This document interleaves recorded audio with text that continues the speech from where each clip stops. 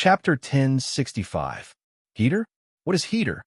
In the ninth courtyard of Yinshan, Li Gang looked at Li Zixuan and asked curiously. Mr. Li, this heater is something that can make the house as warm as spring. Compared to burning charcoal, the warmth provided by this thing is more comfortable and safer. You will be able to feel it after it is installed. As Li Zixuan spoke, he called for Pang Feiji to bring people to install the heater in Li Gang's house. These people were all experienced now and could do it without his command. Thank you, Yamacho. Li Gang was touched. Regardless of whether the heater was good or not, just the fact that Li Zixuan had brought people here and put in so much effort was enough to move him. Brother Xiao Xian, can these iron pipes make the house warm? But it's clearly cold when I touch it. Li Zixuan had said that it was magical, so he ran over to touch the heater pipe, but Li Zixuan couldn't help but laugh. Haha, of course it's cold now. And run, wait for a while. After they install it, you can touch it again. It definitely won't be cold. Oh, then I'll touch it later. Compared to the Li residence, which occupied a huge area, the courtyard in Yinshan was not considered big. Therefore, Pang Feiji and the others used less than 2 hours to install the heater in Li Gang's house. Li Zixuan ordered, "Light it. Try to see if it leaks." Yes, Marquis. Pang Feiji went to light the heater with ease. After about half an hour, the heater finally started burning. Li Zixuan's people quickly entered the house to check the pipes. After a while, after confirming that all the pipes were fine, Li Zixuan said to Li Gang, "Mr. Li, it's done. In the future, you just need to instruct the servants to put honeycomb coal in the boiler after a period of time, and it will ensure that the house is always warm. Now, Yun and Rin can go in and experience it." Although Li Gang had studied Confucianism all his life, he had been in Yanhuang College for so long. Even if he wasn't proficient in engineering, he could still understand some of the things related to engineering. When he saw Pang Feiji and the rest install the heater, Li Gang could roughly guess the operating principle of the heater. Yamacho's creativity is unprecedented. On behalf of Mayan Run, this old man would like to thank the mountain head for his trouble. Li Gang politely cupped his hands and said, "Mr. Li, don't be in a hurry. Let's try it first." Li Zixuan extended his right hand and made an inviting gesture. "Okay, and Ren, let's go. Let's go in." Li Gang pulled his son and walked into the house. While they were gossiping outside, the heater in the house had already heated up. Although it was not as warm as spring, they could still feel the warm air blowing against their faces when they walked in. Obviously, the inside of the house and outside of the house were two different worlds. "Wow, grandfather, this house is so warm," Leonard exclaimed and said excitedly. "This thing works too fast." Li Gang was also a little surprised. He turned to look at Li Zixuan, his face full of shock. Although he had roughly guessed the operating principle of the heater, he didn't expect it to work so quickly.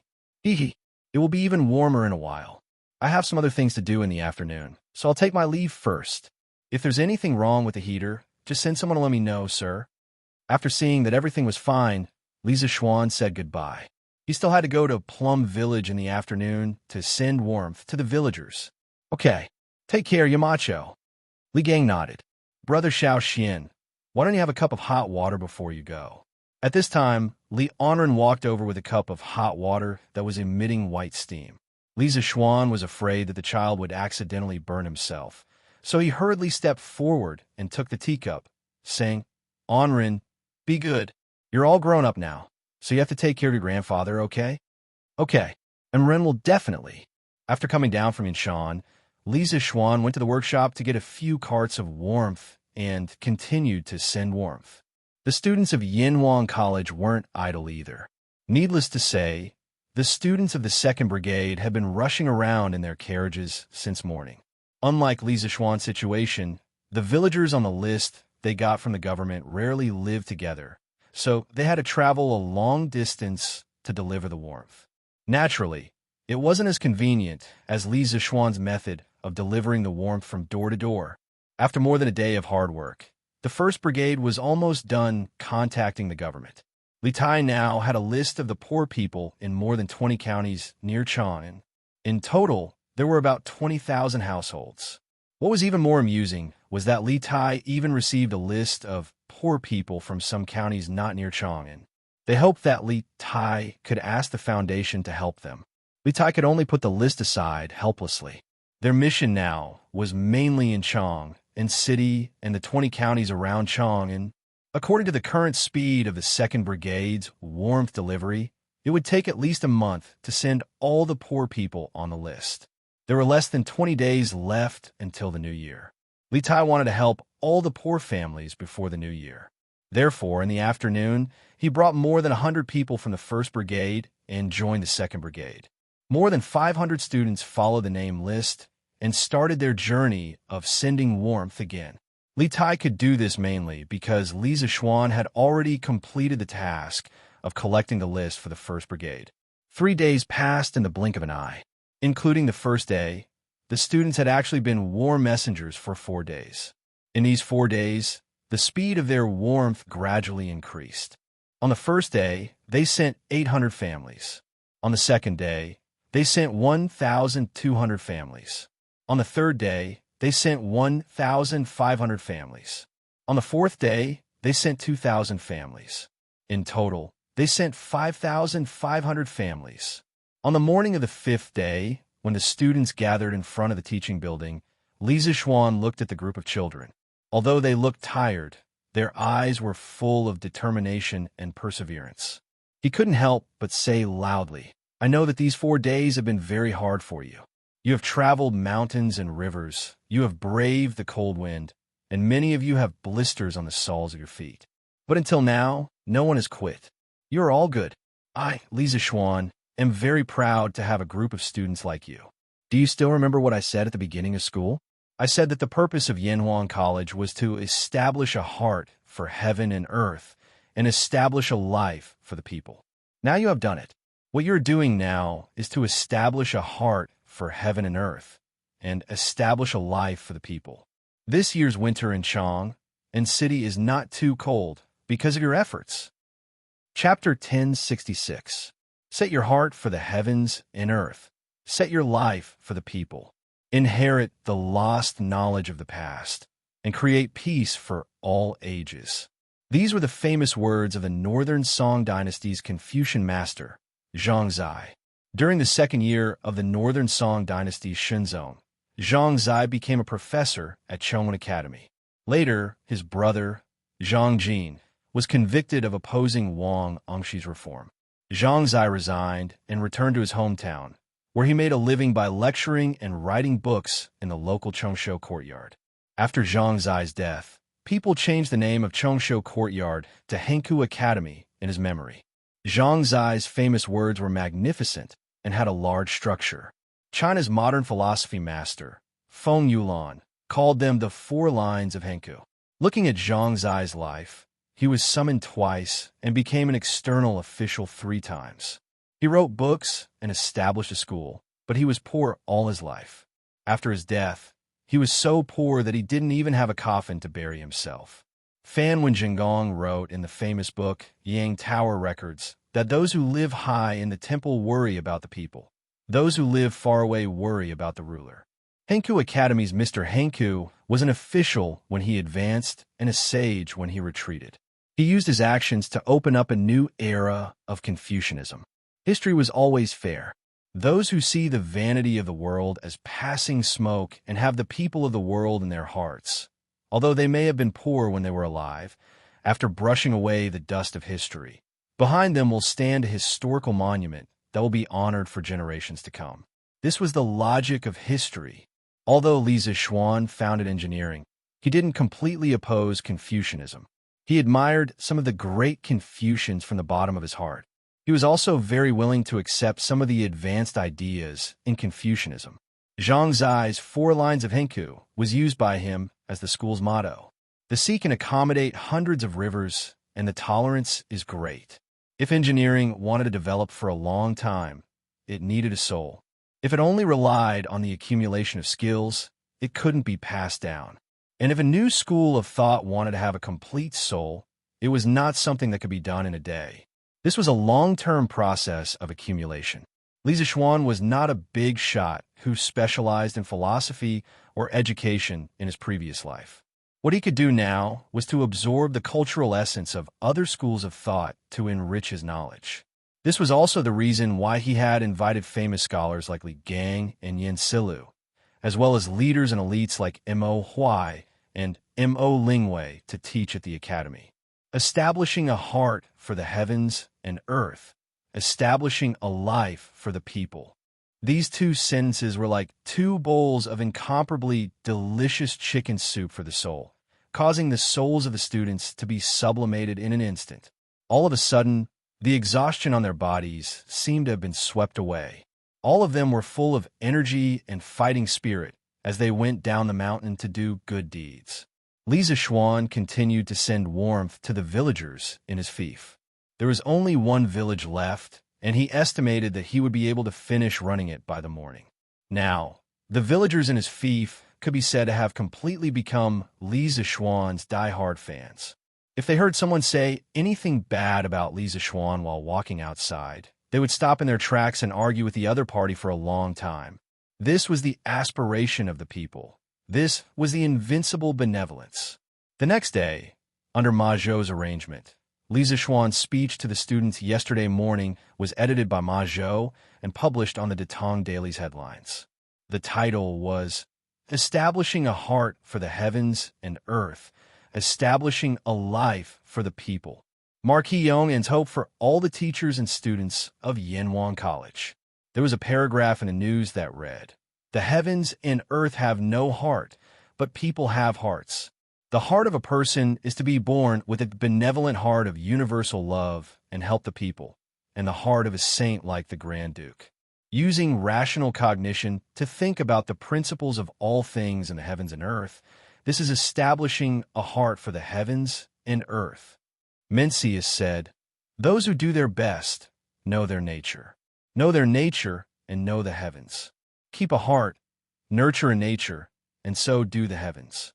Live a long life, cultivate the body to wait for it, and so establish a life." A sage's aspiration is to establish a life for the people and our compatriots, so that there is nothing in the world that cannot be found. Only then can it be complete, and cannot be satisfied with just oneself or a few gentlemen settling down and living their lives. Such an atmosphere is establishing a life for the people. Recently, there's a lot of news on Datong Daily about Yinhuang College's students running around and helping the needy. The people now had a good impression of Yinhuang College. After they saw this headline, although they didn't quite understand what Ma Zhou meant by writing a bunch of people, they felt that it was very awesome. This was probably what it meant to not understand clearly. But when the scholars saw this news, they couldn't remain calm. Establishing a heart for the heavens and earth. Establishing a life for the people. What great courage! What a broad-minded mind! In a 3-story house near the Imperial College, Kong Yingda was holding the latest issue of Datong Daily. His hands were trembling. Other than shock, there was also a trace of regret on his face. Establishing a heart for the heavens and earth. Establishing a life for the people. This person has such a big tone. Grandfather, who said this? A youth beside Kong Yingda raised his head and asked. Sigh. Kong Yingda sighed and shook his head without saying anything. At this point, there was no point in thinking too much. Li Zishuan was already walking further and further away from the Confucian school. This was a person who was gradually establishing a sect. In the past, Kong Yingda didn't particularly care about this new school of thought. This was because he felt that although it was the opposite of Confucianism, it only had a skeleton and didn't have a soul. Even if it could create a lot of advanced tools, it couldn't compare with Confucianism that had been passed down for nearly 1,000 years. But now, Kong Yingda felt an inexplicable sense of crisis in his heart. This was because Li Zishuan was injecting a soul into engineering, and in this soul, there was a shadow of Confucianism. Inclusive, learned from other strong points, and could be used for oneself. This kind of opponent was often more terrifying than those talented and arrogant opponents. Establishing a heart for the heavens and earth. Establishing a life for the people. What kind of place is Yinhuang College? After reading the headlines on Datong Daily, the scholars couldn't help but have such doubts in their hearts. Previously, they had regarded engineering as a different kind of school. But now, why did it have a hint of Confucianism in it? Imperial Palace, Suite du Hall. Lier's lips curled into a smile. Establishing a heart for the heavens and earth. Establishing a life for the people. Guanyi maid, this kid has such a big tone. Zhang Sun tightened the fox fur coat on her body and tilted her head to look at the newspaper in Lier's hand. After a while, she smiled and said, "Your Majesty, the Marquis of Yong, and is very knowledgeable and ambitious. He's really a talent for governing the country. I congratulate your Majesty on getting such a talent." Lier couldn't help but laugh. If that kid hears Guanyin maid praising him like this, his mouth will definitely be crooked from laughing. Chapter 1067. Husband, I've been looking at the Warm Tang Foundation's account for the past 2 days and found some problems. When it was almost noon, Han Yushi took an account book and found Lisa Schwan in West Courtyard. There were only 2 alleys between Yongla Lane and E Lane, where the Warm Tang Foundation's headquarters was located. Now that a group of top students from Yinhuang College had joined the foundation, the pressure on Han Yushi instantly disappeared. She didn't even need to do the accounting. This was because the people from Yinhuang College were very good at accounting. Compared to them, she was a layman. Therefore, Han Yushi didn't need to stay at the Warm Tang Foundation all day. Under normal circumstances, she only needed to go once or twice a day. Moreover, the 2 places were close to each other, so it wouldn't take long for her to go back and forth. "Oh, wife, what problem did you find?" Lisa Schwan, who was leaning against the couch and reading a book, raised his head and asked in surprise. Han Yushi held the account book, bent down, and said, "Husband, look. The Warm Tang Foundation has received nearly 400,000 strings of cash so far, but according to the list Ching K got, the poor people we need to help only add up to about 20,000. If we spend 200 copper coins per household, it'll only add up to 5 or 6,000 strings of cash. Compared to the total amount of donations, this is just a drop in the bucket." Lisa Schwan frowned. He really hadn't considered this problem at the time. Recently, he had let his wife and students manage the charity business under him, so he didn't know much about the 20,000 poor families. After thinking for a while, he muttered to himself in confusion, "What's the matter? Could it be that what I said back then scared the county magistrates?" Previously, when he assigned the task to Li Tai, he said that he had to instruct the county magistrates to draw up a list of the poor as soon as possible. They're not allowed to over-report or under-report. Otherwise, he will definitely settle accounts with them. Lisa Schwan couldn't help but wonder if the county magistrates were following the principle of the less trouble, the better, and only reported the people who were too poor to live. He couldn't be blamed for thinking too much. The main reason was that the population of Chong and City and the 20 or so counties around Chong and City added up to at least 3 to 4 million people. It was impossible to say that there were only 20,000 poor people. Thinking up to this point, Lisa Schwan opened his mouth and said, "Wife, let Ching K bring a few people and negotiate with the various county offices. Order the county magistrates to compile a more detailed list of the poor commoners. As long as they can't afford to buy coal stoves or honeycomb briquettes, they must all be on the list. Not a single one can be left out. These few days, I will personally go to each county to check. If I find any missing people, I will report it to His Majesty. The Ministry of Official Personnel Affairs will also lower the results of their examination this year." The so-called examination was the examination of the achievements of the officials in China's ancient imperial court. It was also called the examination of achievements, examination of merits, etc. The examination of achievements originated from Yaoshan. It was followed by many generations and recorded in many historical books. During the Sui and Tang dynasties, the examination system was already very perfect, especially with the establishment of the imperial examination system to elect officials. The examination system for officials was further perfected. It had a very positive effect on the improvement of the governance of the officials at that time. From the examination system established in the beginning of the Tang dynasty, civil and military officials and exiled officials above the ninth rank had to go through a small examination every year. Every 4 years, or 3 or 5 years, a big examination would be held. The contents of the examination were 4 virtues and 27 virtues. It could be seen that the examination was very detailed. Li Zishuan's move could not be said to be not ruthless. He directly grasped the weakness of the local officials. Unless you had no ambition and only wanted to be a small county magistrate forever, you would definitely care about the examination of the imperial court every year. Husband, are you saying that the county magistrates all over the country underreported? Han Yushi blinked and asked. Li Zishuan grunted and nodded. I estimate that they underreported by at least 3 to 4 times. Of course, this is only one problem. Other than underreporting, I feel that we should slightly increase the aid given to the poor people. We can give them more clothes or food. After all, this autumn harvest has reduced the production of many places. Wife, what do you think? Yes. This concubine thinks so too. Han Yushi nodded excitedly. Li Zishuan smiled and said, even so, there will definitely be a lot of money left. But that's fine. This year, we will help the poor people around Chang'an City. Next year, we will help the people even further away. Besides, if there is a natural disaster in the future, the money from the Warm Tang Foundation will become life-saving money. Speaking of natural disasters, Li Zishuan's eyes suddenly became deep. He was no longer the young boy who had just arrived in Chang, and without any foundation. His status was higher and his ability was greater. Correspondingly, he could do more things and play a greater role.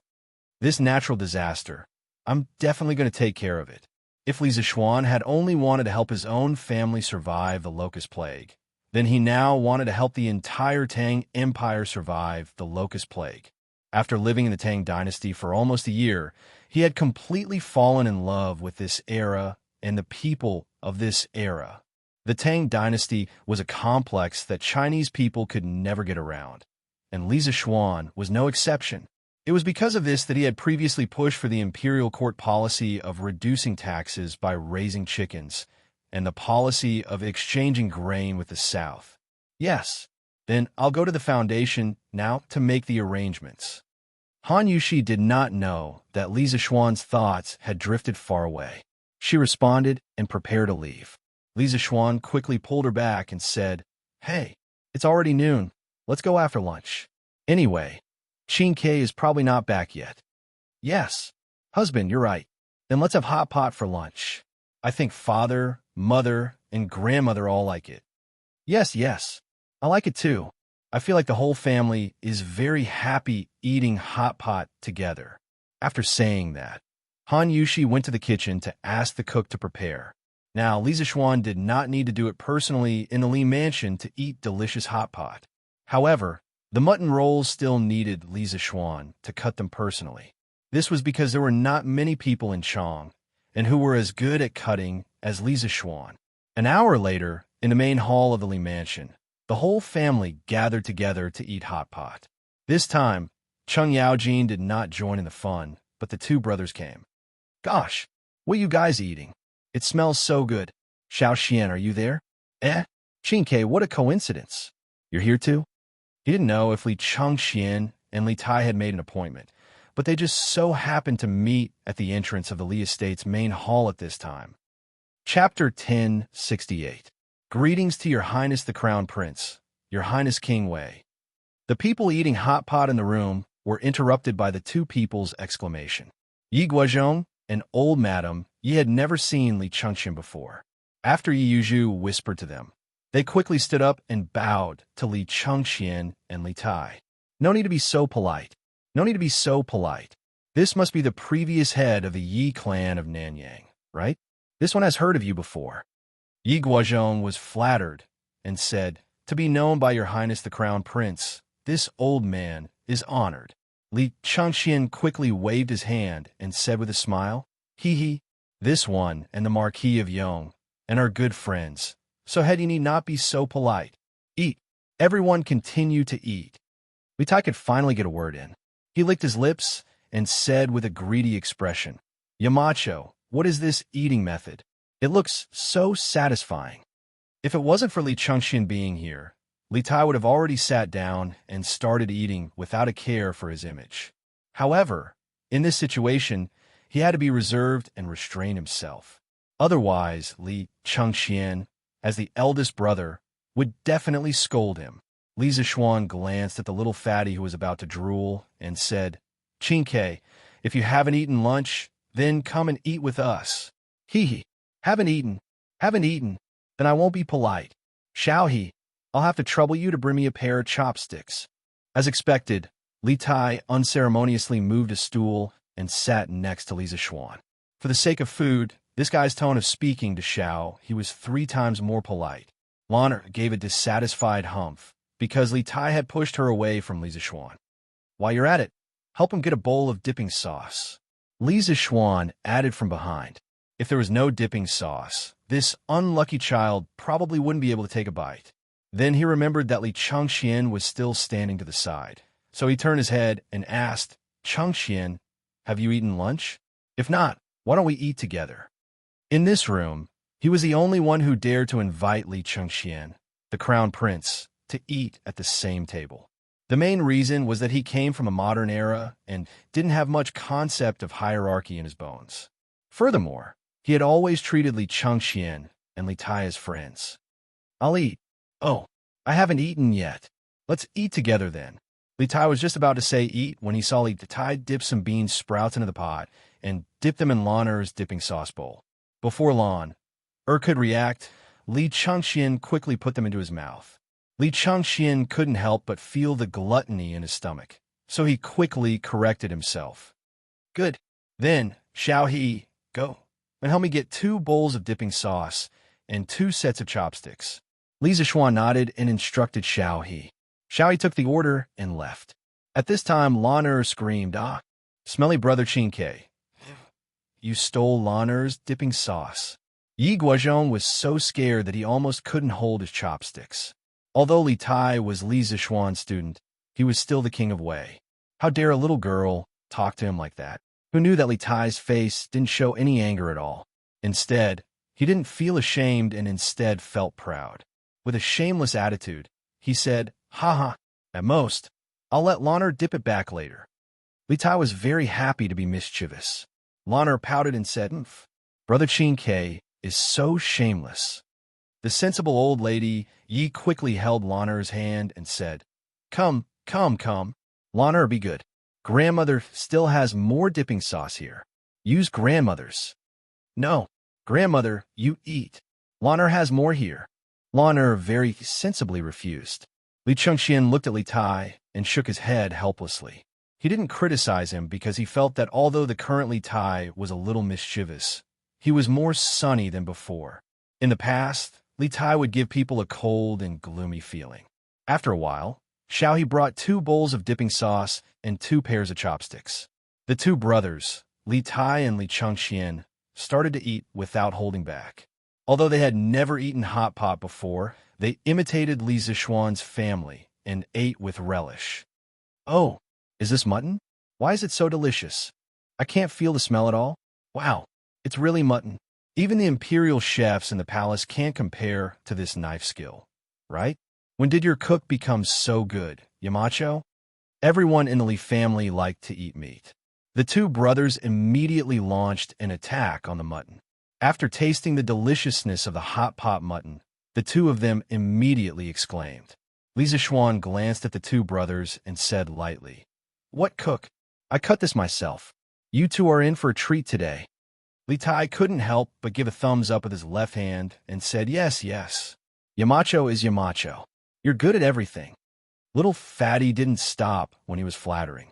His chopsticks were constantly moving back and forth between the mutton plate and the hot pot plate, as if he was afraid that he wouldn't be able to eat it if he was too slow. After tasting it, Li Chengxian didn't crave it as much. He wasn't a person who particularly valued good food, but he still found the way the family ate around a stove very interesting. After a while, he ate a lot. This meal was undoubtedly the most special meal Li Chengxian had eaten in the past 10 years. In the past, when he was in the Eastern Palace, he ate most of the time alone. Sometimes he would eat with Li Heir and Empress Zhang's son, but at that time, the family was sitting upright and eating in a proper manner. There was a lot less flavor. In Li Zishuan's house, he truly felt the taste of home. Everything was so warm and harmonious. Little Xian, can you teach me how to make this hot pot? I want to bring it back and let Imperial Father and Imperial Mother try it. After the meal, Li Chengxian leaned comfortably on the armchair and asked directly. He had a fantasy in his heart. He imagined that his Imperial Father, Imperial Mother, Imperial Brother, Imperial Sister, and his Imperial Grandfather could also eat hot pot together like Li Zishuan's family. Li Zishuan didn't plan to use the hot pot secret to earn money. He smiled and replied, "Why not? Chengxian, when you return to the palace, send a chef over. My kitchen maid will teach him. As for this mutton roll that is as thin as a cicada's wing, you have to find someone with good knife skills. In my opinion, Steward Zhao is definitely up to the task." The dignified head eunuch, a martial arts expert in the Grandmaster realm, was arranged by Li Zishuan to be a chef. If Zhao Song knew, he would probably cry, but have no tears. Li Chengxian didn't know whether to laugh or cry as he touched his nose and said, We'll talk about it later. Steward Zhao is already very tired from being in charge of my Imperial Father's safety. How can I trouble him for such a small matter? That's not right. Yamacho, why is your house so warm? Li Tai, who was lying on the armchair picking his teeth, seemed to have realized something was wrong and asked in surprise. Chapter 1069. Previously, when Li Tai and Li Chengxian entered the house, Li Zishuan and his family were sitting around a coal stove and eating hot pot. Although the two brothers felt that the house was very warm, they only thought that it was because there was a stove in the house. Recently, coal stoves and honeycomb briquettes had become very popular. They had seen it before, so they weren't very surprised. However, after the coal stove was removed, the temperature in the house didn't drop at all. It was still as warm as before. This made Li Tai feel strange. That's right. Xiaoxian, is there a heater somewhere in your house? Why is it so warm? After Li Tai's reminder, Li Chengxian also reacted. He sat up straight and asked, there isn't a heater in this house. Qingke, you've taken chemistry class before. You should know that a heater can poison people, right? Li Zishuan shook his head and laughed. Li Tai rubbed his chin and thought for a moment. He nodded and said, there is such a saying. However, if there isn't a heater in this house, why is it so warm? Yamacho, don't keep us in suspense. Li Chengxian nodded in agreement. He also looked at Li Zishuan curiously. Li Zishuan pointed at the row of heaters behind Li Tai and said, there, go and touch that piece of metal, and you'll know why. When Li Tai heard this, he couldn't help but retract his hand. You want me to touch a cold piece of metal in the middle of winter? Isn't that asking for my life? I'm very afraid of the cold. Li Chengxian saw Li Zishuan's solemn vow and felt that Li Zishuan wouldn't deliberately trick him. He stood up and took 2 steps forward. Then, he reached out to the metal heaters. The expected cold didn't come. Instead, it was a very comfortable warmth. This warmth was even a little hot. What's going on? Not only is this lump of metal not cold, but it's also hot. This is really strange. Even though Li Chengxian was mentally prepared, he was still very surprised at this moment. This clearly went against common sense. Let me try. Hearing this, Li Tai immediately perked up. The little fatty walked to Li Chengxian's side and placed his white and fleshy palm against the radiator. Sure enough, what he felt was warmth and not coldness. His eyes lit up and he said excitedly, Yamacho, I understand. It's because of this iron lump that your room is as warm as spring, right? Lana rolled her eyes and said disdainfully, Tisuke, what a lump of iron. This thing is called a radiator. There's a heater in it, so of course the house will be warm. Radiator? Li Tai was stunned. He didn't have time to fight back against Lan Er's disdain. He turned to Li Zishuan and said, Yamacho, do you have any extra radiators? I want to install this in the imperial residence as well. Li Chengxian also nodded vigorously and pleaded, Yes. Little Xian, this radiator is really useful. Do you have any more? I'll take it back and install it in the palace as well. During this winter, father, mother, and Changle all suffer. I was planning to raise money for father and mother to repair the palace. Now it seems that this radiator is enough. Li Zishuan originally made this radiator for his family to enjoy. He gave it to Li Gang out of respect for the old man's scholarly character. He also planned to prepare another set for the Qin family. He didn't expect that before he had time to prepare, the two brothers, Li Tai and Li Chengxian, came to ask for it. However, he could not give it to them because he wasn't worried about whether Li Chengxian would suffer or not. He, who had transmigrated from the modern world, knew that Li Chengxian would sit on the throne for many, many years. However, it was different for Zhang Sun and Changle. These two extremely virtuous women also contributed a lot to the prosperity of the Tang dynasty. According to history, they couldn't escape the fate of death. According to historical records, one of them died in the 10th year of Jingguan at the age of 36. The other died in the 17th year of Jingguan at the age of 23.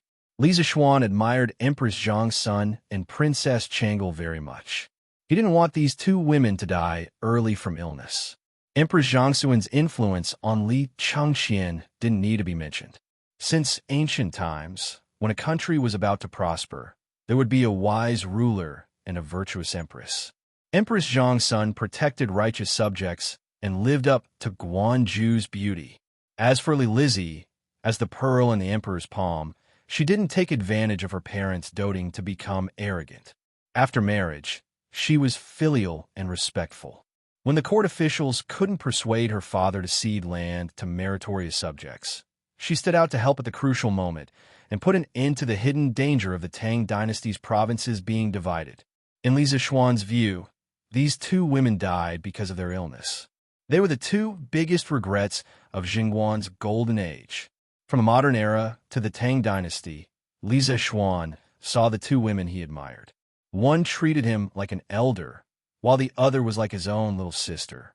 He didn't want these two women to die from the bottom of his heart. Previously, he had asked Han Yushi to teach Changle Tai Chi. He didn't know if this little girl persevered every day. In fact, even if she persevered every day, Li Zishuan didn't have the confidence to cure Changle's illness through Tai Chi. Illness was similar to asthma. It was a stubborn disease that couldn't be cured in modern society. All Li Zishuan could do was try his best to reduce the frequency of Changle and Zhang Sun's illness. Winter was the peak season for asthma. The cold air irritated the respiratory tract mucosa and could easily cause asthma. Therefore, the imperial palace also needed heating. Chengxian, this radiator needs to be customized with a heating pipe, and the heating pipe needs to be planned according to the specific size of the building. You can install heating in the palace, but you have to provide Faubert with some size data. Otherwise, if the heating is not suitable, it will easily cause problems. Li Zishuan said. This was considered to be an agreement to Li Chengxian and Li Tai's request for heating. However, unlike modern advanced production processes and technology, the heating pipe made by the workshop was custom-made and formed in one piece. With the workshop's current technology, it was still a little troublesome to make the modern air valve that connected the pipes. Therefore, if Li Chengxian and Li Tai wanted to install heating, it had to be custom-made. This was also one of the reasons why Li Zishuan didn't plan to use heating to make money.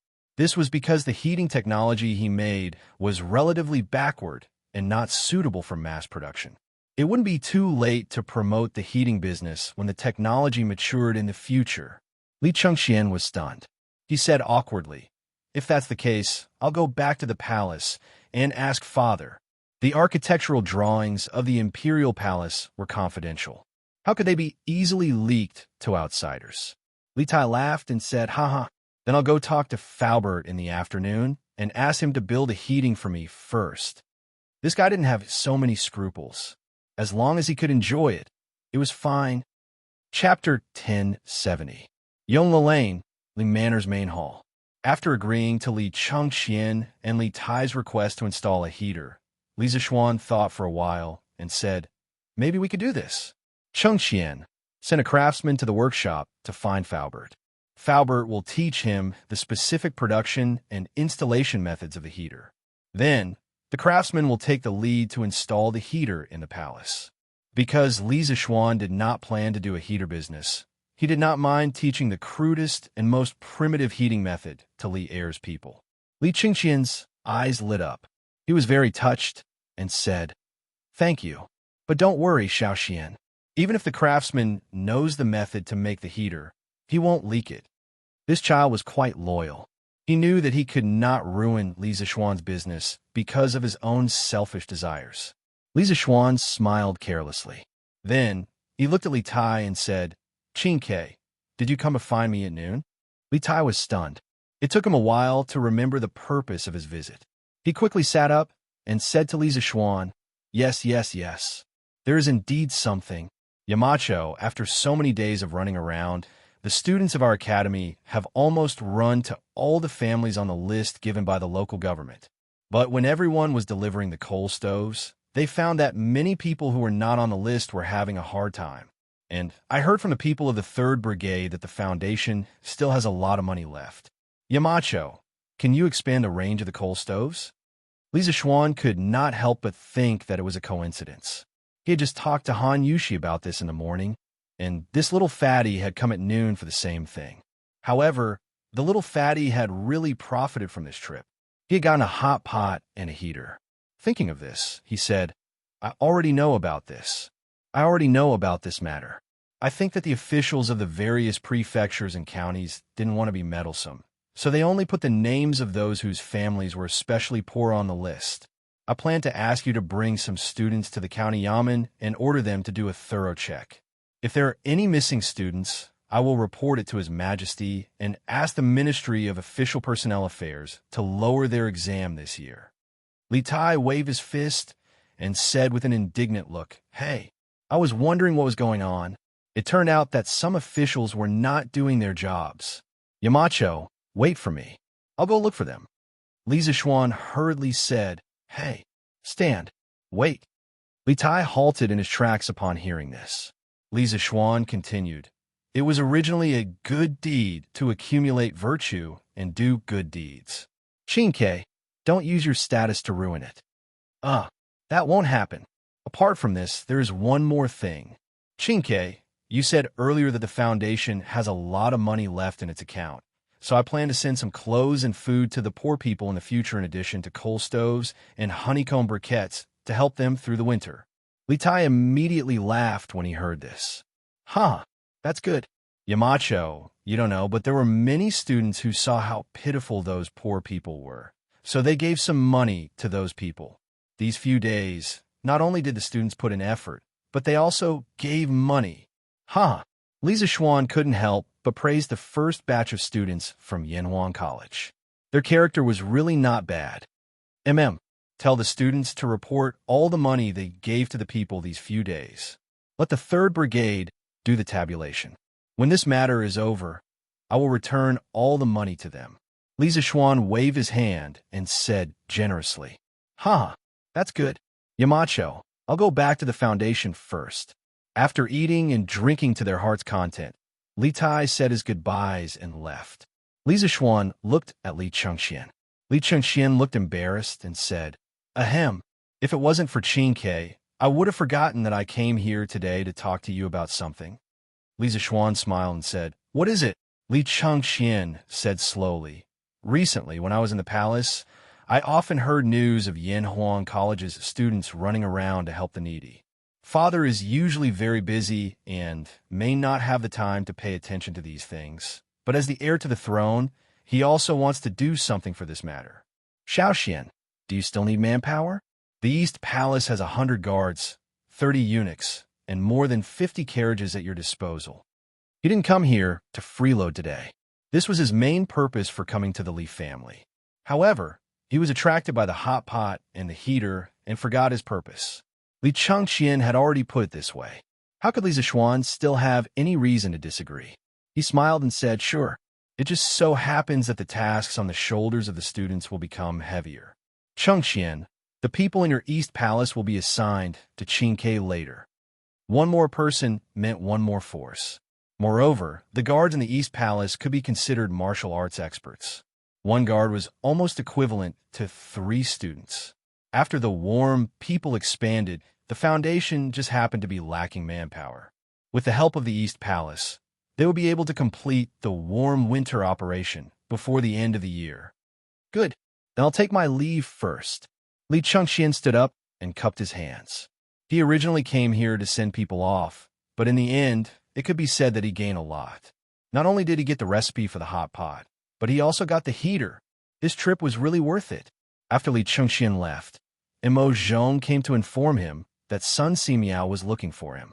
Li Zishuan could only sit in the carriage and go to Yunshan, selling sesame cakes. Fragrant and crispy sesame cakes. 3 copper coins for 1. 3 copper coins for 1. Just as the carriage left Yongluo Lane, Li Zishuan heard the voice of an old woman hawking outside the carriage window. He couldn't help but be startled. Logically speaking, this kind of wandering peddler rarely came out in winter. Moreover, it was selling sesame cakes. That was even more impossible. Sesame cakes cooled quickly in winter. In this era, there was no cheap way to keep them warm. Who would buy them? This sesame cake was baked with sesame and flour. Among them, the Tang Dynasty's Chong, and Fuha Square's production was more outstanding. The poet Bai Ji once wrote, "Sesame cakes imitate the capital in every aspect, crispy and fragrant from the oven." Later on, it gradually evolved into sesame cakes. Thinking of this, Li Zishuan quickly asked Sanbao to stop the carriage. He jumped down from the carriage and curiously looked in the direction of the old woman hawking sesame cakes. The scene in front of him immediately stunned Li Zishuan. He saw that the old woman was pushing a wooden cart. On the cart was a coal stove. On the stove was an iron pot that emitted waves of steam and fragrance. In front of her was a line of people who came to buy sesame cakes. Damn! Wasn't this similar to those peddlers in the future who pushed a cart on the street and sold roasted sweet potatoes from the stove on the cart to passersby? In the end, it was because honeycomb coal had replaced charcoal and became a more economical fuel. If it wasn't for this old woman wouldn't be pushing a cart out to sell sesame cakes. Otherwise, she would have to spend a day burning charcoal to pay for it. Hey, this young master has inadvertently opened up a new business for the people. Li Zishuan thought proudly in his heart. Chapter 1071. Young master, here's the sesame cake you wanted. On the streets of Yongluo Lane, Li Zishuan saw that there was more than one vendor by the roadside. On a whim, he asked Sanbao to buy him a sesame cake. Since he hadn't eaten his fill in the afternoon, he wanted to try the sesame cake from the Tang Dynasty. More than half of the mutton from lunch went into Li Tai's stomach. Li Zishuan took the sesame cake from Sanbao. It was slightly hot to the touch. He opened it and took a sniff. He smelled the aroma of roasted flour and sesame. He smiled and said to Sanbao, "All right, let's go to Yinshan."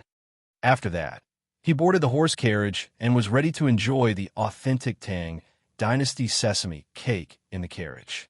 "All right, young master," Sanbao replied. Soon, the horse carriage started moving again. Most of the roads from Chang into Yunshan were paved with cement. The road was wide and flat. The horse carriage sped along and arrived at Yunshan in less than half an hour. Li Zishuan had already finished his sesame cake. He got off the horse carriage and walked towards the third courtyard where Sun Simiao was staying. The courtyard was very lively. Other than Hu Jing, Professor Wang, Professor Qin, and their 2 disciples were all there. "Yo, Yamacho is here." In the courtyard, Professor Wang, Professor Qin, and the rest greeted Li Zishuan when they saw him. It's quite lively here today." Li Zishuan smiled and greeted everyone. He then looked at Sun Simiao and asked, "Taoist Master Sun, I heard that you were looking for me?" Sun Simiao stroked his beard and smiled. "Yes, there is. Xiao Xian, take a seat first." Li Zishuan found a stool and sat down. Sun Simiao continued, "Xiao Xian, recently, the students of Yinhuang College went down the mountain to help those in need. I've heard about it. I'm very glad that Taoism has a junior like you." Li Zishuan was stunned. Sun Simiao's words meant that he thought that he was doing so much to increase the reputation of the Tao sect. However, The actual situation was not like that. He had asked his students to do this because he could not stand the sight of so many poor people around him. In addition, it was also convenient for his students to gain experience. He had never thought of increasing the reputation of Taoism. Although he was also a member of the Tao sect and had a good impression of the Tao sect, those were two different things. When he was doing this, he did not have such thoughts. Priest son, I just want to help the poor people around me. This has nothing to do with factions. No matter. Being compassionate to others and forgiving to others. You have done this after all. Sun Simiao waved his hand with a smile and said, Little Xian, you're leading your students to do good deeds at the foot of the mountain, but I can't always be idle on the mountain. She actually told me an idea yesterday. I think it's not bad, so I want to share it with you. Li Zishuan's eyes flashed. He smiled and said, Priest son, you want to go down the mountain to provide free medical treatment for the poor people, right? Actually, free medical treatment had a long history. At the end of the Eastern Han Dynasty, there was a plague epidemic in Changsha. The governor of Changsha, Zhang Zhongjing, who was also known as the medical sage by later generations, personally sat in the court and provided free medical treatment for the people. Since then, doctors in ancient times were known as sitting in the court when treating patients. Sun Simiao nodded with a smile and said, that's right. I have the same idea. Little Xian, what do you think? Yamacho, now that the academy is on holiday and we have nothing important to do at the academy, we would also like to provide free medical treatment with Dr. Sun. Just treat it as giving our two students a chance to gain experience. Professor Qin interrupted at this time. Li Zishuan frowned and thought for a moment, then nodded and said, No problem. Priest Sun, Professor Wang, Professor Qin, if you want to go down the mountain to provide free medical treatment for the people, I support. When the time comes, all the medical expenses will be covered by the Warm Tang Foundation. Also, the Academy's guards can go down the mountain with you, so you can take care of each other when the time comes. These people were all old antiques in the Academy. It was not an exaggeration to say that they were the living treasures of the Tang Empire.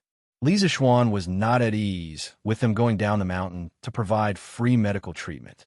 What if a few unruly pestered them endlessly and hurt them? Since this is little Xian's good intentions, then this poor Taoist will not decline. I plan to follow Brother Qin, Brother Wang, and the others to the 22 surrounding provinces and counties. I will also stay near the county government of each province and county for a day. So I hope that little Xian can help me spread this news in advance on Datong Daily, so that the poor people who need medical treatment will not miss it. This last sentence was Sun Simiao's main purpose. He did not look for Li Zishuan for the medical expenses. He thought back to when he was wandering the world alone, with no one to sponsor him with medicinal herbs. Didn't he save so many poor people by himself? The main reason was that he now had two Xinglin experts by his side to help him. He wanted to save as many poor people as he could, so he needed Li Zishuan to help him advertise on Datong Daily. If not for this, he would have already brought Hu Jing down the mountain to provide free medical treatment. Li Zishuan smiled and said, All right, Priest Sun, tell me about your free medical treatment itinerary in a while.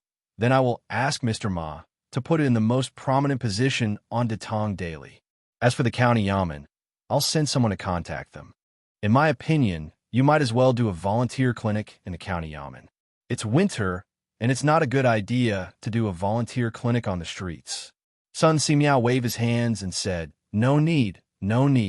We can't delay the local government from handling the case. I have been living in the open all these years, and I am used to it. Li Zishuan said, How can you do that? It is almost a new year, and the local government probably won't have any cases. Besides, didn't the medical sage do the same back then? It even became a story that was passed down from generation to generation. It's settled then. In Li Zishuan's opinion, if a godlike figure like Sun Simiao went to the counties to provide free medical treatment for the people, the county officials would be very happy, because in their areas of jurisdiction, fewer people would die of illness. And for them, their political achievements would be much better. After settling this matter, Li Zishuan went down the mountain directly and went to the workshop to find Ma Zhou. Since he had promised Sun Simiao, he had to help advertise this free medical treatment in the newspaper. When he arrived at the workshop, Li Zixuan found Ma Zhou in the editorial department of Datang Daily and told him about Sun Simiao's free medical treatment plan in detail. After hearing it, Ma Zhou agreed. In the end, Ma Zhou said with a smile, "Marquis, something interesting has happened at Datang Daily recently." "What is it?" Li Zixuan asked curiously. 2 days ago, the authors of Zhang Xiaohua's biography of a cultivator and The Long Way to Immortality came to find me. They said that they wanted to donate all the money they received this month and next month to the Nguyen Tang Foundation. From this, you can see how influential the Nguyen Tang Foundation is now. Chapter 1072. Oh, there's such a thing? Inside the Datang Daily editorial department, Li Zixuan was a little surprised after hearing Ma Zhou's words. He only knew that the Warm Tang Foundation's charity storm had spread to the palace, to the homes of the civil and military officials, to the private merchants, and to the common people, but he didn't expect it to spread to the novel circle. This indeed showed that the Warm Tang Foundation's charity effect was very impressive. However, the authors of Zhang Xiaohua's biography of a cultivator and The Long Journey to Immortality, Chen Tianhua and Liao Feiqin, were both students of Yanwang College. It was very likely that they had been influenced by helping the poor in various provinces and counties, so they donated money to charity. This didn't really explain the problem. Outsiders might not know that Chen Tianhua and Liao Feiqin were the authors of these two novels. But how could Li Zixuan and Ma Zhou, the two most powerful people in the Datang Daily editorial department, not know? Li Zixuan wouldn't criticize his students for writing novels while attending school to earn money, as long as it didn't affect their studies. Moreover, he had also written novels when he was in university in his previous life, but it was a flop. Otherwise, he wouldn't have had to worry about finding a job when he graduated. Tomorrow, put a paragraph at the top of Datang Daily, Dahua Jianghu, to publicize Chen Tianhua and Liao Feiqin's charity work. Tell all the authors that if anyone is willing to donate their rewards like them, Datang Daily will not take any commission and will donate the full amount. According to the rules, the editorial department will take a 50% commission for the rewards received by the authors. Li Zixuan thought for a while and said. Ma Zhou smiled and replied, "Yes, Marquis." Li Zixuan chatted with Ma Zhou for a while. Just as he was about to leave, he suddenly remembered something and said, "By the way, Brother Ma, the headline on Datang Daily today is very good. Brother Ma, you have a deep chest and a poetic mind. No wonder Mr. Li Gang has been praising you." Ma Zhou was stunned. Then he waved his hand and said modestly, "Marquis is overpraising. It's not that Ma Zhou wrote it well, but that Marquis said it well." Ma Zhou was enlightened and benefited a lot from those two sentences. Establish your heart for the heavens and earth. Establish your life for the people. "Huh, Brother Ma, you're too modest. I can't write that splendid essay of yours." Li Zixuan smiled and walked 2 steps with his hands behind his back. Suddenly, he stopped and said, "Actually, there are 2 more sentences after these 2 sentences." "Oh, please enlighten me, Marquis." Ma Zhou's eyes lit up, like a hungry man seeing a peerless beauty. He stared at Li Zixuan with burning eyes. Li Zixuan sighed and said softly, "The complete 4 sentences should be, establish your heart for the heavens and earth, establish your life for the people, inherit the lost knowledge for the past saints, and establish peace for all ages." After that, he shook his head and walked out of the door, leaving Ma Zhou in a daze. Mr. Wang, why are you here?" After leaving the Datang Daily editorial department building, Li Zixuan inadvertently caught a glimpse of a familiar figure coming out of the ironworks yard in the west. He couldn't help but be curious. He chased after him and found that it was Wang Ji. He couldn't help but ask, "Oh, so it's Yamacho." Wang Ji's hair was disheveled and his beard was unshaven. He looked like a prisoner who had just been released from prison. His appearance was completely different from the glorious image that a teacher of the academy should have. When he saw that the person who called him was Li Zixuan, he hurriedly tidied up his messy hair and said, "Yamacho, I heard that a big blast furnace was built in the workshop, but I was too busy with the Academy's affairs to take a look. Later, when the students finished their exams, they were dragged down the mountain by you, Yamacho, to help the needy. I wanted to take a look and verify some of the chemical reactions recorded in the textbook chemistry. Lisa Xuan was speechless. No wonder it was not easy to meet Wang Ji in the Academy recently. It turned out that this old man came to the workshop. Looking at his sloppy appearance, he probably ate, drank, and slept in the workshop. How much hatred did he have to work so hard? I'm just verifying some chemical reactions. Mr. Wang, you don't have to be like this. Lisa Xuan pretended to be puzzled. Wang Ji's expression was awkward. He laughed and said, Ahem, I've been a little busy recently and forgot to clean up. Sorry for my rudeness. But with Yamacho's current state, you shouldn't judge a book by its cover like the rest of the world, right? Moreover, compared to those people who look good on the outside but are rotten on the inside, I'm much better. Lisa Xuan cursed in his heart. This old man had been in the Academy for so long. When did he become a little shameless? Was he influenced by the bearded man? Oh, that's right. Yamacho, I've recently discovered something new. Come take a look. Suddenly, Wang Ji patted his head and said excitedly.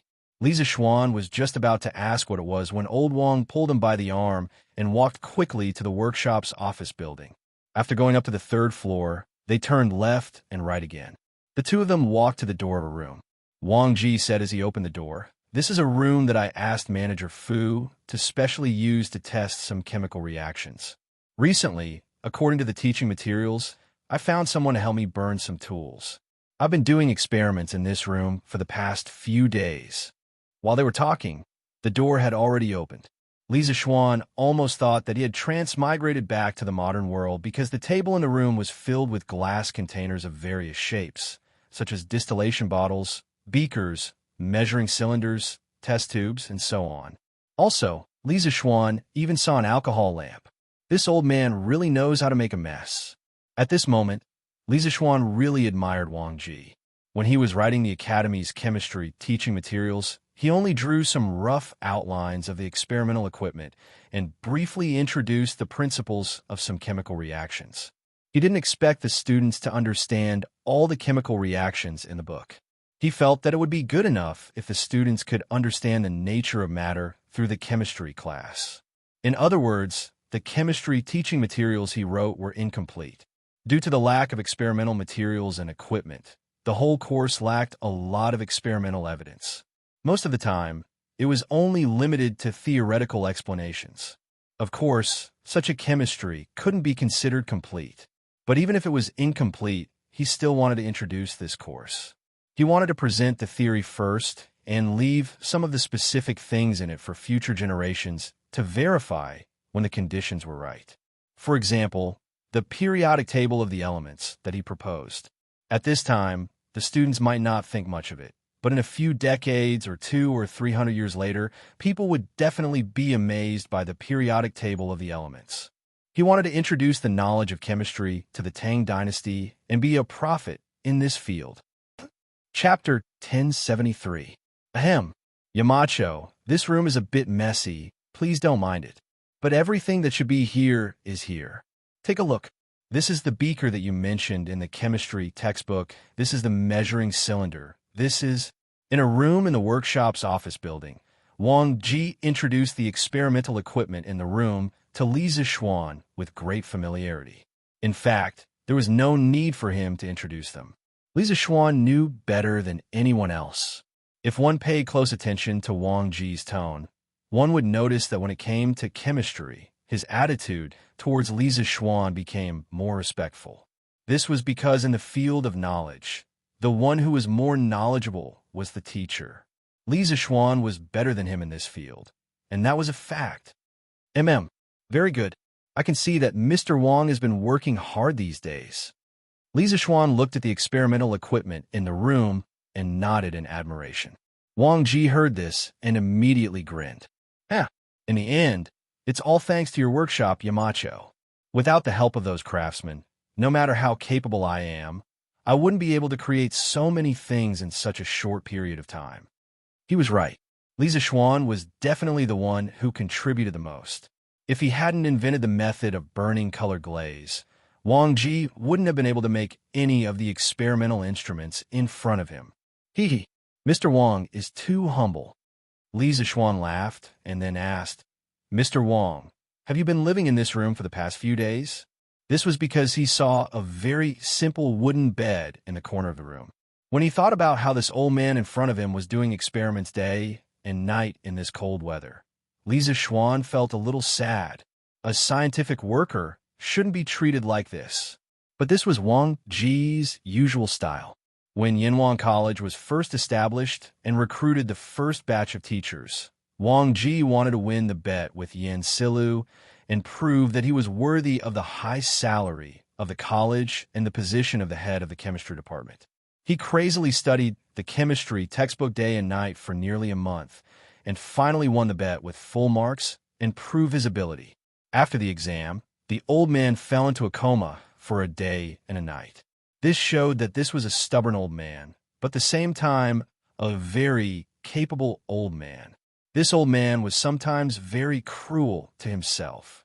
Ugh, this is fine, as long as there's a place to lie down. It doesn't matter where I sleep. Yamacho, you don't have to worry about me. Wang Ji only wanted to show Li Zixuan his research results. He didn't have time to care about his living situation. Li Zixuan said decisively, No, the body is the body. The body, the capital, Mr. Wang. If you continue like this, you'll definitely fall sick in a few days. I'll ask Faubert to send someone to install a heater in your room. Heater? What's a heater? Wang Ji, who was only focused on various chemical equations, obviously didn't notice that the workshop had recently produced several heaters. So he asked curiously, Let's not talk about this first, Mr. Wang. You'll understand when it's installed. Li Zixuan waved his hand and then got to the point.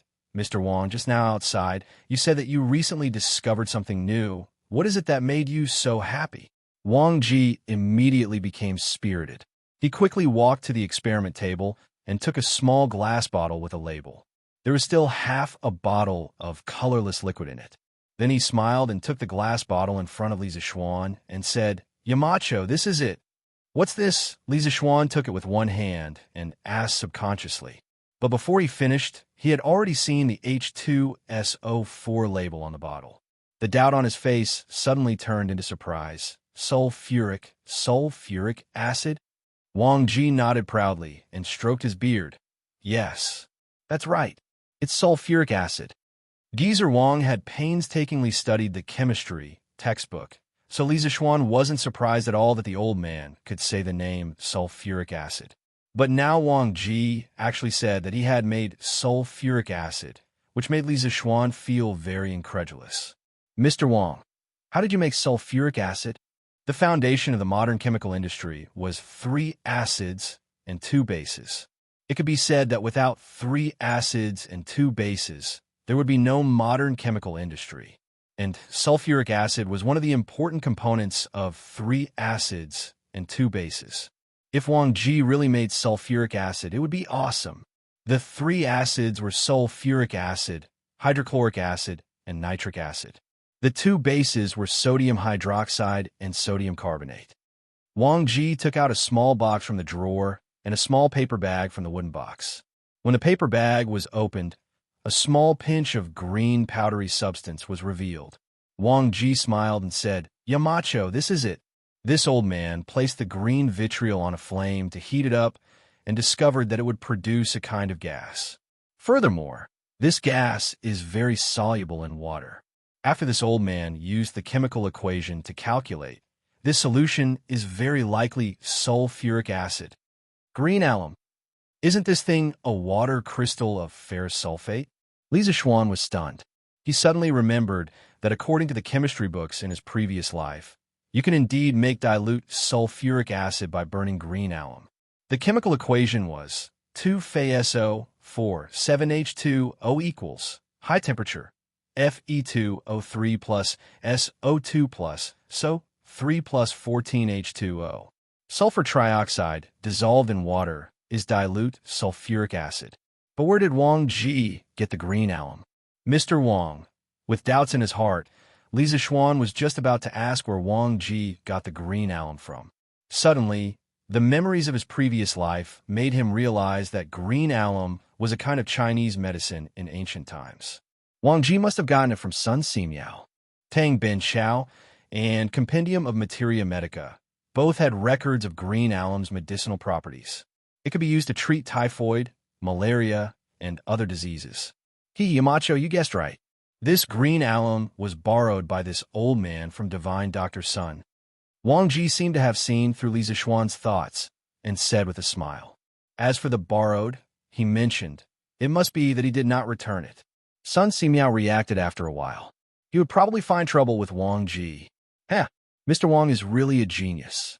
You actually thought of using green alum to make sulfuric acid. Admirable, admirable. Li Zixuan was sincerely convinced. This chemical reaction might not be difficult for a modern person like him, but Wang Ji, an ancient person, could actually make dilute sulfuric acid by himself. That was really amazing. At any time, creation was much more difficult than innovation. Wang Ji laughed and said, "You're too kind. This is all thanks to your chemistry textbook, Yamacho. That gave me a lot of inspiration. Also, some of my experiences in my early years also gave me a lot of help." Chapter 1074. In one of the episodes of the TV series The Palace, the female lead, Luo Qingchuan, recalled a quote from a teacher in a modern school. Sulfuric acid has been around since ancient times, but it wasn't called sulfuric acid back then. It was called green vitriol, and it wasn't used in industrial production. It was usually used to treat diseases like typhoid and dysentery. According to historical records, thieves in ancient times would burn the green vitriol collected from pharmacies and make it into a liquid. The liquid would corrode the walls of rich families and steal from them. Sulfuric acid had been widely used more than 1,000 years ago. Although green vitriol could be used to make sulfuric acid, there was something wrong with the description in the TV series. According to the Compendium of Materia Medica, green vitriol was a traditional Chinese medicine that could treat diseases like typhoid and malaria. However, green vitriol couldn't be burned, so it was definitely wrong to use it to make sulfuric acid. In the first chemistry laboratory in Tang Dynasty, the latter half of Wang Ji's sentence made Li Zixuan curious. He asked, "What happened in your early years? What did you do in your early years, Mr. Wang?"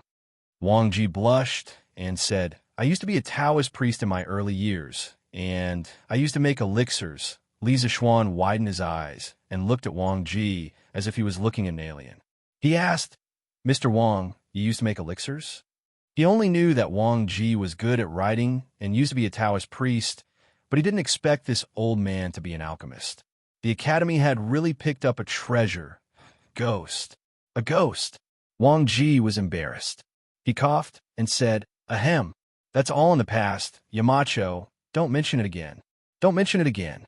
Now that Wang Ji had studied chemistry, he finally understood how ridiculous his alchemy was. The elixirs he made were just poisonous pills. If it weren't for Li Zixuan asking about it today, he would definitely not have mentioned the matter of refining pills all those years ago. In his opinion, this matter should be considered a stain in his life. Li Zixuan pursed his lips into a smile and said, "Ha, then I won't mention it. Mr. Wang, please continue." Wang Ji glanced at Li Zixuan with hidden bitterness before he continued. "Back then, when this old man was refining pills, I once threw green vitriol into the furnace. As a result, a small piece of the furnace was corroded. A few days ago, this old man suddenly thought of this matter. Combined with the chemistry textbook that Yamacho wrote, I felt that the reason why the furnace was corroded was probably because the green vitriol was decomposed under high temperature, producing sulfuric acid." Li Zixuan had a complicated expression on his face. In his previous life, he had read a post on Tieba saying, "Why did Western alchemy develop into chemistry, while Eastern alchemy only left behind some illusory elixirs?" In fact, this conclusion was a little too one-sided. The alchemists of ancient China were not completely useless. They invented gunpowder, sulfuric acid, and discovered oxidation reduction, metal displacement, and acid-base neutralization reactions. For example, the Eastern Jin dynasty's alchemist Gu Hong successfully summed up the saying, Cinnabar is burned into mercury, and when it accumulates, it becomes cinnabar. This was the first time that humans had used chemical methods to obtain a substance that was exactly the same as a natural product. It could be said to be a great creation. From the Han Dynasty to the Tang Dynasty, many alchemists recorded that copper could be replaced by iron in a sulfuric acid solution. This method was called the copper immersion method. It did not require high-temperature smelting to obtain copper powder. It was easy to operate, and the cost was lower. It was the world's earliest metal displacement reaction. In the Tang Dynasty, during the Kaiyuan era, the alchemist Gu Gongzi recorded in his Yellow Emperor's Nine Cauldrons Divine Pill Scripture the 9th volume of the refining stone gallbladder essence extraction method. It was the dry distillation of stone gallbladder, CuSO4, 5H2O, to obtain sulfuric acid. This was the world's earliest documented sulfuric acid production case. Western alchemists, on the other hand, originally refined copper, iron, lead, and other base metals into precious gold and silver to increase their wealth. In the Middle Ages of the West, alchemists believed that all metals were composed of mercury and sulfur. Mercury was the origin of all metals. Sulfur was the common component of all combustible substances, and gold and silver contained the purest mercury and sulfur. Therefore, in their view, the difference between ordinary metals and precious gold and silver was mainly in the ratio and purity of mercury and sulfur. Using a kind of philosopher's stone, the nature of the metal could be changed, and the base metals could be transformed into precious metals. This kind of philosopher's stone was revered as the wise man's stone. It was sacred and had magical properties. Countless alchemists went through thousands of mountains and rivers and tried their best to find the legendary wise man's stone. In this way, alchemists have been engaged in this kind of useless labor in the mineral, plant, and animal world for a long time. From the ancient Greek era to the Middle Ages, people spent more than 1,000 years on alchemy experiments. In the end, the dream of refining stone into gold did not come true. However, 1,000 years of pursuit did not make them give up their dream. Therefore, from this point of view, the alchemy of the Western Middle Ages represented the spirit of scientific inquiry. Perhaps this was why the alchemy of the West, after continuous development, finally found its home on the path of science, while the alchemy of our country and the Arab countries, although developed earlier, remained in the primitive form of chemistry. Looking at Western alchemy dialectically, it could be seen that Western alchemy, from the early days of blindly chasing stone into gold, developed to the later days of exploration and knowledge of natural substances, had ups and downs, and finally died out. However, without the early alchemists' painstaking exploration, it was likely that there would not be modern chemistry. The 16th century English philosopher Francis Bacon once made a fair and reasonable evaluation of the contribution of alchemy to science.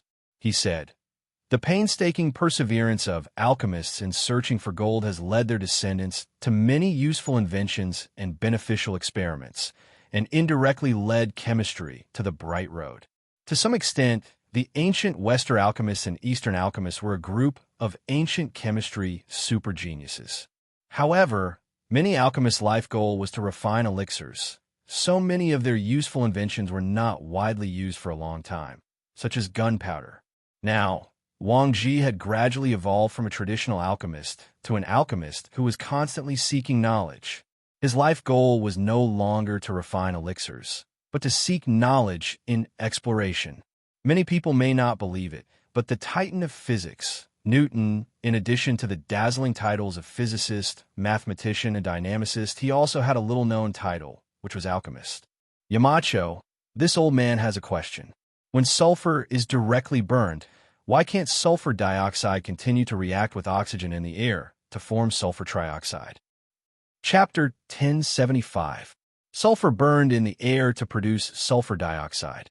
Wang Ji was wondering why he couldn't use the reaction between sulfur dioxide and oxygen to produce sulfur trioxide and sulfuric acid. Not only had he thought about it, but he had also done a lot of experiments recently, all of which ended in failure. Li Zixuan heard this and couldn't help but secretly praise Wang Ji. This old man was very talented in the field of chemistry. He could even comprehend by analogy. Mr. Wang, it's not that sulfur dioxide can't continue to react, but if they want to react further, they need a catalyst. This is mentioned in the second volume of Chemistry. Using sulfur dioxide to produce sulfuric acid was the most commonly used method in modern industry. The raw material was pyrite. The main component was ferrous sulfide, which was calcined at high temperature to produce sulfur dioxide. Under the action of the catalyst and high temperature, sulfur dioxide formed sulfur trioxide, which was absorbed by 98.3% sulfuric acid to produce pyrosulfuric acid. Finally, water was added to produce sulfuric acid. Catalyst? What kind of catalyst can catalyze the reaction between the two? In the first volume of Chemistry, there was an introduction to catalysts, but Wang Ji didn't know what catalyst could catalyze the oxidation of sulfur dioxide, platinum or vanadium pentoxide.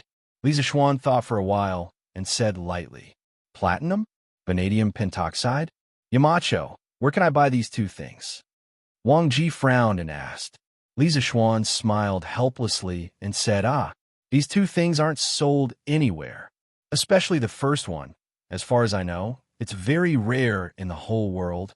As for vanadium pentoxide, it can be extracted from the ammonium metavanadate in the vanadium ore, but as of now, no one in Tang Dynasty knows the use of the vanadium or let alone where the vanadium ore is. Wang Ji immediately said anxiously, "Yamacho, it doesn't matter if no one knows. We can send people to look for it. With this catalyst, we can produce sulfuric acid in large quantities. The current method of producing sulfuric acid from green alumina isn't suitable for mass production." He had heard Li Zixuan mention the importance of sulfuric acid several times before. After spending so much time together, Wang Ji deeply understood a principle. If Li Zixuan said it was important, then it must be important. Li Zixuan said that platinum and vanadium pentoxide could catalyze the further reaction of sulfur trioxide with oxygen. So it must be possible. Unlike normal students, Wang Ji, who had read the chemistry textbook and had personally done a lot of experiments, was completely convinced by Li Zixuan's knowledge in chemistry. At this time, Li Zixuan closed his eyes and fell into deep thought. Seeing this, Wang Ji quickly shut his mouth and did not dare to disturb him again. Actually, Li Zixuan was trying to recall which area had the most vanadium ores on the mineral distribution map from his previous life. If it wasn't for the fact that he now had super abnormal spiritual power, he wouldn't have been able to recall this thing at all. After a full quarter of an hour, Li Zixuan finally opened his eyes and said, "What Mr. Wang said just now makes sense. The vanadium mine is very important to the workshop's future technological advancement. We must send someone to look for it. I've just deduced that there should be a lot of vanadium mines in the Jiannan circuit." The so-called Jiannan circuit mainly referred to the modern-day Sichuan region. Back then, after the Qin dynasty destroyed Ba and Shu, they implemented the system of prefectures and counties in Sichuan. Ba and Shu prefectures were established in the former Ba and Shu prefectures. In the 5th year of the reign of Emperor Wu of Han, the Sichuan region was designated as Yi Province. In the 1st year of Jingguan, Li Er abolished the system of prefectures and changed Yi Province to Jiannan Circuit. In modern-day China, vanadium mines were distributed in 19 provinces, cities, and autonomous regions. Among them, Sichuan had the most, with nearly 13 million tons of vanadium ore reserves. Searching for vanadium ores was a time-consuming and laborious task. However, it wasn't only Wang Ji who wanted to send people to look for them. Li Zixuan also wanted to send people to look for vanadium ores as soon as possible. As a modern person, no one understood the importance of sulfuric acid more than him. Putting aside the daily necessities derived from sulfuric acid like pigments, detergents, and cosmetics for now, Li Zixuan felt that if the Tang dynasty could produce sulfuric acid in large quantities, it should first be used in fertilizers, metallurgy, and petroleum industries. These 3 industries were all inseparable from sulfuric acid. When the conditions were ripe, they could also use sulfuric acid to introduce batteries. With sulfuric acid, it would be much easier to manufacture electric scooters. Going off topic, the production of nuclear fuel for nuclear reactors, the preparation of titanium, aluminum, and other alloy materials used in reactors, as well as titanium alloys used in rockets, supersonic jets, and man-made satellites were all directly or indirectly related to sulfuric acid. Sulfuric acid was really the cornerstone of the national defense industry. When Wang Ji heard Li Zixuan say that there was a vanadium mine in the Jiangnan circuit, he couldn't help but be delighted. He exclaimed in admiration, "Could it be the disciple of spiritual master Ling Su? This old man admires Yamacho's geomancy." Old Wang thought that this result was really calculated by Li Zixuan. In addition, he had also heard about Fu Bin's previous trip to Hedong Circuit to look for vanadium ores. Therefore, he was even more impressed with Li Zixuan. Haha, all right, Mr. Wang, you go ahead with your work. Let's talk about the vanadium mine after the new year. You also have to pay attention to your rest during this period. Don't tire your body out. Li Zixuan felt a little guilty under Wang Ji's fanatical and worshipful gaze and hurriedly ran away. Although sulfuric acid was very important, the new year was equally important. The Chinese people's feelings towards the new year had not weakened for thousands of years. Li Zixuan didn't want to send people to Sichuan to look for vanadium ores at this critical juncture near the end of the year. Ma Zhou was very efficient. In the afternoon, he had written a beautiful article about the free medical consultation. After Li Zixuan read it, he couldn't help but secretly sigh. How can a golden fish be a fish in a pond? This small temple of his would probably not be able to accommodate a great Buddha like Ma Zhou in a few years. There were some things that he could change, but there were some that he couldn't. A person like Ma Zhou, who was full of talent, would definitely become a country's prime minister in the end. The next day, Datong Daily's headlines announced that with the support of the Warm Tang Foundation, Sun Simiao and two former doctors from the Imperial Physician Department were planning to hold a free medical consultation in the surrounding counties of Chang'an City. When the news spread, thousands of people cheered. Regardless of whether it was modern or ancient times, there were many people who couldn't afford to fall sick. They didn't even dare to fall sick because sometimes a seemingly insignificant illness could very well drag down an entire family. Now that Sun Simiao, the Tang Empire's publicly recognized miracle doctor, was planning to hold a free medical consultation, many families with patients would be reborn because of this free medical consultation. How could the people not be happy? Those who knew the news spread it everywhere. In an instant, the people of Chang'an City and its surrounding areas were beaming with joy as if it was the new year. Chapter 1076. This morning, Sun Simiao and his group arrived at the Lantian County Yamen first. This was the first stop of their volunteer medical treatment trip. They chose this place mainly because it was close to Yinshan. The county magistrate of Lantian County had already received the news, so he personally came out of the Yamen to welcome them. There were desks, tables, and chairs in the yard of the county Yamen. Everyone entered the county Yamen. Sun Simiao and the other doctors took their seats one by one, while Mo Zhong and the other academy guards stood on both sides. Sun Simiao smiled and said, "County Magistrate, I'm ready. Don't delay your work." County Magistrate, he was a middle-aged scholar in his 40s. He had a small beard on his chin and did not have a big belly like the other officials. He looked like an easygoing person. It's fine. It's fine. There haven't been any cases in the Yamen recently. I've also learned some medical knowledge since I was young. Today I can learn from Dr. Sunday. It won't delay my work." Li Zixuan had sent people to greet the county magistrates of the 22 counties in Chang yesterday afternoon. They must treat Sun Simiao and his group well and ensure the safety of Sun Simiao, Dr. Qin, Dr. Wang, and the others. Lantian County was where most of Li Zixuan's fiefdom was located. Strictly speaking, county magistrate, he was a subordinate of Li Zixuan. Today, all the Yamen runners were present. No matter what the reason was, they were all summoned back by county magistrate he. It could be said that the Yamen was on full alert today to prevent any troublemakers from offending Sun Simiao. Yes, since that's the case, please let the people waiting outside in. Sun Simiao frowned slightly. Due to his long years of cultivation and traveling, he did not like to deal with local officials. He was not used to County Magistrate his enthusiasm. "No problem, County Magistrate," he answered and turned to the runner behind him. "Arrest her son, let the people outside the yamen line up, and come in." After that, he gave the latter a look, indicating that he should be more vigilant and prevent any bad people from mixing into the crowd. "Yes," Constable's son agreed, loudly, and nodded almost imperceptibly. Line up, don't squeeze." There was already a sea of people outside the yamen. The commoners were squeezed into the crowd with their families. None of them wished to miss today's free medical consultation. If they missed it, it wouldn't just be a matter of waiting a year. Seeing that the officials of the yamen were finally willing to let them go, the commoners cheered. The previously crowded and noisy crowd immediately lined up into 2 columns and began to enter the yamen for treatment. "Elder, were you feeling unwell?" "Divine doctor's son, this old woman's leg hurts day and night. Please take a look." Not long after, the free clinic officially began. In front of Sun Simiao sat a white-haired old lady.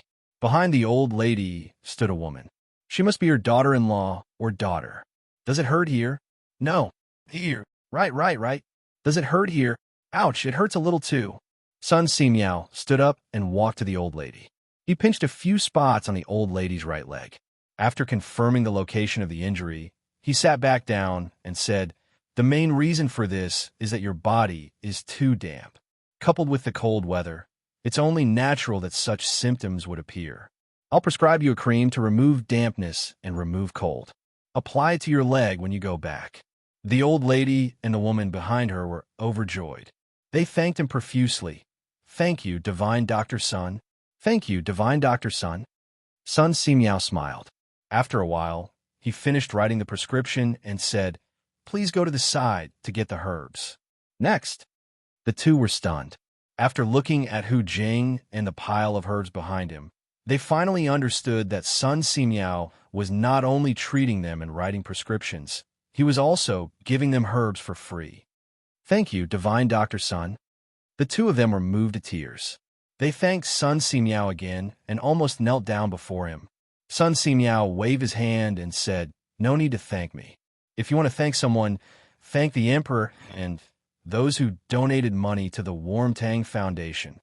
In the palace, after the morning court, a doctor from the Imperial Physician Department asked to see Li Er. He told Li Er about Sun Simiao and the others' tour for free medical treatment on Datong Daily. He also asked Li Er to allow the doctors from the Imperial Physician Department to join in. When Li Er heard the news, he immediately agreed. Therefore, when it was close to noon, the doctors from the Imperial Physician Department brought more than 50 students from the Imperial Physician Department to the Lantian County Yamen to join in the free medical treatment team. When the citizens heard the news, they couldn't help but kneel in front of the palace and chant, "His Majesty is benevolent." At this time, seeing so many doctors entering the county yamen, the citizens who came later and were at the back of the line finally stopped worrying that they wouldn't be able to get their turn. "Divine Dr. Sun, my wife caught a cold a few days ago. Today, her forehead suddenly became hot. Please give her some medicine to save her." In the afternoon, a middle-aged man carried a woman whose eyes were closed and whose face was red. He staggered to Sun Simiao and cried bitterly. Sun Simiao's eyes narrowed. He said, "Then quickly help her sit up.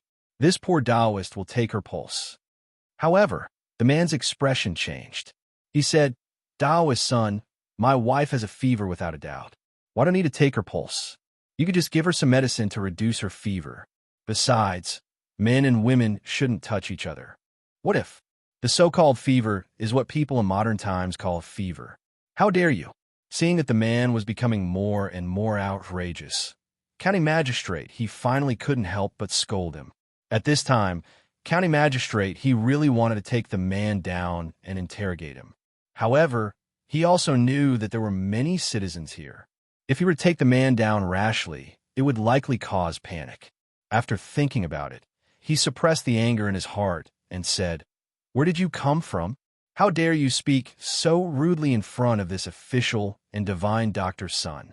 Doctors don't differentiate between men and women. If you're afraid of treatment, Why did you bring your wife here to see a doctor?" The man lay on the ground and complained with snot and tears. "Lord, it's not that I'm being nosy. It's just that my wife doesn't like to be touched by other men. Now, my wife's cold has worsened. Her fever hasn't subsided, and she's unconscious. I beg Lord and Divine Dr. Sun to be kind and give my wife some medicine. I beg the two of you." Hearing him cry so miserably, many people in the yard began to whisper. Obviously, some of them had begun to sympathize with the man. County Magistrate, his face froze. At this time, he also believed that the man was evil. However, the other side was Sun Simiao. If he stood on the man's side, wouldn't he be disrespecting Sun Simiao? However, if he didn't do so, once the people's hearts changed, he would lose his official position. Chapter 1077. Huh, what's so difficult about that? You, come and take the pulse of this madam. In the front yard of the Lantian County Yamen, when County Magistrate he was caught in a dilemma and didn't know how to choose, Sun Simiao glanced at the unconscious woman in the man's arms and said coldly, "Hey, that's right. As the saying goes, a famous teacher produces a brilliant student. Dr. Sun's medical skills are outstanding. Since this young lady is under Dr. Sun's tutelage, her medical skills will definitely not be bad." County Magistrate, his eyes lit up as he said with a smile. The most important thing was that this way, he didn't have to be caught in the middle. "Yes, Master." Hu Wei responded and handed the work in her hands to a student from the Imperial Physician Department.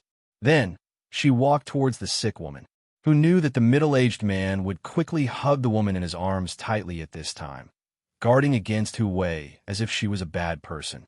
He said, You're not allowed to come over. You're not allowed to take my wife's pulse." County Magistrate, his face darkened, and said unhappily, "How can you be so ungrateful? Previously, you said that your wife doesn't like to touch the opposite sex. Dr. Sun and I both understand that. But now, this young lady is taking your wife's pulse. What are you objecting to?" The man's face was a little flustered at first, but then he forced himself to calm down and said, She's just a little girl who's still wet behind the ears. What does she know about medical treatment? I can't let her take care of my wife. Otherwise, when she's not good enough, she might diagnose my wife with other diseases. She's a righteous person. Letting her take care of my wife is like disregarding human life." "You, presumptuous." County Magistrate, he was so angry that smoke was almost coming out of his 7 orifices.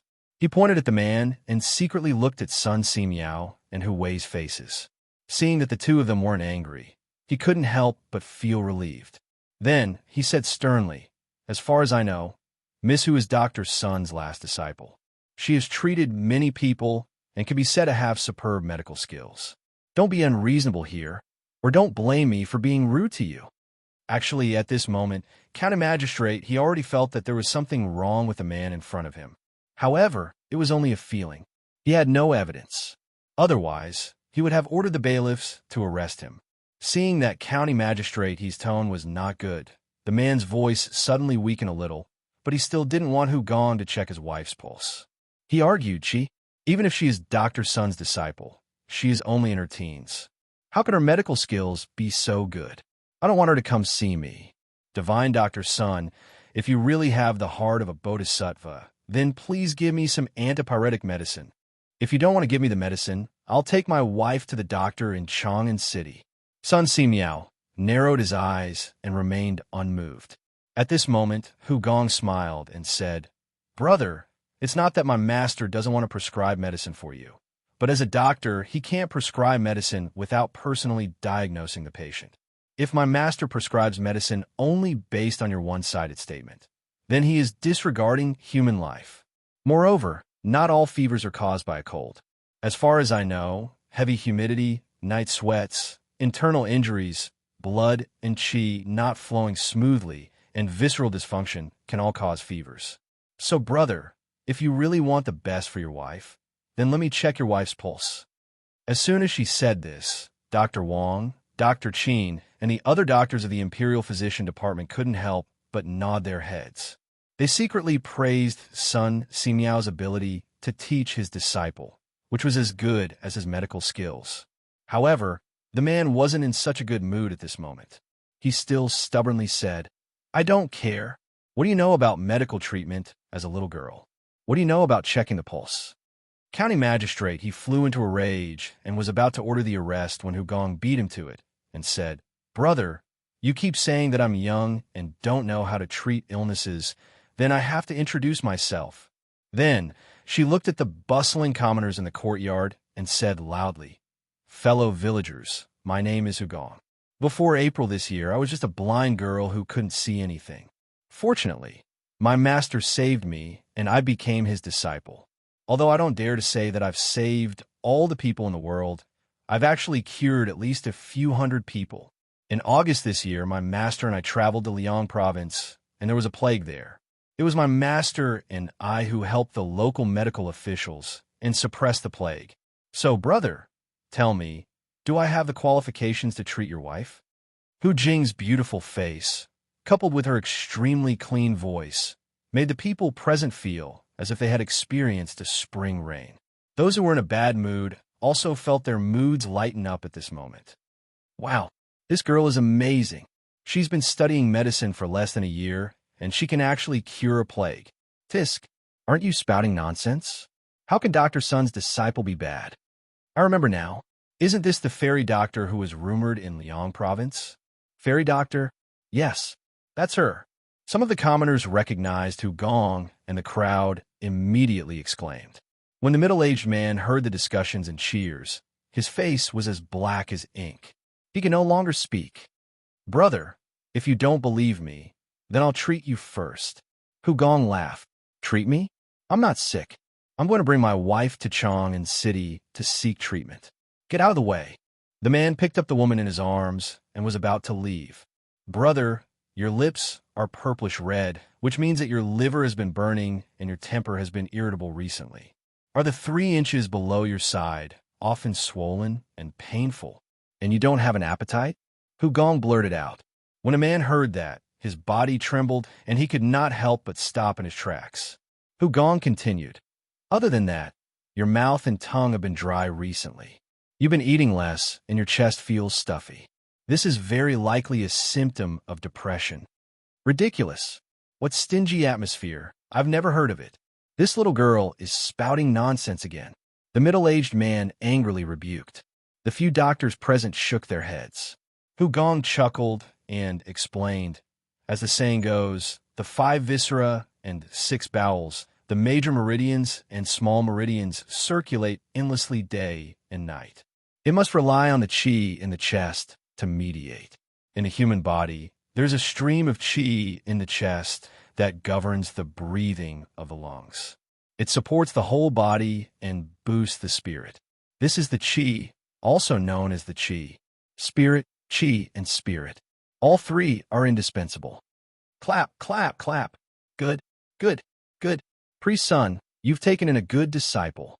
Dr. Qin, who was sitting at the back and watching the development of the situation, could not help but clap his hands and exclaim, "You've been studying medicine for less than a year, and you're so familiar with medicine. You have such talent in medicine. Even I am ashamed of my inferiority." Ha! Chapter 1078. Wow, the fairy doctor is indeed amazing. Why do I feel that this person is here to cause trouble? This person looks familiar. I think I've seen him somewhere before. The middle-aged man's ignorance was publicly slapped in the face by Hu. The commoners discussed animatedly, while the middle-aged man's face turned green and white. He was about to fly into a rage out of humiliation.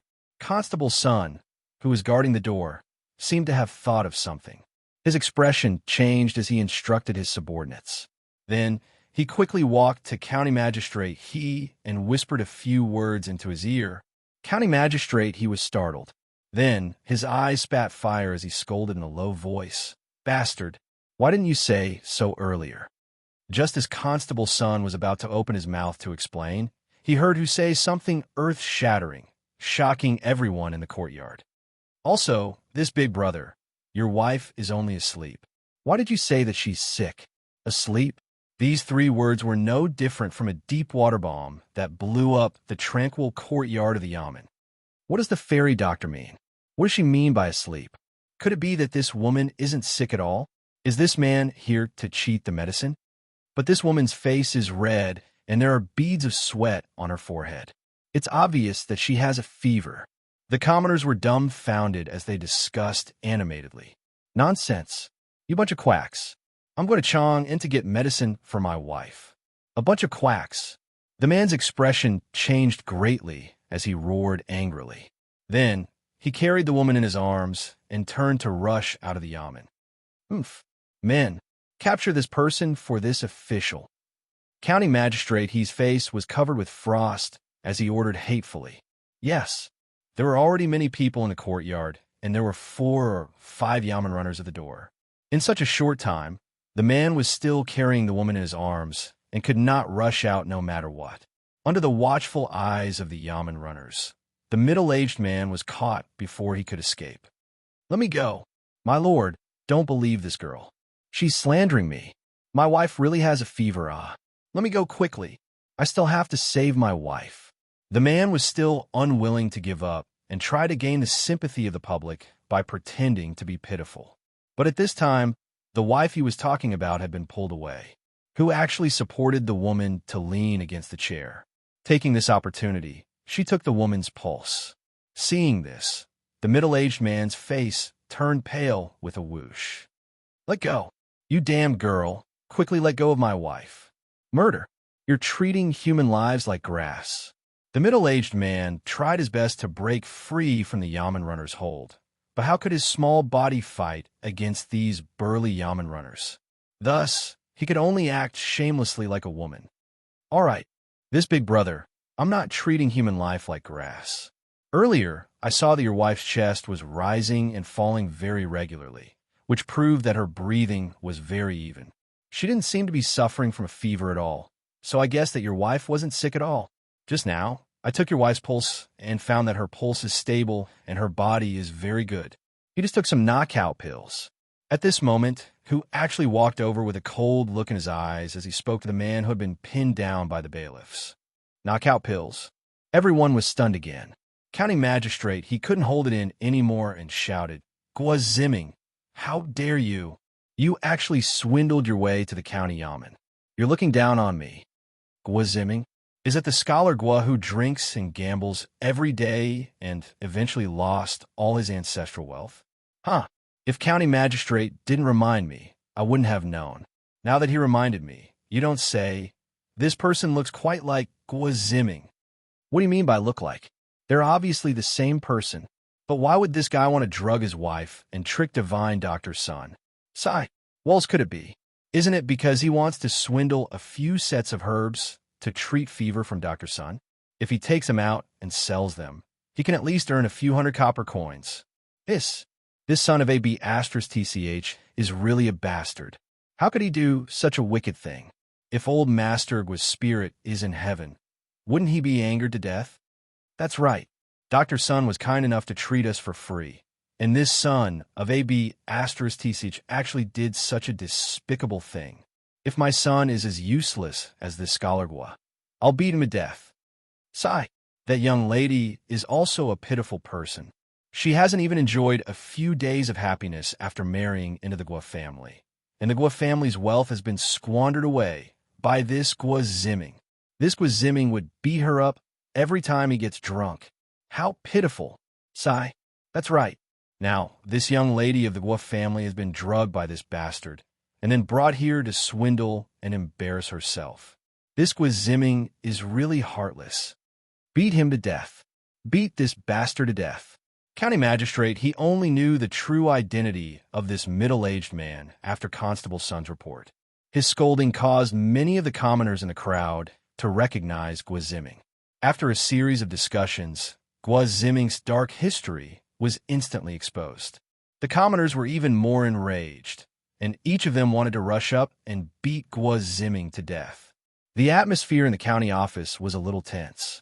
County Magistrate, he saw the situation and quickly shouted, Everyone stop! Men, take this Guaziming to the prison and wait for trial. Yes, the bailiffs lifted Guaziming from the ground and escorted him to the back door of the county office.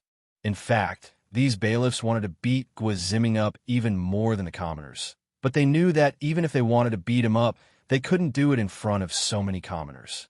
Otherwise, if the commoners came over and beat him up, he would definitely be beaten to death. If that happened, they wouldn't be able to bear the consequences. Dr. Sun, I'm really sorry. I was careless and almost fell into this unruly commoner's trap.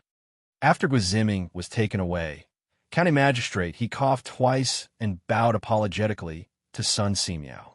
No worries, as long as you didn't waste the Nwantang Foundation's donation for no reason. Sun Simiao waved his hand and said. Seeing that Sun Simiao didn't have any intention of blaming him, County Magistrate, he sighed in relief and said, I heard from Constable Sun that Gwaziming was originally from a scholarly family. However, he later got addicted to alcohol and gambling. After his father passed away, he became even more uncontrollable and quickly squandered away all the family's wealth. Who knew that after squandering away all the family's wealth, he still didn't know how to restrain himself. Not only did he look for people to borrow money, he even swindled people into the county office. This is really outrageous. Humeng glanced at the woman lying on the chair and sighed faintly. It's just that I pity this sister. She was ruined by a man like Gwaziming. County Magistrate, please help her more in the future. County Magistrate, he smiled and said, ha, of course, of course. However, there's one thing that I don't understand. Please enlighten me. Humeng raised her head and said, County Magistrate, you want to ask why this madam's face is so red, right? County Magistrate, he gave her a thumbs up and said, Miss Hu is really smart. You got it so quickly. Actually, County Magistrate, he wasn't the only one who wanted to know. Everyone else wanted to know too. As expected, everyone in the courtyard pricked up their ears. They wanted to know the truth of the matter. Humeng pursed her lips and said, Actually, it's not as complicated as you think, County Magistrate. This madam's face is just a little more rouge. Rouge? County Magistrate, he choked and almost vomited blood. When the doctors and students from the Imperial Physician Department heard this, they were even more embarrassed. They had studied medicine for so many years, but they were almost fooled by Gwaziming's little trick. Chapter 1079. The farce finally ended with Gwaziming's arrest. The people continued to line up for medical treatment, but while they were lining up, many people didn't forget to condemn Gwaziming. The news reached the Li residence. During dinner, Yi Guozhong sighed and shook his head. It's hard to predict people's hearts. This is what it means to predict people's hearts. Sometimes you want to be a good person, but you will always meet people with ulterior motives. Li Zixuan was silent for a moment, then said, But in this world, there are always many good people. We can't give up the persistence in our hearts because of a few rats. Old Madame Yi laughed and clapped her hands. Ha ha, Xiao Xian said it well. I always believe that the heavens are watching everything that people do. Some evil is not unpunished, but it's not time yet. Some kindness is the same. Good and evil will eventually be repaid. This is the truth. Yi Fashion nodded and said, I agree with grandmother and cousin. No matter how evil others are, we just need to stay true to our hearts. Mrs. Li rubbed her nephew's head with a smile and said, All right, don't talk anymore. Eat. It won't taste good if it gets cold. Everyone put down the topic and began to eat. After dinner, Li Zixuan and Han Yushi returned to the west courtyard, but they didn't go to bed immediately. Han Yushi took out an account book and began to flip through it. Li Zixuan stood at the side and watched. After a while, he frowned and couldn't help but say, Wife, we spent more than 7,000 strings of coins today. Yes. Why are you so surprised? Dr. Sun brought a group of doctors from the Imperial Medical Department for a day and used so many herbs. Don't they need money? Han Yushi felt that her husband was making a fuss about nothing, so she said. Li Zixuan smacked his lips and sighed. Tis TSK. I know that herbs cost money, but I didn't expect it to be so expensive. This is more expensive than sending coal stoves and clothes. He couldn't help but sigh in his heart. It seems that whether it's in ancient times or modern times, seeing a doctor is quite expensive. At the very least, it's much more than the usual expenses of food, clothing, housing, and transportation. Han Yushi rolled her eyes at her man and said, "This is still because Dao's son and a group of imperial physicians tried their best to replace some of the expensive medicinal herbs when prescribing medicine. Otherwise, it wouldn't have been 7,000 strings of coins." Speaking of which, who had actually helped the Nwantang Foundation reduce their losses? Husband, this child is becoming more and more promising. Uncle Hu and Aunt Lu don't have to worry about them anymore. While Han Yushi was rejoicing over the recent emergence of talents in the Han village, Li Zixuan's focus was different. When he heard that Hu had actually helped the foundation save 2 or 3 strings of money, he was immediately surprised. 2 or 3 consecutive hits. Wasn't it just a few decoctions for febrile diseases? Is it that expensive? Speaking of which, in modern times, a cold medicine costs only $1, right? Now that he had finished 2 or 3 rounds of medicinal soup, what he was eating wasn't medicinal soup, but immortal herbs. Han Yushi pursed her lips gloomily and then said angrily, "Does husband think that fever is so easy to treat? It's very difficult for a normal doctor to treat it. In our Tang Empire, who knows how many people die from fever every year? Dao's son's medical skills are top-notch. The decoctions that he prescribes, not to mention the medicinal herbs, are worth more than 2 or 3 strings of coins." Oh, Li Zixuan instantly understood. In the past, he had heard that febrile diseases were considered serious illnesses for ancient people. If they were not treated well, they might even die. He didn't expect it to be true. After thinking about it, he thought to himself, "Looks like there's a problem with the medical skills of this era. A small prescription for a cold decoction hasn't been popularized yet. It's not good to keep it to oneself. Medical skills must be constantly exchanged to improve. Old son probably hasn't started writing his 1,000 gold prescriptions yet, right? I have to hurry him up and give him some advice while I'm at it. When the time comes, once he settles down to write his book, he won't have time to wander around. He can also leave behind a medical canon for all the doctors in Tang Empire. Hee, it's killing 2 birds with 1 stone. Hey, hubby. While he was lost in thought, Li Zixuan felt his arm being shaken twice. He took a closer look and realized that it was Han Yushi calling him. He came back to his senses. "Oh, my wife, what's the matter?" Han Yushi rolled her eyes and had no choice but to repeat herself. She said, "I'm asking hubby, you used Leather Knight to write a record of a mortal's journey to immortality in the newspaper. Now, do you want to donate some money?" "Hubby, what were you thinking about just now? Why were you so lost in thought?" "Donate money? Oh, my wife, did you read today's Detong Daily?" When Li Zixuan heard this, he knew that Han Yushi had read the notice on Detong Daily, Doa Jianghu, about the author donating money to the editorial department. He didn't know whether to laugh or cry. Was his wife addicted to doing charity? She was asking him for money instead. But when he thought about it, it was quite interesting. He had 2 identities now. Han Yushi was asking Leather Knight for money. Logically speaking, there was nothing wrong with that. "Wife, those authors are donating the rewards they received this month or next month. Your hubby has finished writing the novel, but I haven't received any rewards. How should I donate?" The main reason was that he felt that the foundation wasn't short of money now. Otherwise, he would definitely donate all the rewards he received. When Han Yushi heard this, she snorted. "Who said there's no more? I heard from Steward Ma that although hubby's novel was finished last month, there were still many people who gave hubby rewards this month. Up until now, there were already a few thousand strings of coins." Li Zixuan was slightly surprised. Then he looked at Han Yushi's cute, wrinkled nose and couldn't help but scratch her nose. He said dotingly, Okay. I'll do as you say. My wife, you can tell Steward Ma yourself. Sigh, my wife, you're really a little money grubber. The Nwantang Foundation hired you as the vice president. They really picked up a treasure." "Huh? Didn't they pick up a treasure?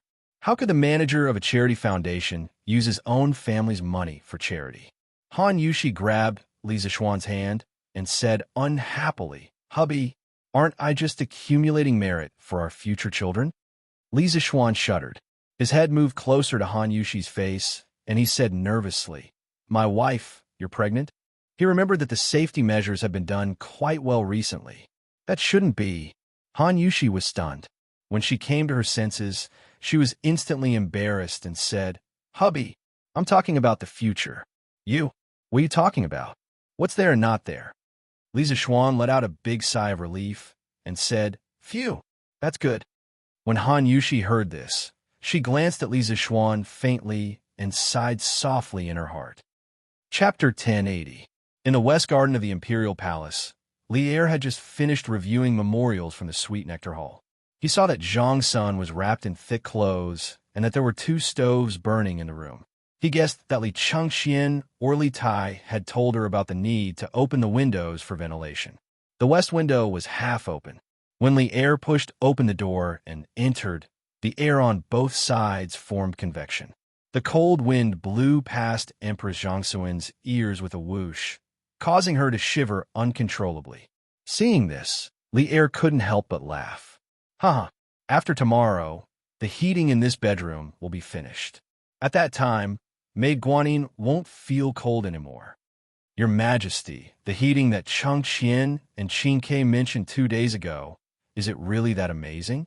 Empress Zhang Sun resisted the cold and stood up to help Li Er take off his cloak as she asked. Li Er helped Zhang Sun sit down on the couch and said with a smile, "Changqian and Qin Ke both personally experienced it at Lisa Xuan's home. How could it be fake? If I hadn't been so busy recently, I would definitely have gone to that kid's home to experience it." Empress Zhang Sun covered her mouth and laughed.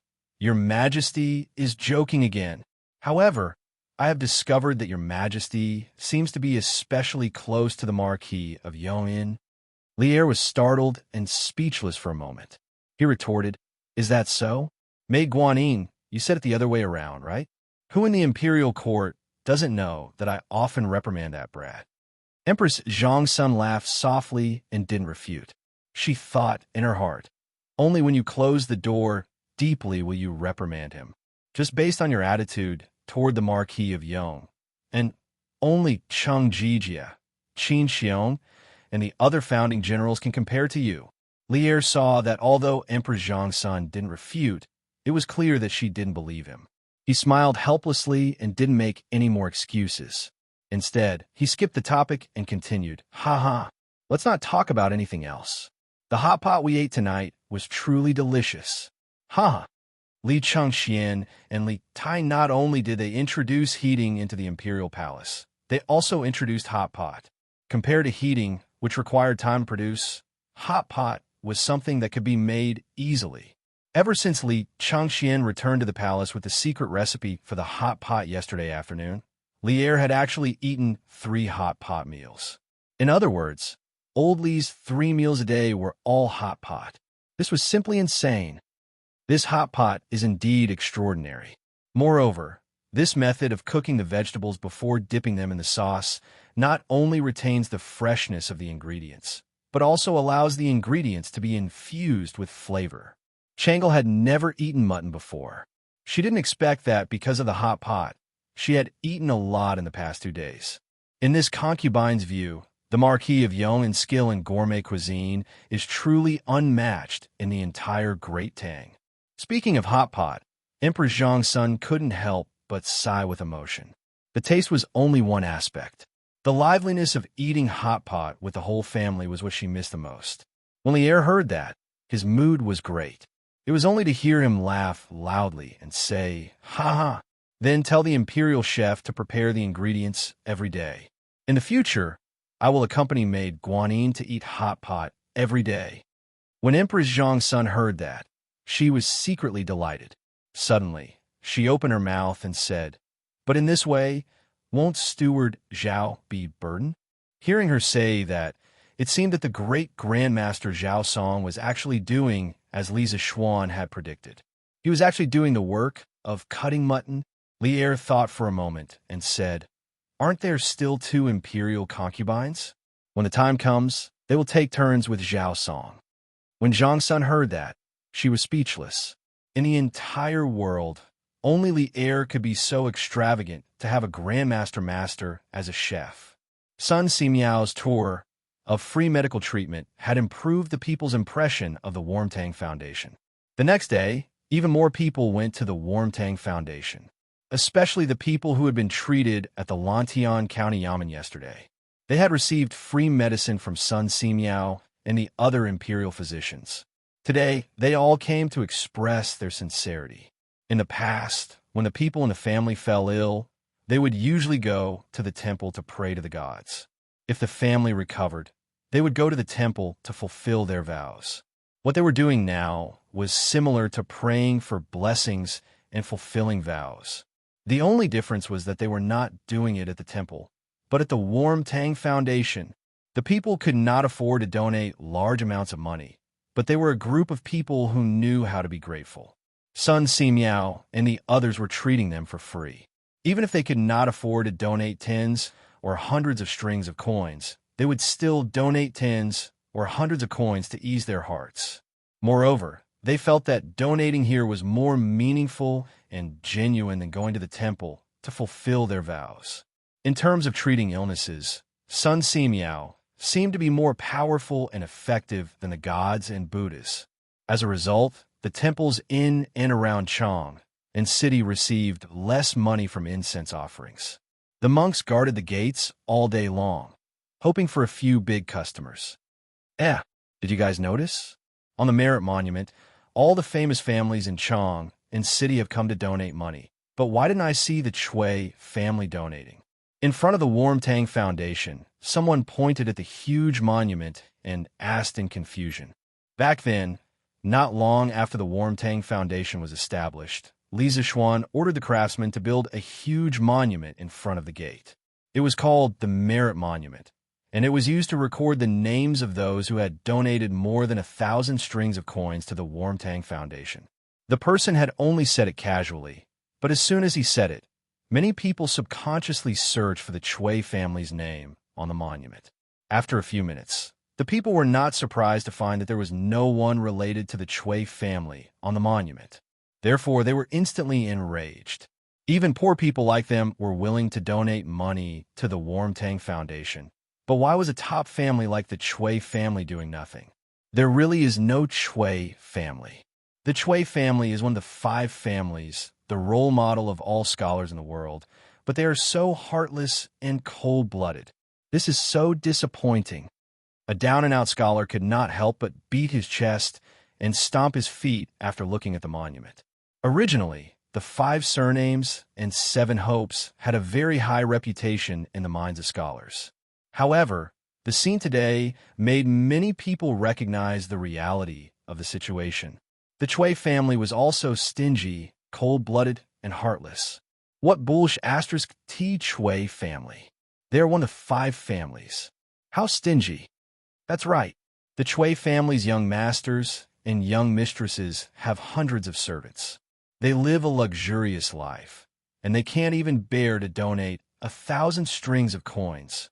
His Majesty and Her Majesty have already donated a few thousand strings of coins. After donating, I will go to the Chui family's gate and spit on them. I want to go too. The Chui family is rich but heartless. They will suffer retribution. Originally, it was just a curious question, but in the end, it quickly turned into a public rage.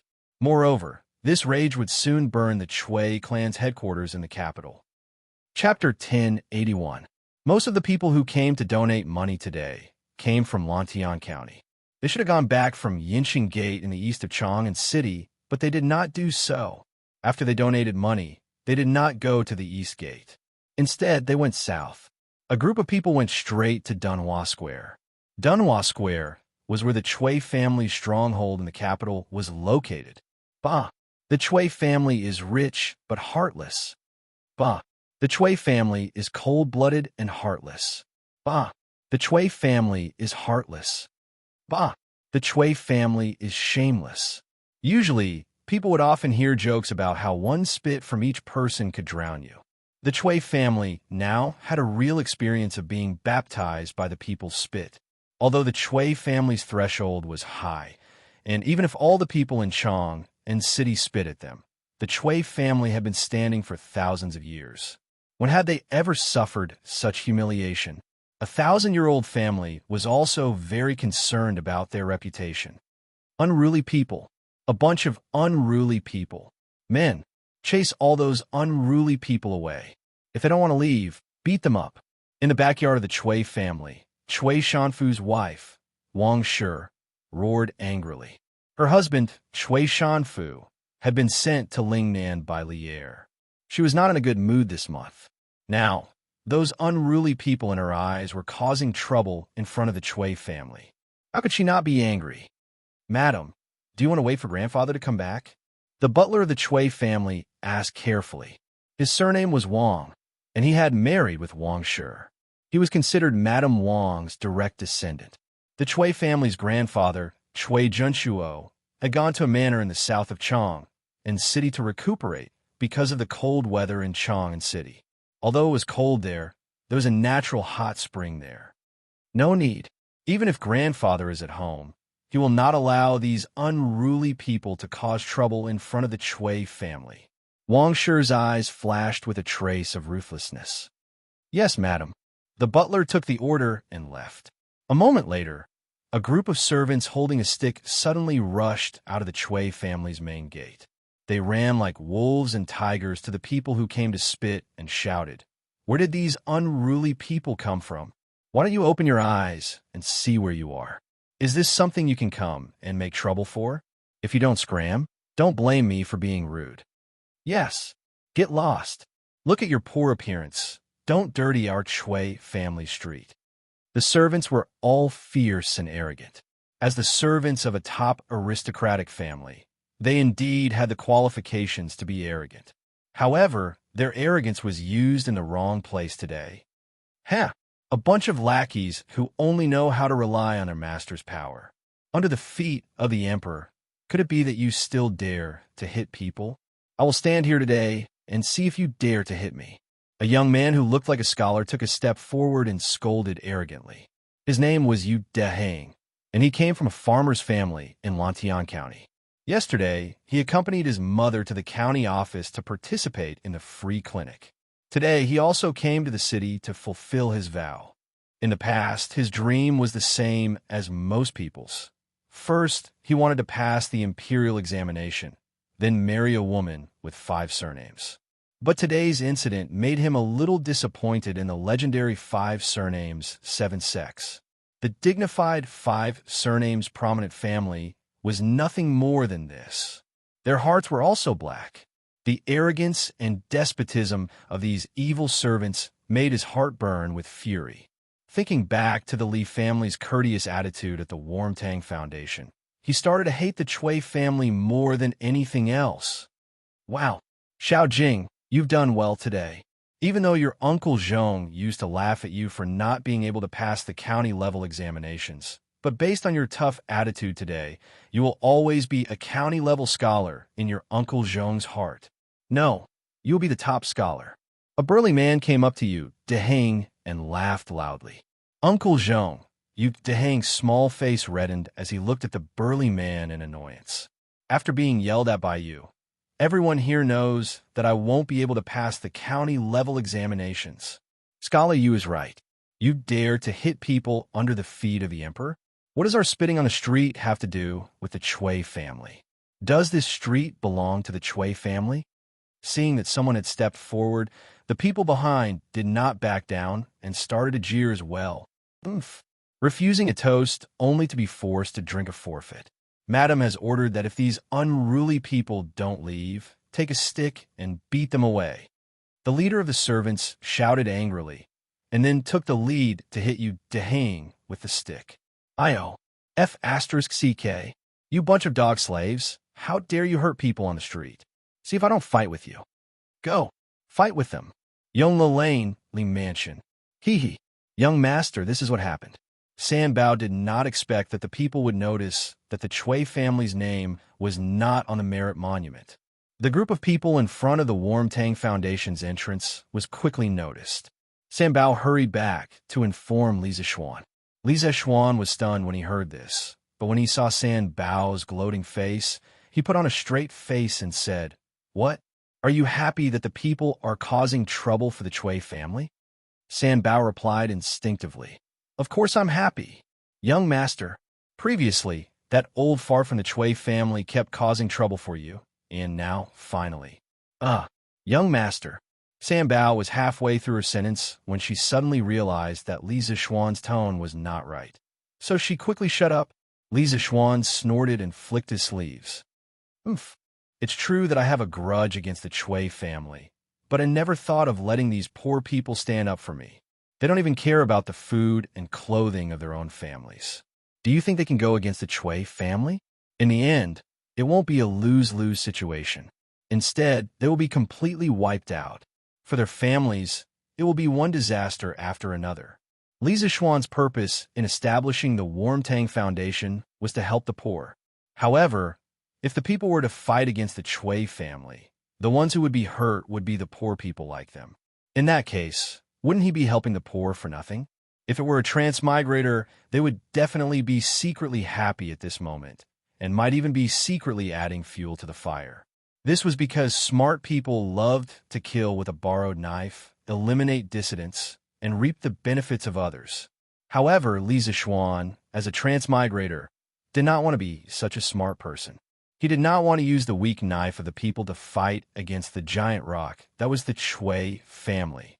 Some people often said that a general's success was built on thousands of bones.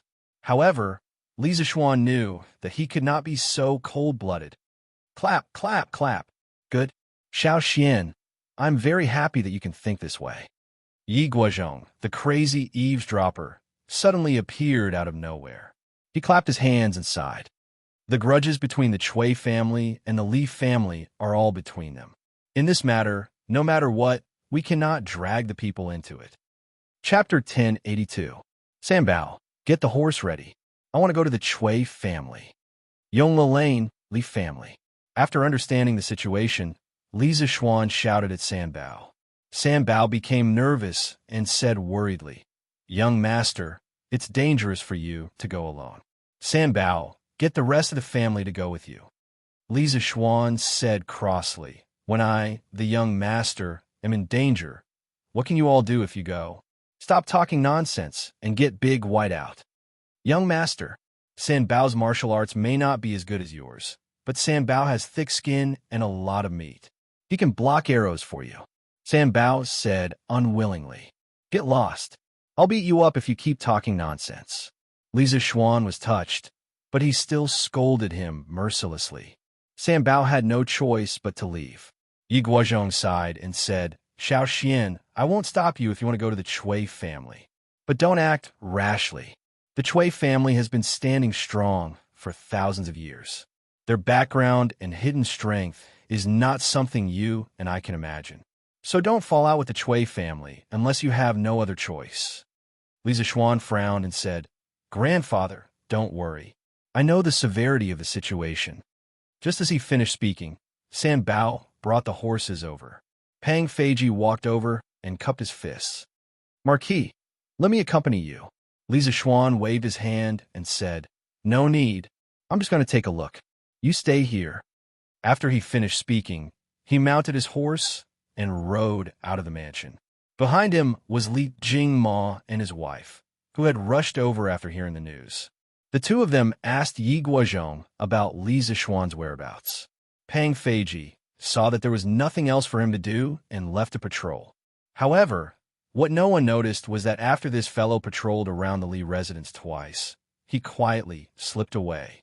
As for where he went, only the heavens knew. Dunhua Square, in front of the Chui family. This small skirmish had developed into a full-scale conflict. The poor commoners who had been fighting with the Chui family's guards could only retreat as they fought. However, not long after, they received wave after wave of reinforcements. Those were the commoners from the other counties who had come from the Warmtang Foundation to support them. As a result, the Chui family's servants were not enough. The servant who shouted the loudest quickly asked the rest to hold the fort while he went in to get reinforcements. Chui Shanfu's wife, Wang Shi, was furious when she heard this. She sent out all the servants in the residence and swore to chase away all these unruly people. However, Most of the servants of the Chui clan were used to living a comfortable life in the Chui clan. How could they be a match for these villagers who had been through hardships every day? Not long after, the Chui family servants were all wounded. Of course, many of the commoners were injured as well. Fortunately, the people on both sides did not kill them. Thus, although they were injured, they were far from being seriously injured to the point of dying. Oomph. What a bunch of trash. Zhao Quan, Madam is not satisfied with your performance. She wants you to scram. Just as the Chui Manor's servant was about to lose, a big man wearing a blood-red cloak suddenly walked out from the Chui Manor. That big man was carrying a large saber, and there was a long scar on the right side of his face, looking extremely terrifying and sinister. Behind him, there were more than 10 martial artists in martial arts attire. Every one of them was holding a sword. These were not ordinary servants. They were the Chui family's guards. Or it could be said that they were part of the Chui family's warriors. Oh, it's Master Wan. That's great. Madam has finally sent you out. You have to avenge us. This bunch of unruly people are too much. The servant's name was Zhao Quan. When he heard someone scolding him, he did not get angry. Instead, he went up to them and said. The man neither agreed nor disagreed. He stretched out his hand and pulled Zhao Quan behind him. Zhao Quan could be heard grumbling in dissatisfaction. You can't even beat a bunch of bumpkins. You're really a disgrace to the Chui family. Scram, I will teach you how to deal with unruly people. Okay, Master Wan, the morale of the Chui family's servants rose by a lot. On the other hand, those commoners who came forward to spit when the scarred-faced big man walked out with a knife, most of them instantly became timid. After all, they could spit and kick people. But using a knife to kill and fighting to the death was not their forte. Moreover, even if you gave them a knife, they would not dare to go up and chop people. How is it? Do you want to scram yourselves? Or do you want me to use my knife to send you scram? That martial artist surnamed Wan walked over with a big knife and said with a light smile. When the commoners saw his arrogant look, their faces were filled with anger. But now that things had come to this, they were obviously not the Chui family's guards match. So even if they were pointed at and scolded, most of the commoners did not dare to say anything. But it was easy to meet with accidents in life. There were still some people who were not afraid of power. Stop trying to scare people here. I don't believe that in broad daylight, you bunch of dog slaves dare to use a knife to commit murder. The little scholar Yu Di Jin stood out at the crucial moment. At this time, he seemed to have a backbone. After Yu Dehang said that, the commoners all felt that it was reasonable. This was the foot of the emperor. If the Chui family's martial artists really dared to go to the extreme, then the Chui family's future in Chong and would definitely not be good. That's right. Isn't it just holding a knife? You bunch of slaves dare to kill people. Many commoners followed behind Yu Dehang and started to jeer. That martial artist surnamed One was despised by the commoners, and his face instantly turned green and white. After a moment, this fellow's mouth flashed a trace of a sinister smile. Fortunately, it was a life and death struggle. Refusing a toast only to be forced to drink a forfeit. This is what you asked for. Surnamed you. I will let you go to heaven today. In your next life, don't think of fighting with the Chui family. After saying that, the big man held the big knife with both hands and actually chopped towards Yu Dehang's body. If this knife hit the porcelain, then it would really be a cut in half. Yu Dehang's entire body would be split in half. Dehang quickly dodged. The crowd immediately let out cries of surprise. Some of the commoners even closed their eyes, waiting for the screams of the big knife piercing into the flesh. As the person involved, Yu Dehang's eyes were wide open. At this moment, he wanted to run, but he knew that he could not run away. His speed could not catch up with the big man's speed. Do I regret? Yu Dehang asked himself in the last few breaths of the statement. I don't regret. I, Yu Dehang, am worthy of the heavens and earth, worthy of my conscience. Thinking of this, Yu Dehang also closed his eyes and quietly waited for the arrival of death. Chapter 1083. Kong. Just as Yu Dehang was waiting for death with his eyes closed, he suddenly felt a gust of wind by his ear, followed by the sound of metal clashing. Following that, he heard a man's voice beside him. Humph. In broad daylight. Who gave you the guts to hurt people on streets? No matter how stupid Yu Deheng was, he knew that he was saved.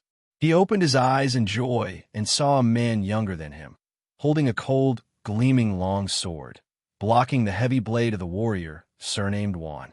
Following that, the man lightly waved the long sword and the warrior surnamed Wan was sent flying far away. With a pung sound, like a sandbag, he slammed heavily into the Chui family's dark red iron gate. Master Wan, are you all right? The Chui family servants and warriors were shocked as they surrounded him and asked with concern. Hey, I'm fine. The warrior surnamed Wan pushed away the surrounding people who were trying to help him and walked in front of Li Zishuan. With a ferocious face, he said, Where did this little kid come from?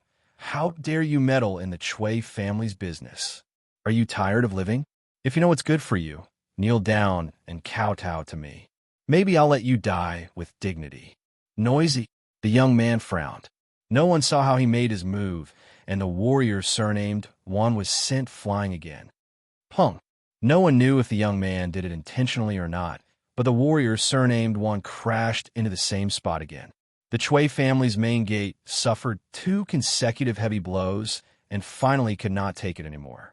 With a loud boom, the Chui family, which had been glorious for close to 1,000 years, was smashed down for the first time. In front of the Chui family's gate, the people who were watching the show, the people who participated in the fight, the Chui family servants and warriors were all stunned. Everyone only had one thought at this moment. Crazy, crazy. The Chui family's main gate was smashed down by someone. This was a slap to the Chui family's face. Marquis Yoan, he's Marquis Yoan. What? You said this young man is Marquis Yoan? How is that possible? It's really Marquis Yoan. I've seen him many times. I can't be wrong. Oh my God. The Marquis of Yong, and actually smashed the Chui family's main gate. Bullshit. Don't you know how to F***king talk? It was clearly that warrior surnamed Wan who smashed the Chui family's door. What does it have to do with the Marquis of Yong'an? These words were spoken by Yu Deheng. Being in the eye of the storm, no one could understand the shock in his heart at this moment. Originally, he thought that he was going to die, but at the critical moment, he was saved by a young man who fell from the sky. Especially when he found out that the young man who saved his life was Li Zishuan, one of the most popular nobles in the imperial court. He felt his soul tremble, because the name Marquis Yong and was even greater than the heavens in Lantian City.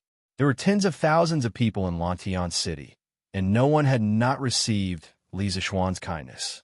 But when he heard that Li Zishuan had smashed the Chui family's main gate, he subconsciously quivered. Although he worshipped Li Zishuan, but he knew that with Li Zishuan's current power, he was definitely not the Chui family's match. Hence, he came up with an idea to help Li Zishuan get off the hook. This idea seemed very childish, but Yu Deheng could only think of such a childish idea in a short period of time. Because he was anxious to correct others, he couldn't help but swear. Hey, Deheng is right. It was obviously the Chui family's own people who smashed the main gate, and it has nothing to do with the Marquis of Yong'an. That burly man, surnamed Zhong, was first stunned, but immediately followed up with a loud voice to echo. That's right, it was the Chui family who smashed it, and it has nothing to do with the Marquis of Yong'an. No matter how stupid the commoners were, they knew what they should say. In a moment, the voices of the crowd gradually became unified, and there was no second voice to be found. All the servants and warriors of the Chui Manor were shocked and angry at this moment.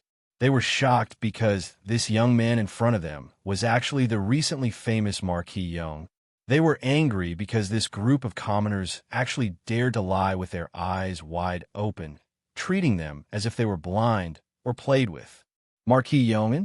Even if you're Marquis Yong, and you cannot knowingly break the law.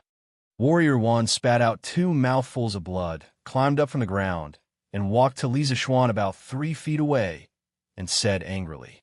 It was just that his tone of voice was already much better than before. Clearly, he was scared of being beaten up by Lisa Schwan. Ask your master to come out. You are not fit to speak to this Marquis. Lisa Schwan glanced at him and said indifferently. It wasn't that he was acting like a big shot, but he really couldn't be bothered to speak to this kind of brute who only knew how to be used as a tool. You. The warrior surnamed Juan was instantly humiliated.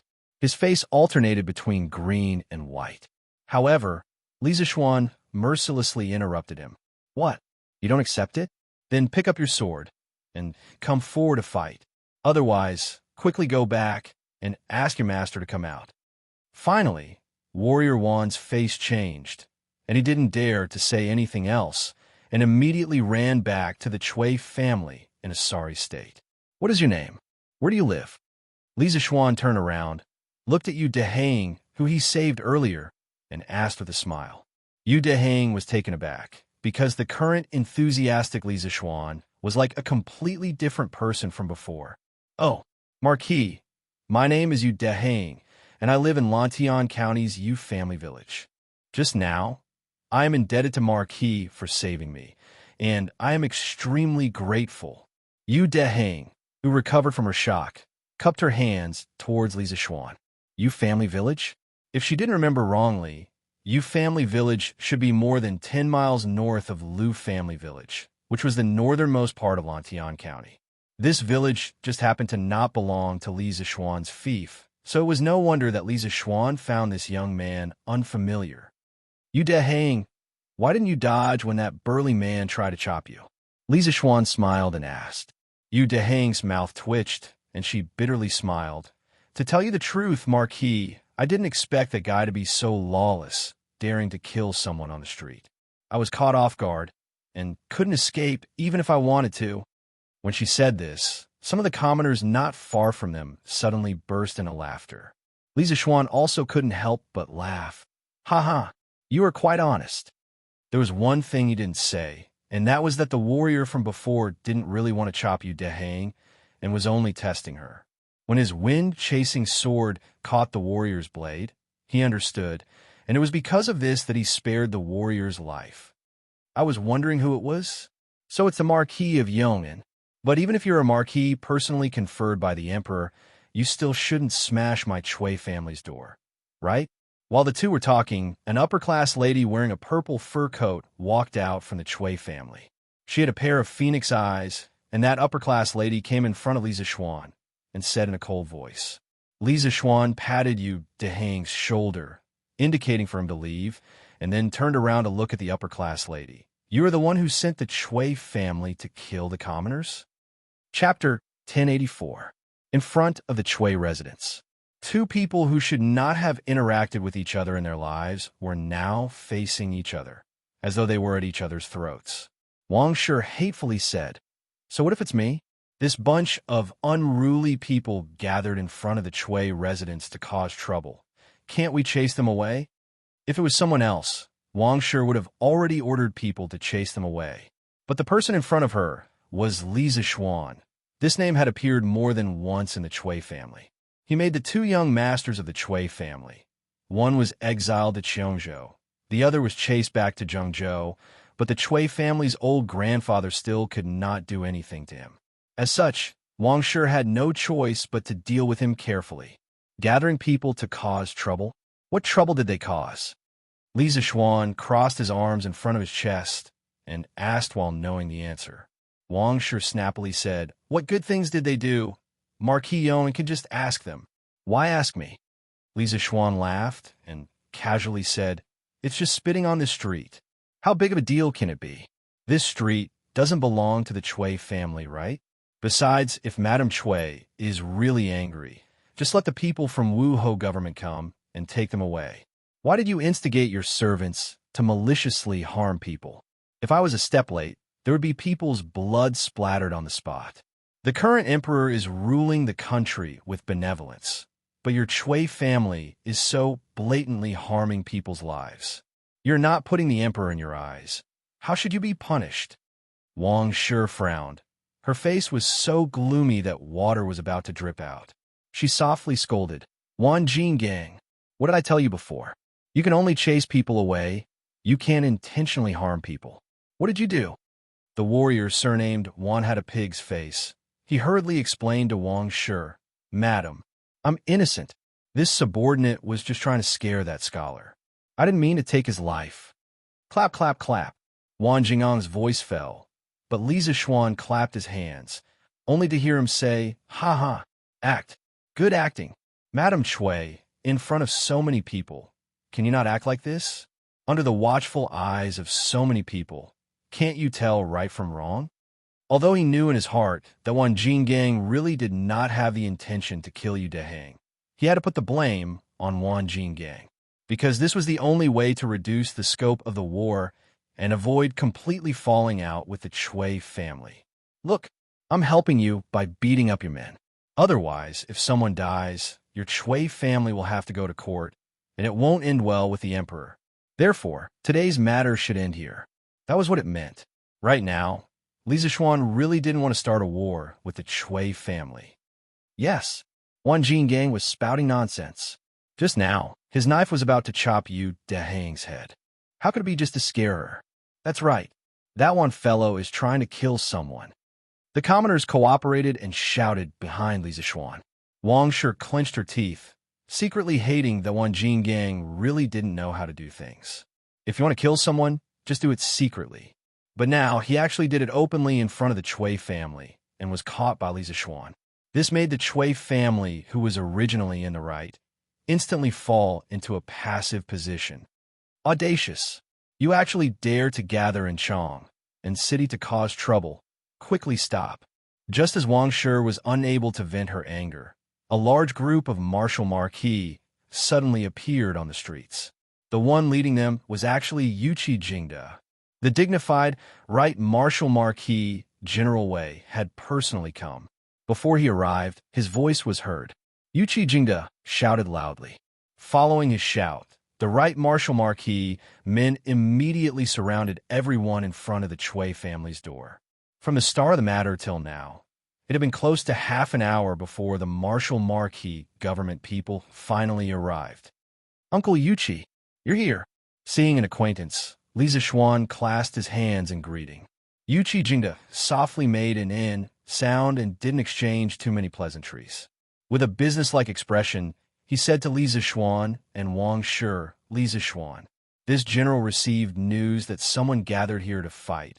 Is there such a thing? Li Zixuan wasn't in a hurry to speak. Instead, he looked at Wang Shi with a faint smile. He believed that if Wang Shi wasn't stupid, she should know what to say.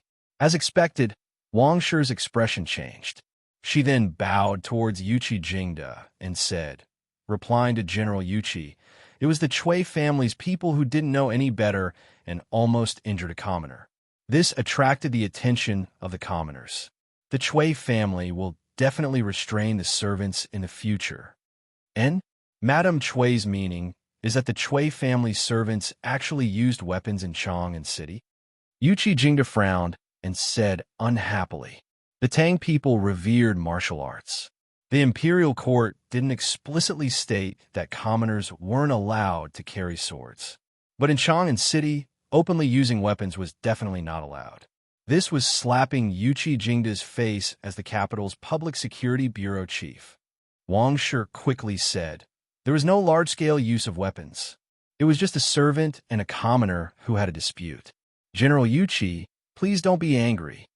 Not only did Li Zixuan want to turn the matter into a small one, Wang Shi also wanted to, because she had previously admitted that Wan Jinggang was under her orders, and Li Zixuan had caught Wan Jingang's weakness of wanting to kill commoners in public. One must know that now was a time of peace. Li Er, this king, cherished the commoners very much. If one really looked into it, their Chui family wouldn't be able to gain any benefits from Li Er. As for the commoners, they had a fight with the Chui family servants today. Although the Chui family servants were a little domineering and deserved to be beaten, the cause of the matter was still because they came over to spit in front of the Chui family's door. Now that they could turn the matter into a small one, they could also accept it in their hearts. Moreover, in the process of the previous fight, they didn't suffer any losses. After all, such a good thing like beating up the Chui family servants and not being arrested by the officials didn't happen every day. No matter what, openly using weapons in Chong, and city is definitely not allowed. Madam Chui, please hand that person over. I want to bring him back to the Wu Ho government for questioning. Yuchi Jingda looked around and muttered to himself for a while before speaking. Wang Shi was indignant, but she couldn't show it on her face. After a while, she said, General Yuchi, the Chui family will punish him severely after this matter. There's no need to trouble General. Yuchi Jingda's tiger eyes focused and said coldly, And Madam Chui doesn't intend to hand him over? Fine, then I won't force it. At most, old grandfather Chui will make another trip to the palace. The day before Chui Yunhan was exiled to Cheongzhou, Chui Junchuo personally went to the palace to plead with Lier. Wang Shi's expression finally changed. After hesitating for a moment, she gritted her teeth and said, General Yuchi, please wait. The Chui family is willing to hand him over.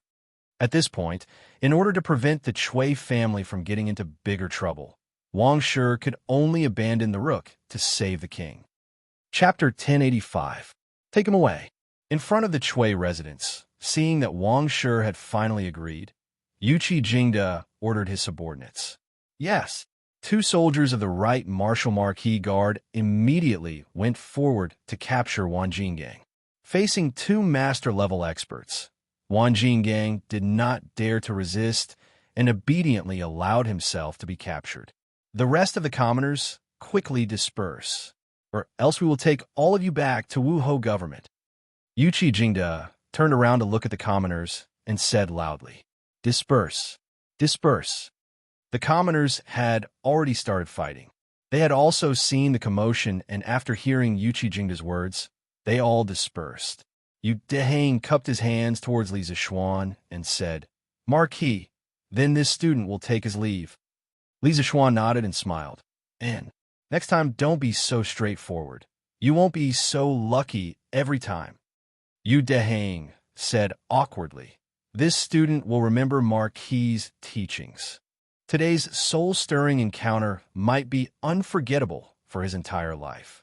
It was also the first time he truly understood Li Zishuan. This was a talent in both civil and martial arts, a true dragon and phoenix talent. From today onwards, his idol would completely become Li Zishuan and no longer the so-called 5 surnames, 7 sects. After saying that, Yu Dehang turned around and left with the villagers of Yu family manor. In front of the Chui residence, which was bustling with noise and excitement, in an instant, only the people of Wu Ho government, Li Zishuan, Wang Shi, and the defeated soldiers of the Chui residence were left. Wang Shi glared at Li Zishuan with a sinister expression. Just as she was about to say something, she heard Yuchi Jingda say, Xiao Xian, quickly enter the palace. His Majesty has something to summon you.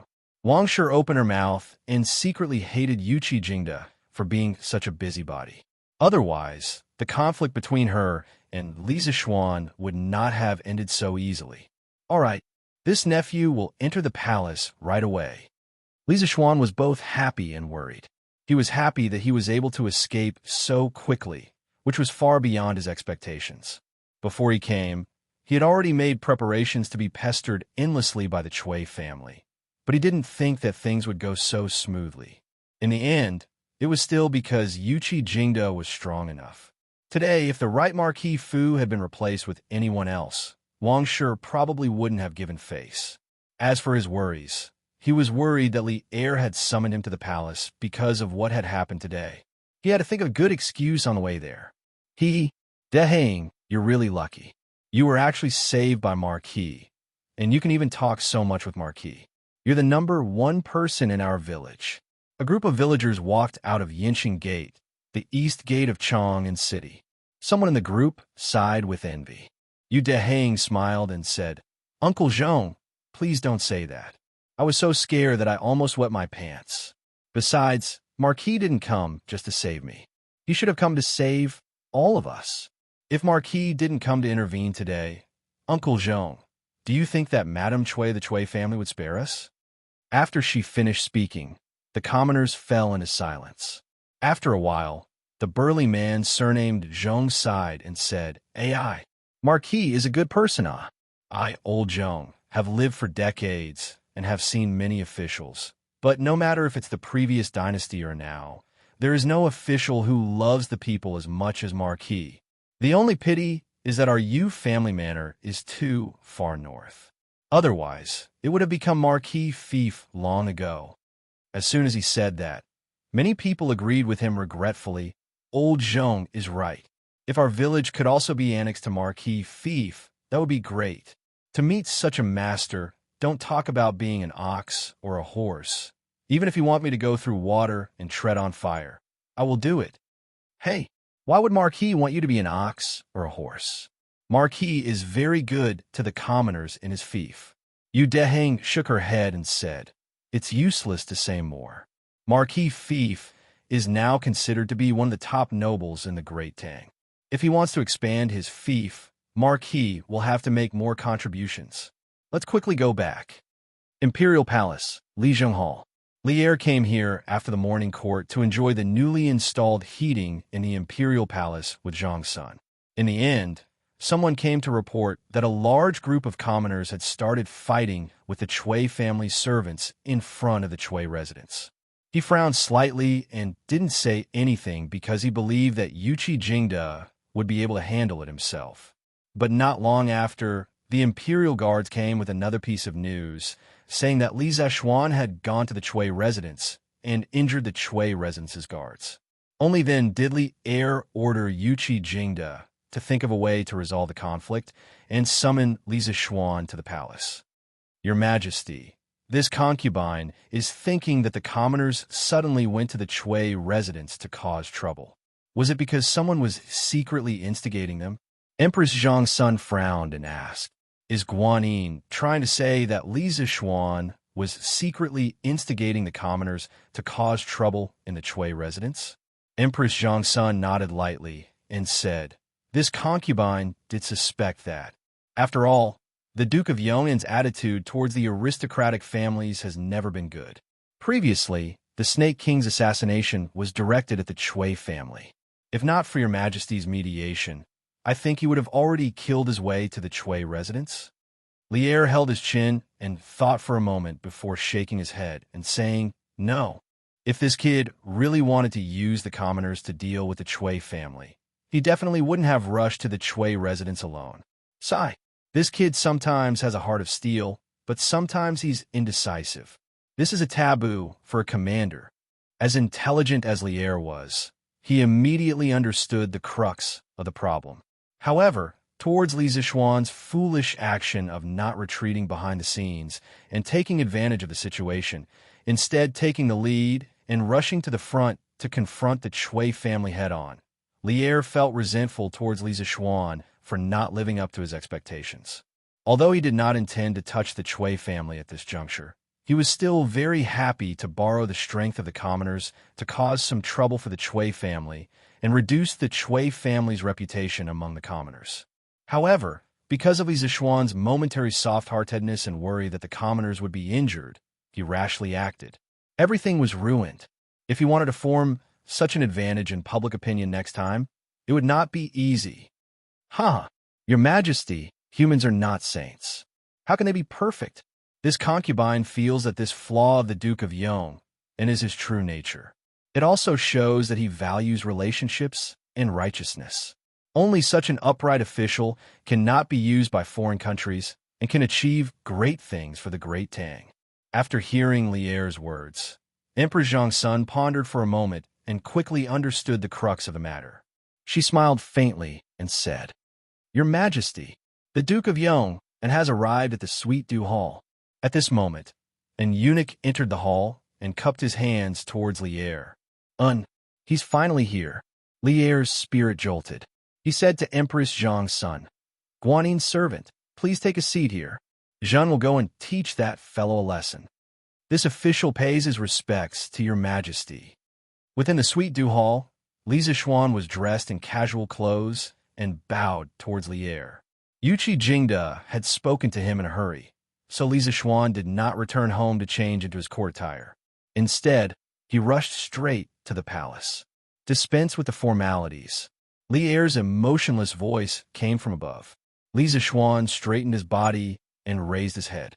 He saw Li Er sitting on the seat of honor, glaring at him like a tiger watching its prey.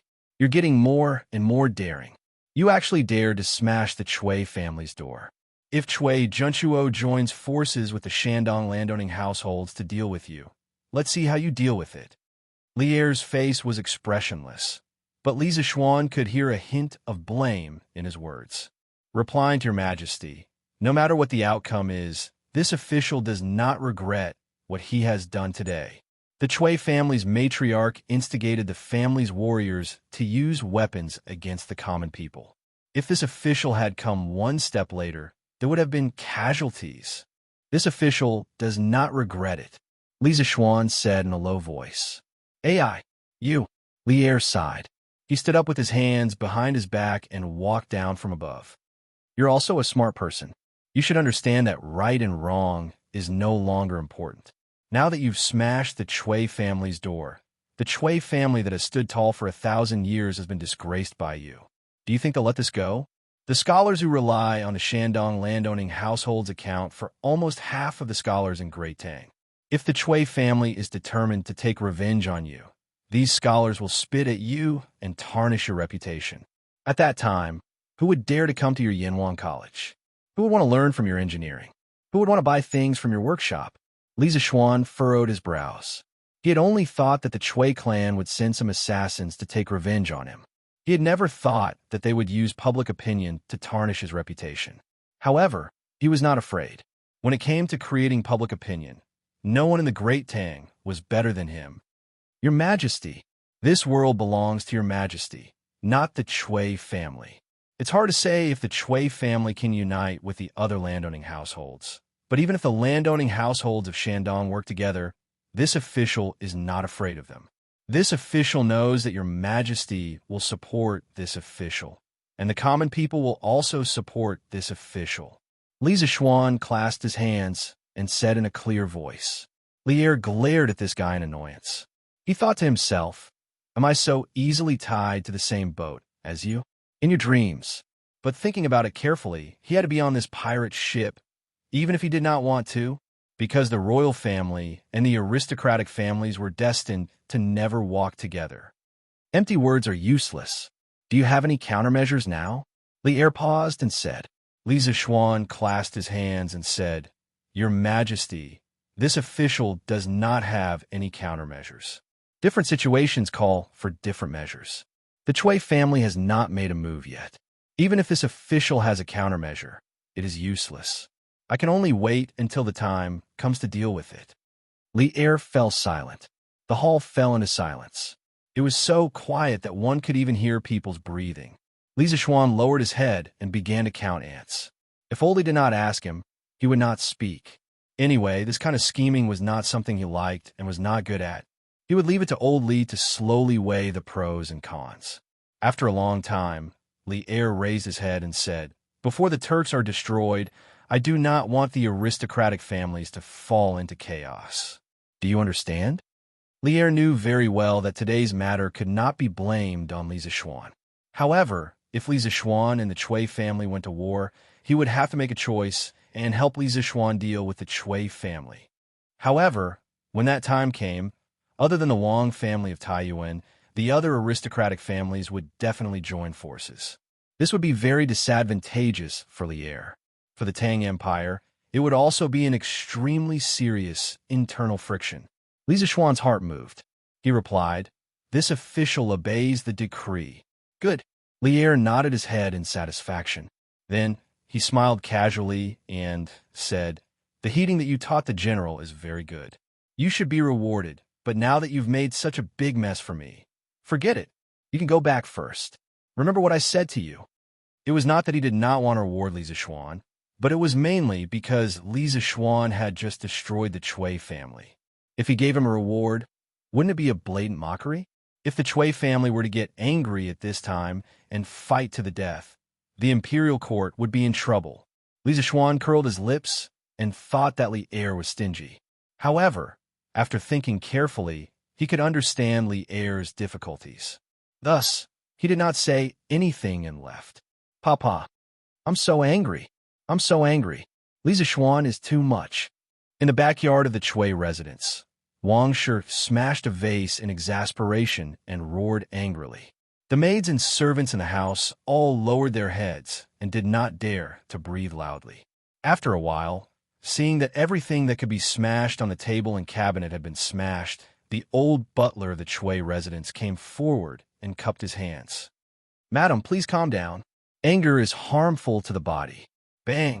Calm down. This Li Zishuan first forced Xianji back to Zhengzhou, then caused Yunhan to be sent to Qiongzhou.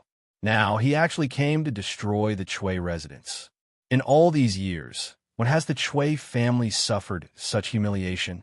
If the old master was still in Chong, and would he allow him to be so impudent? Wang Shi slammed the table and said angrily. Butler Wang lowered his head and said carefully, "Madam, the most important thing now is not to be angry with the Marquis of Yong'an, but to reduce the impact of this matter on the Chui family as soon as possible. In this old servant's opinion, we should donate a sum of money to the Warmtang Foundation as soon as possible. Otherwise, the Marquis of Yong'an might use this as an excuse to make a fuss. When the time comes and Detong daily spreads the news, I'm afraid our Chui family's reputation will be ruined." It had to be said that the old butler's foresight was very accurate. Today's matter, other than hurting the Chui family's face, more importantly, it dealt a considerable blow to the Chui family's reputation. The reason why the 5 families and 7 noble families could have their current status was mainly because of the reputation they had accumulated over many years among the common people, especially among the scholars. If the Chui family were to have a bad reputation, then in the future, the Chui family would lose the support of many scholars. This was a huge matter that would hurt the foundation of the Chui family. Donate money? In your dreams. That Warmtang Foundation might be under the name of the Imperial Court and the Empress's name and name, but who doesn't know that the real person in charge is Li Zishuan's family? This brat wants to use such underhanded means to force the Chui family to donate money. No way. Wang Shi, who was in a fit of anger, refused without hesitation. "Madam, but, Butler, you don't have to say any more. I've already made up my mind. Not only will the Chui family not donate money, today's matter will not be settled so easily." The old butler still wanted to say something, but Wang Shi did not want to hear any more. She threw down this sentence and left immediately. The old butler opened his mouth and was filled with helplessness.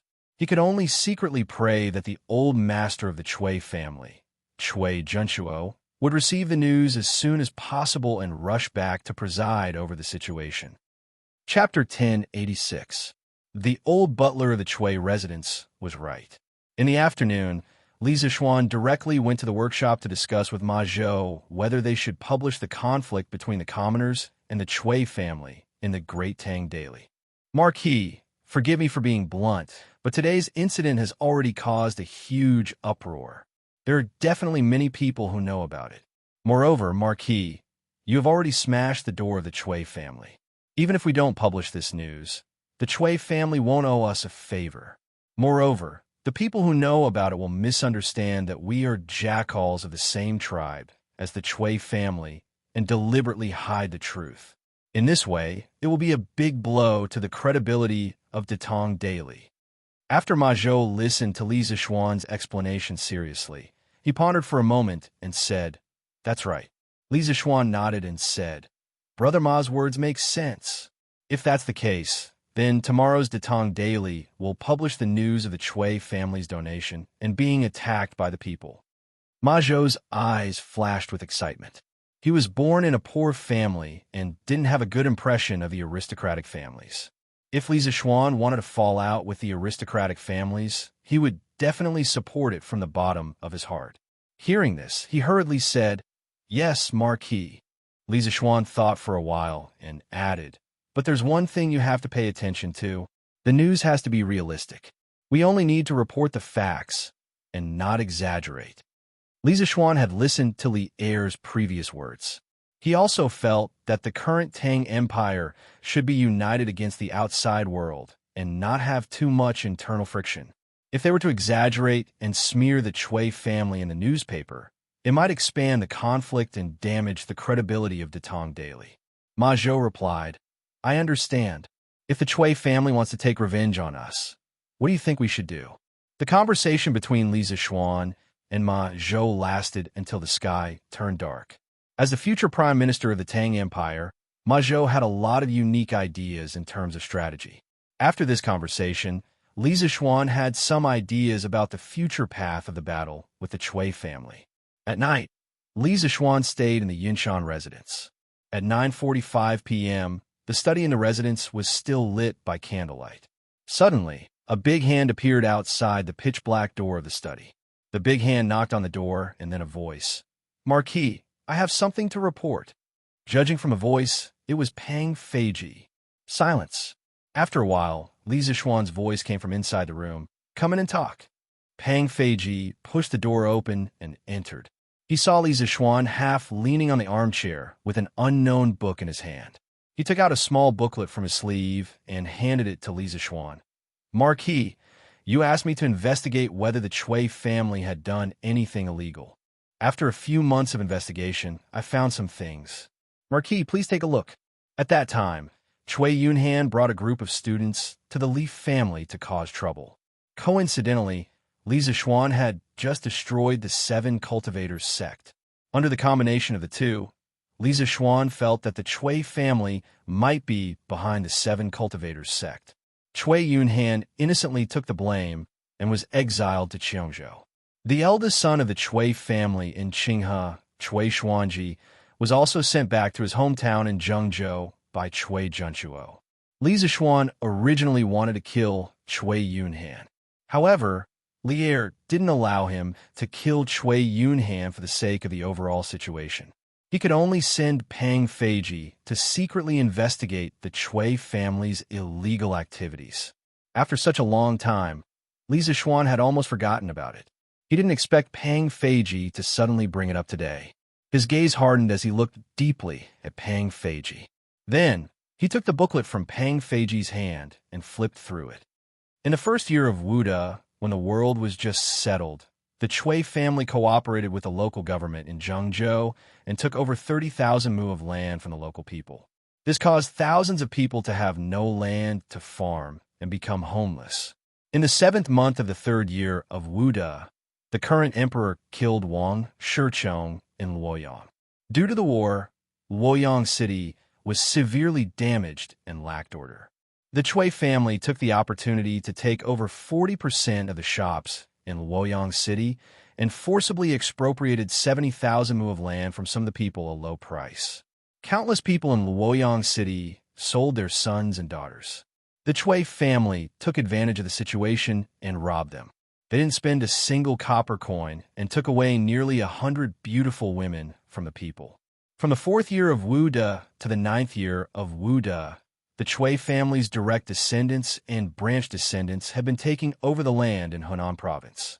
Sometimes there were even cases of people bullying people. There was evidence that a total of 16 poor peasant girls were raped.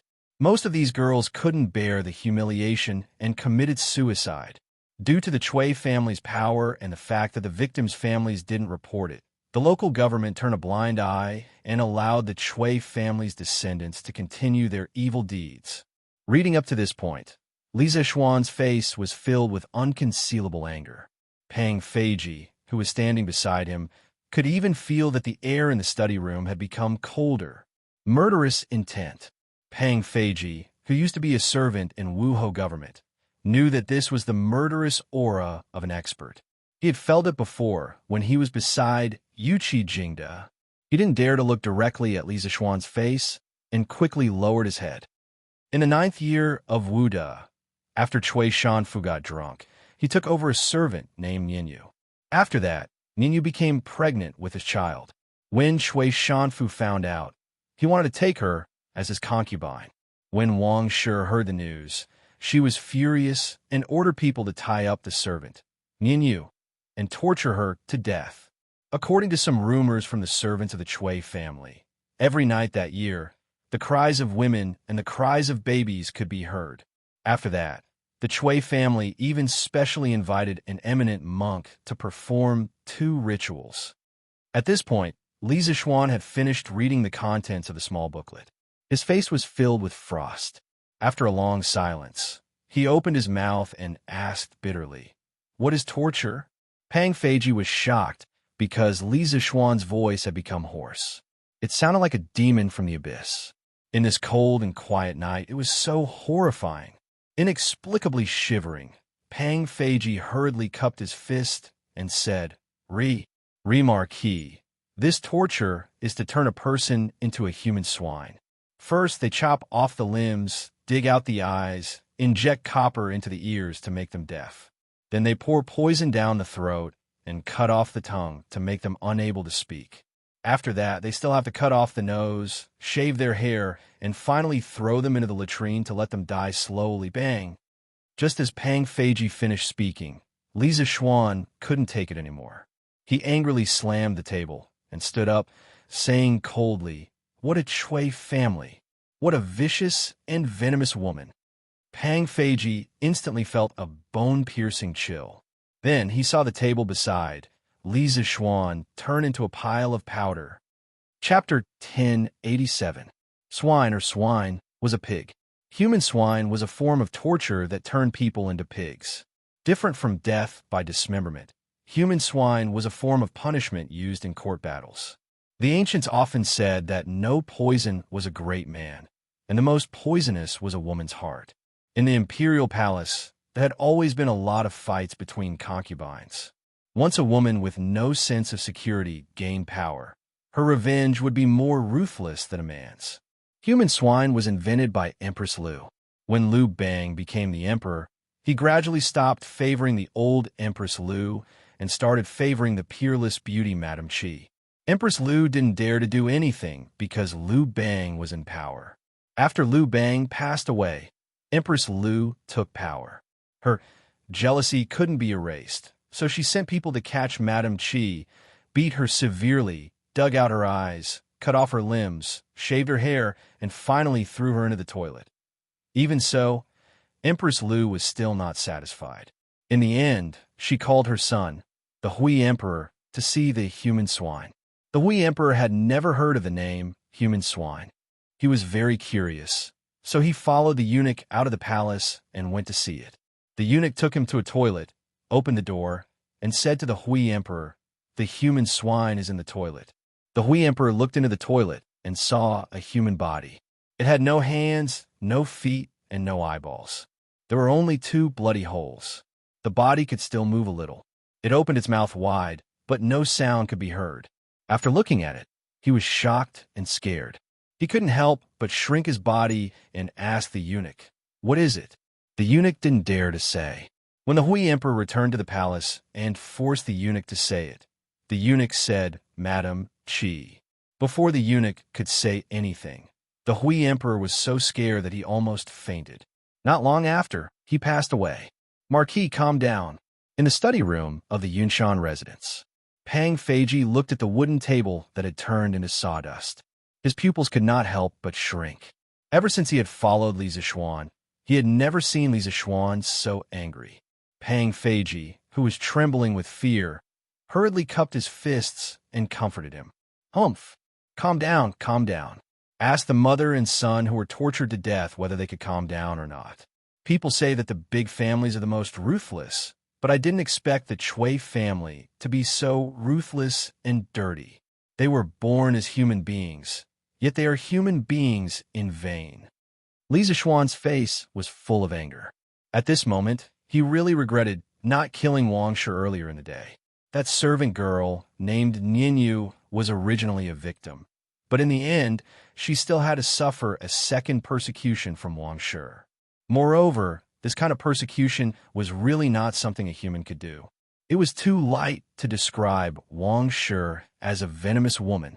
Earlier in the day, Lier had told him to bear with it and wait for the Great Tang to resolve its external threat before dealing with the aristocratic clans.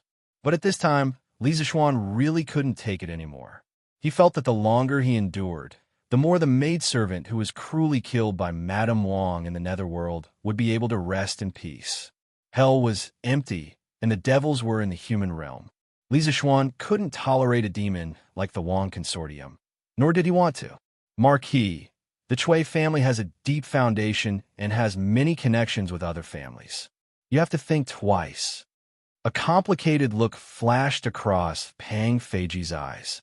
He cupped his fist towards Li Zishuan and said, Li Zishuan suddenly realized that something was wrong. He turned around abruptly and stared at Pang Feiji with a burning gaze. He stared at Pang Feiji for a long time until Pang Feiji was at a loss for what to do. Only then did he open his mouth and say, Feiji, this information, with just the people in your hands, could you have found it? A trace of undetectable panic flashed across Pang Feiji's eyes. Marquis, if you think that I have treated you well, please tell me the truth. Li Zishuan turned around and said coldly with his hands behind his back. Pang Feiji's body trembled. The words that were about to leave his mouth could no longer be said. After a moment of silence, he said in a low voice, I am guilty. This information was found out by me with the help of the right Marquis household. Then what did you find out about this? Li Zishuan said expressionlessly. It had been almost half a year since the last time he ordered Pang Feiji to find out about this information. He did not believe that Pang Feiji just happened to find out about this information in these few days. Marquis, I found out about this 3 months ago. Pang Feiji's expression changed. He hesitated for a moment and finally gritted his teeth and said, 3 months ago. Hearing this, Li Zishuan's eyes flashed with a strange light. He turned around and looked directly at Pang Feiji. He asked word by word, Then why didn't you tell me about this 3 months ago? What are your intentions? Pang Feiji's face instantly turned pale. He hurriedly knelt down on one knee and said, Marquis, I am guilty. I am asking you why you didn't tell me about this earlier. Don't King kowtow and beg for forgiveness and pretend to be pitiful. Li Zishuan was in a fit of anger. Seeing Pang Feiji like this, he was burning with rage. He could not help but violently smash the book in his hand towards Pang Feiji's head. Pang Feiji could have dodged, but he did not. The book that was originally not heavy, under the influence of Li Zishuan's angry strike, instantly left a big bump on Pang Feiji's head. Marquis, Pang Feiji opened his mouth but did not say anything. It was Uncle Yuchi who ordered you to do this, right? The room was silent for a long time. Li Zishuan suddenly opened his mouth. In his tone, there was a trace of sadness. It was the kind of sadness that came from being betrayed by a friend or brother. Pang Feiji was as if struck by lightning. He was stunned for a while and finally said, Marquis' guess is correct. However, General Yuchi only suggested it. In the end, I made the decision not to tell Marquis in advance. Please punish me, Marquis. Why? Li Zishuan's voice gradually turned cold. It was so cold that Pang Feiji felt like crying. Yes, he felt like crying. Replying to Marquis, when I received this news, General Yuchi told me in person that if you, Marquis, were to know the contents of the book, based on your usual kind heart, you would definitely be furious and kill the Chui family regardless of the consequences. At that time, Marquis, your wings were not fully grown. Moreover, you had just established Yanhuang College. I'm afraid that your position in the Emperor's heart was not stable. If the Chui family were to fight back with all their strength, it would very likely cause you, Marquis, to suffer a great loss. Moreover, at that time, Marquis would not have the time to take care of Yanhuang College. Therefore, General Yuchi advised me to wait until the time was right to pass this news to Marquis. Ever since Feiji had followed Marquis, everyone knew that Marquis treated his brothers well. Marquis treated his brothers as family. This kindness, even if Feiji were to die 1,000 times, he would not be able to repay it. From the beginning to the end, Feiji only hoped that Marquis and his family would be safe and prosperous for generations to come. He had never been disloyal to Marquis. Feiji also knew that Yanhuang College was a foundation that Marquis valued greatly. In order to prevent Marquis from recklessly attacking the Chui family, and also to allow Marquis to focus on developing the college, Feiji acted on his own initiative and suppressed this information until today. Feiji, please punish me for not reporting it. Chapter 1088. You mean to say that now is the right time to make a move on the Chui family? Pang Feiji's words of loyalty touched Li Zixuan, but at the same time, he was also a little angry. Superiors didn't like their subordinates to make decisions on their own. Although Li Zixuan came from the modern world and received the education of everyone is equal, he still didn't like others making decisions for him.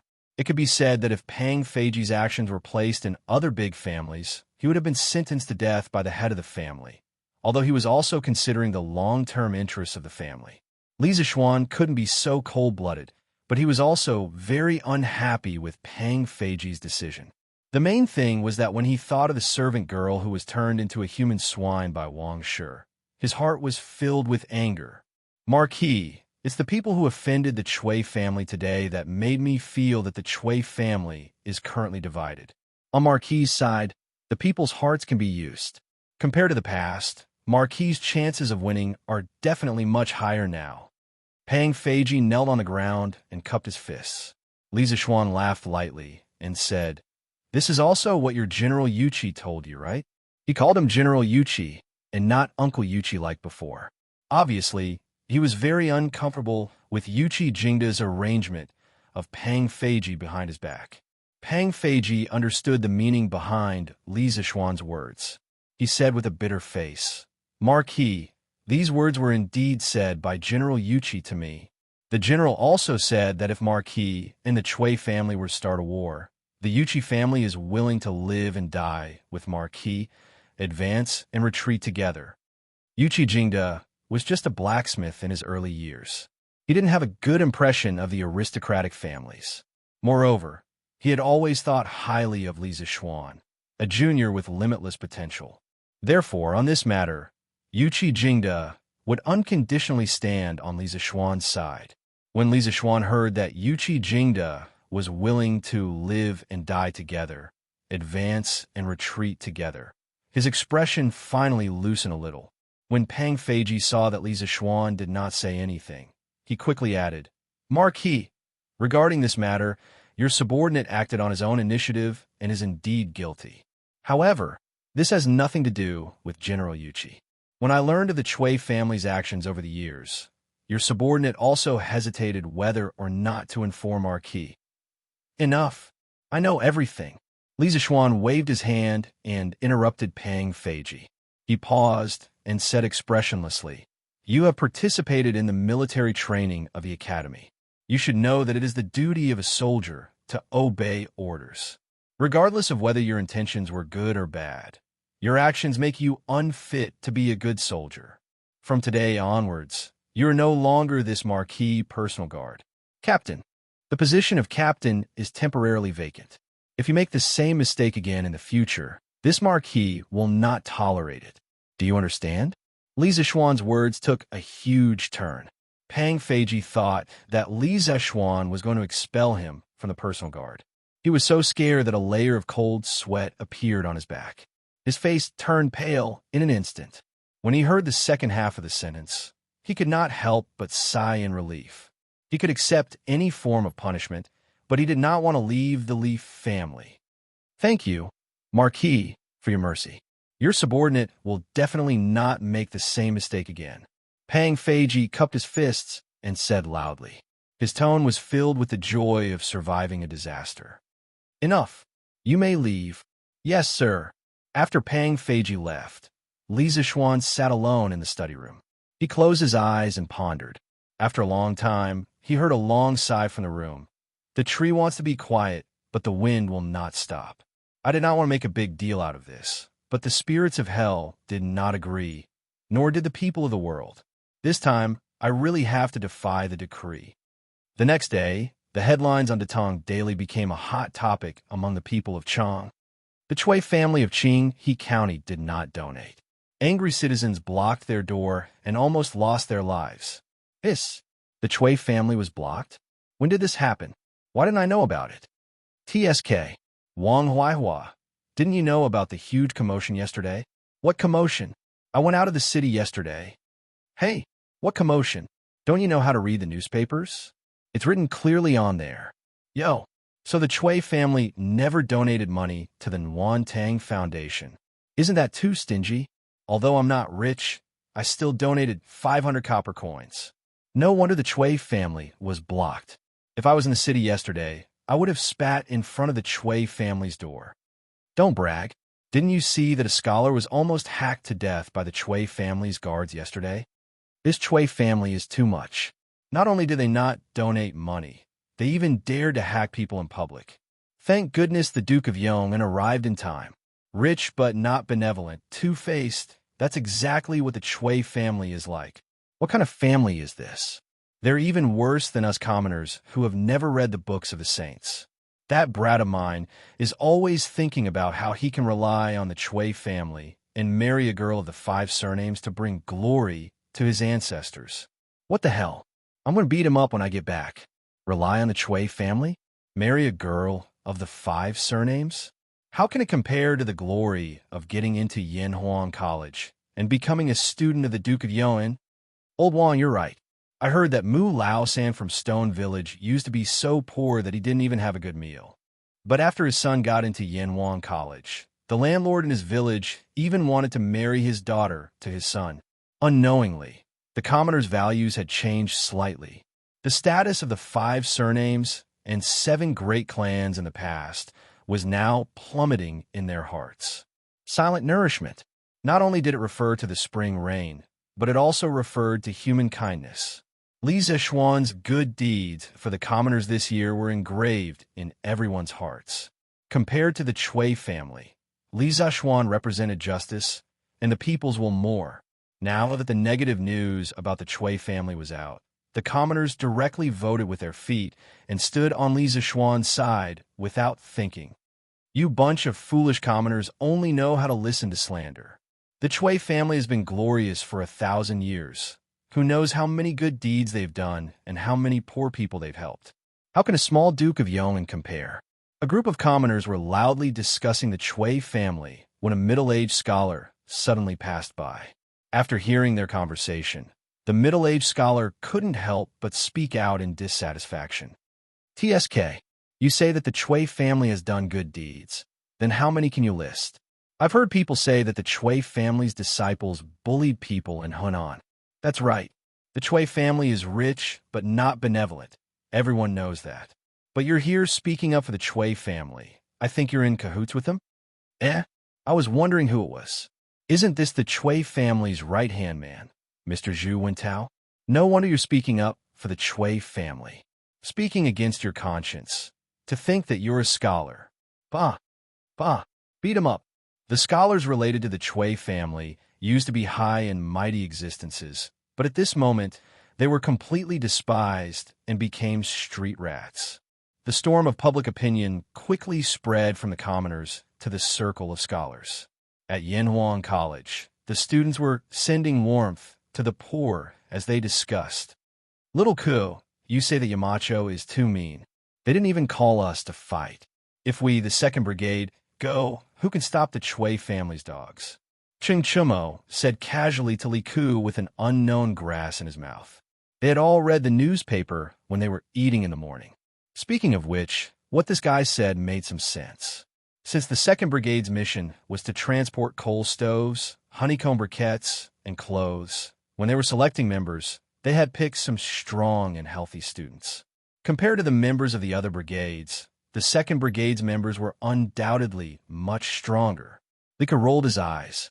After being together for a long time, he knew that Chung Chumo had a violent gene in his bones. He said angrily, Chonyo, don't you understand what Yamacho is trying to do? He doesn't want anyone to get hurt, or else he wouldn't have gone personally. Of course, he wouldn't let us go. Sigh. Yamacho smashed the Chui family's door this time, and I feel that the Chui family will not let this matter rest. Yamacho is probably in trouble. I didn't expect the Chui family to be so arrogant.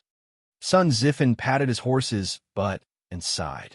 Chung Chumo pursed his lips and said, TSK, Ziffin, do you only know what kind of people the Chui family is? I heard that Chui Shanfu had caused trouble for Yamacho more than once. Luckily, he was sent to Lingnan, or else he would be impeaching Yamacho in court.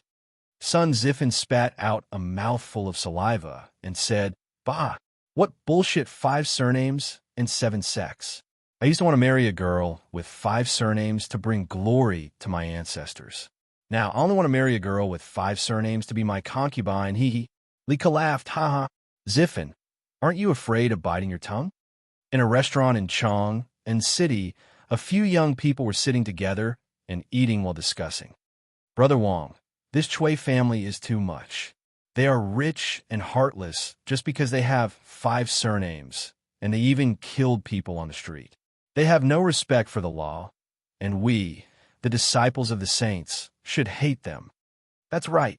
The Chui family has been glorious for thousands of years, and they are the leader of the scholars, attracting countless talents to join them. But their current actions are not worthy of their position, and they are hated by everyone.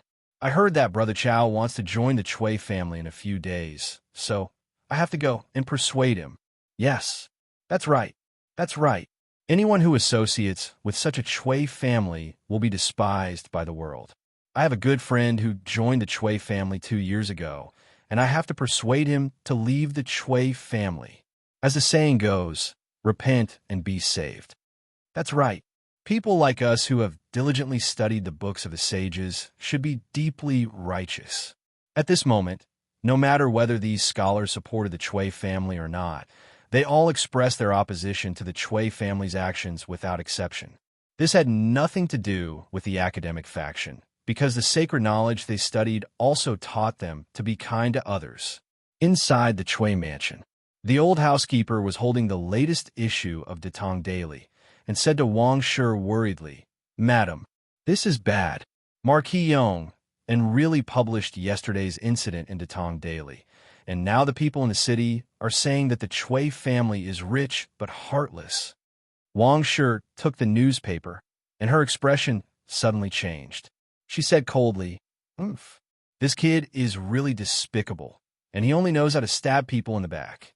Since he is heartless, then don't blame me for being heartless. Housekeeper, tell the gentleman in the residence to immediately write articles attacking Lisa Xuan. I want to completely ruin this kid's reputation." The old housekeeper said anxiously, "Madam, this old servant thinks that the best thing to do now is to donate some money to the Warm Tang Foundation, so that we can stop the people's mouths. Otherwise, the Chui family's 1,000 years of reputation will be destroyed." "Shut up." Wang Shi's expression suddenly became ferocious, and she roared, "Shut up. Let the Chui family give money to that kid. Don't even think about it. Last time, the Chui family was tricked by that kid, and until now, we still haven't earned back the capital of 3,000 strings of coins. You want me to donate money? No way. Oof. In my opinion, you should be the one to shut up." At this moment, an old but energetic voice came from outside the house. Wang Shi's face turned pale, but the old housekeeper's eyes lit up with joy. He quickly turned around and bowed. "Greetings, old master. Greetings, father." Wang Shi took a few deep breaths and bowed as well. That's right, the person outside was the Chui family's old master, Chui Junchuo. The old man received the news and rushed back from the manor outside the city early in the morning. "Oof. If I didn't come back, would the Chui family have been ruined by you?" Chui Junchuo walked into the house, and with the help of a maid, he sat on the sandalwood chair at the head of the table. Then, he glared at Wang Shi and said angrily. Wang Shi quickly bowed and said, "Father, please calm down. This is all because of Lisa Xuan. It has nothing to do with me." Bang! Chui Junchuo slammed the table. Although he was old, he slammed it hard. Wang Shi was so scared that she didn't dare to say another word. "Then let me ask you, why did you order Wan Jinggang and the others to kill the people yesterday? The capital is under the feet of the emperor. Who gave you the courage to use your weapons? Do you think the Chui family is still the Chui family from 10 years ago? Also, why didn't you send someone to donate money to the Warm Tang Foundation after the people left yesterday? Is that money more important? Or is the Chui family's reputation more important? Why don't you ask around and see if the other families are secretly laughing at us? You short-sighted thing. Shanfu marrying you is really a misfortune for the Chui family." These words were a bit harsh, Wang sure could order people around all these years because she was the Chui family's legal wife. Now that she heard Chui Junchuo's words, her face immediately turned pale. "Father, I know my mistake. I know my mistake. Please calm down." "Umph." Chui Junchuo snorted and hurriedly took 2 deep breaths. It was obvious that he was tired after saying so much. At this time, he ignored Wang Shi and looked at the old housekeeper. "Wang Yong, go to the accounts room and withdraw 2,000 strings of coins. Donate it to the Nuantang Foundation now." The old housekeeper hurriedly replied, "Yes, grandfather." Chui Jinchuo looked at Wang Shi and was silent for a while. Then he said, "Let's put aside the grudge between the Chui family and Li Zixuan for now. When the storm calms down, I will settle the score with him. You stay at home obediently and don't ruin things." "Yes, father." Chapter 1089. Marquis, this person's mouth is very tight. From yesterday until now, he hasn't said anything. General Yuchi said that he would be sent to the Supreme Court tomorrow. In a dark little room in the Right Marshal Marquis mansion, Wan Jingang's hands and feet were tied, and he was hung on a beam. His hair was disheveled, and he was in a very sorry state. A soldier of the Right Marshal Marquis mansion was currently explaining the situation to Li Zixuan in a low voice. The Right Marshal Marquis mansion did not have a prison, so Wan Jinggang could only be temporarily locked up in this little room. The Supreme Court of the Tang Dynasty, as well as the various prefectures and counties, all had prisons. The Ministry of Justice, the Supreme Court, and the Imperial Censorate were the 3 major judicial organs of the Tang Dynasty. The Supreme Court was the central judicial organ of the Tang Dynasty. It was responsible for investigating the crimes committed by the central officials, as well as cases of imprisonment in the capital. The Supreme Court's trials usually took the form of a direct trial. Therefore, the Tang Dynasty followed the tradition of the Northern and Southern dynasties and set up the Supreme Court prison as a place to detain criminals. As the central prison, the Supreme Court prison was mainly used to detain officials who committed crimes and important crimes in the capital. Therefore, Wan Jinggang would ultimately be sent to the Supreme Court. Apart from the Supreme Court, the Imperial Censorate of the Tang Dynasty also had a prison. At the beginning of the Tang Dynasty, the Imperial Censorate's main function was to monitor the situation. But sometimes, according to the Emperor's edict, they would carry out a trial of a criminal official and directly participate in the trial. On the other hand, the Ministry of Justice, as one of the 3 departments, was not an independent judicial organ. It did not set up a prison, nor did it set up a warden. But the Ministry of Justice was the highest authority to manage and monitor the prison affairs of the entire country. No matter if it was the Supreme Court or the Imperial Censorate, they all had to report to the Ministry of Justice before the 25th day of every month. Li Zixuan frowned and said, "Is there any torture?" Asking this kind of question showed that he had watched too many period dramas in his previous life. As expected, the soldier's expression changed, and he hurriedly looked around. After seeing that there was no one else, he hurriedly said, "Marquis, our Right Marshal Marquis mansion does not have the right to use torture. Every time we hand a criminal over to the Supreme Court, they will check if there are any traces of torture. If they discover that we used torture, they will definitely find trouble with General Yuchi." Wan Jinggang, who was hung on the beam, had a mocking smile on his face. It was obvious that this fellow had nothing to fear. "Oomph, go get a wooden bucket. Then send someone to fetch a syringe from this Marquis's estate. Just tell Steward Wang directly. He will definitely understand."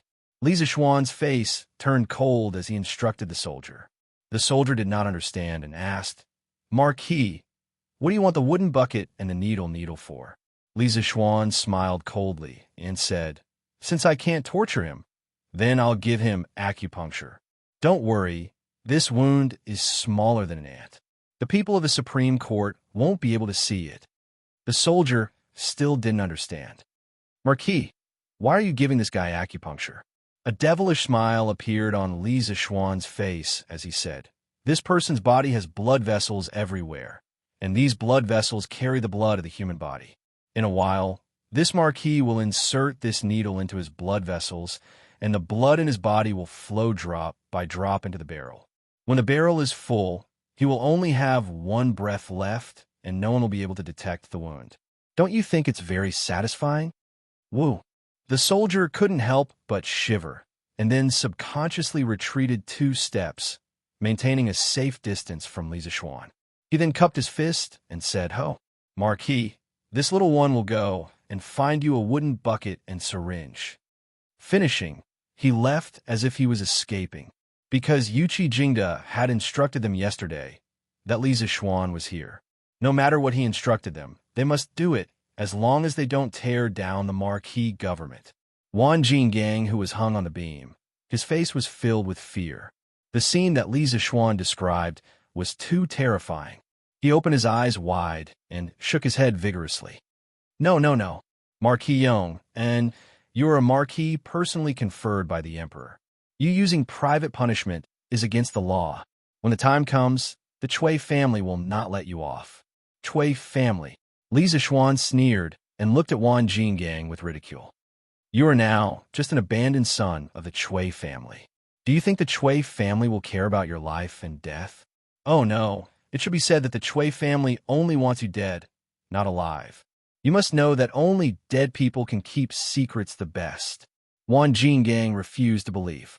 No, I was recruited into the Chui family by the old grandfather. When he returns to Chang'an, he will definitely think of a way to save me. Old grandfather? You mean Chui Junchuo? Where's he now? Lisa Schwan's gaze congealed as he asked. Wan Jinggang suddenly came to his senses. He seemed to have confessed without being pressed. He immediately shut his mouth and did not say another word. Lisa Schwan saw the situation and sneered. Humph, looks like you still haven't recognized the reality. In a while, I will let you bleed to wake you up. Wan Jinggang clenched his teeth. Humph, let me bleed then. Do you think the amount of blood Wan Jinggang, have bled these few years is not enough? He was obviously strong in appearance, but weak in reality. Lisa Schwan was too lazy to talk nonsense with him. After a while, the soldier from earlier brought a wooden bucket and placed it next to Wan Jinggang. Lisa Schwan ordered, use a black cloth to cover his eyes. I am afraid that he will not be able to take it and will scare himself to death. Yes, Marquis. The soldier and Wan Jinggang shuddered. They secretly thought that Lisa Schwan was really ruthless. After a while, the soldier pulled a piece of black cloth out of nowhere and covered Wan Jingang's eyes. Lisa Schwan personally cut. Oh no, it was a needle. Fortunately, he was tall and could stand on the ground and directly insert the needle into Wan Jingang's arm. Facing Lisa Schwan, a martial arts master, Wan Jinggang did not make any unnecessary struggle. This was because he knew that Lisa Schwan had thousands of ways to make him lose the ability to struggle. At this time, he only felt that his arm was stung by a bug. It was not painful, so he sneered. Oof, I thought it would hurt a lot. This is just scratching an itch for me. Wan Jinggang. Lisa Schwan was not angry. He said with a smile, this Marquis goal is not to make you feel pain. This Marquis wants you to experience the loss of life unknowingly. In the end, you won't even have the strength to open your eyes. During this process, you can't do anything. You can only wait for death slowly. Wan Jinggang trembled. It was obvious that he had begun to feel fear in his heart. The soldier next to him saw that the light yellow rubber hose was instantly dyed dark red. Immediately after, there was a drip sound and blood slid into the wooden bucket. Go and get a few Datang daily for this Marquis. This Marquis will read the newspaper here today while admiring how this Wan Jinggang is drained dry. Lisa Schwan forcefully endured the disgust in his heart and ordered. In fact, he himself was a little scared when he heard such deliberately scary, perverted words. But in order to make Wan Jinggang speak the truth, he could only suffer himself. Roar, Marquis Yongin, kill me if you dare. What kind of hero are you to use such despicable means? Wan Jinggang couldn't help but feel a chill run down his spine when he thought of how all the blood in his body was about to be drained dry and how there was a person admiring the process at the side. He only wished for a quick death now. The soldier of the right Marquis household looked at Lisa Schwan as if he was looking at a monster and thought, is this still the great philanthropist Marquis Yong, and that everyone praises? Why does he look like a demon that just came out of hell? Just as the soldier was about to give Lisa Schwan a newspaper, he suddenly felt his sleeve being pulled by someone. He lowered his head and saw that it was Lisa Schwan who had pulled him. He was bewildered and was about to ask when he saw Lisa Schwan shove a ball of paper into his hand with lightning speed and make a shushing gesture. The soldier was also a quick-witted person. He quickly nodded and retreated. "Commandant Joe, Marquis, what's written on it? Tell me quickly." In a side hall of the Wu Marquis household, the soldier who previously served Lisa Schwan was scratching his ears and cheeks as he surrounded a middle-aged man and asked anxiously. Looking at him, he was obviously illiterate. The note Lisa Schwan passed him earlier was really a waste. "You? The general usually tells us to read more books when we have time. Shinsigi, you just don't listen." The middle-aged man, surnamed Zhou, pointed at the soldier and grumbled. But grumbling was grumbling. He still started to help Shinsigi read the contents of the note. A jug of water, a funnel, and 2 soldiers? "Shinsigi, are you sure this is the note Marquis gave you?" The content of the note was very simple. Commandant Zhou finished reading it very quickly, but he didn't quite understand the contents of the note. Shinsigi frowned and thought for a while, then said excitedly, "I understand. Thank you, Commandant Zhou." With that, he ran off like a wisp of smoke. Drip, drip, drip, drip. In a dark room, the sound of water dripping could be heard from time to time. A young man sat at the door, calmly flipping through the latest issues of Datong Daily. His face would occasionally reveal a smile. It could be seen that he was in a good mood. But the burly man who was hung on the beam was not in a good mood. His face was pale. Because he wanted to break free, his wrists and ankles were left with deep purple marks. His lips were dry. He didn't shout or shout, because he had shouted for a long time, but it was useless. The young man was unmoved by his shouts, but it couldn't be said that he was completely unmoved. When he cursed, the young man would fiercely kick him in the stomach. It was so painful that he couldn't even breathe. "Marquis, it's already noon. Why don't you go and have your meal first? I'll help you watch." When it was close to noon, Shinsigi ran over and asked carefully. Lisa Schwan put down the newspaper and replied, "No need. Go to Drunken Immortal restaurant and get me a plate of lion's head, a plate of fried bean sprouts, and a small pot of immortal drunken wine. This Marquis will eat here for lunch. Let shopkeeper Liu prepare a few more portions, and let the brothers on duty in the Wu Ho government have a taste." Shinsigi said in fear and trepidation, "Oh, Marquis, you're too kind. The brothers are on duty. How can they drink?" Lisa Schwan raised his eyebrows in surprise.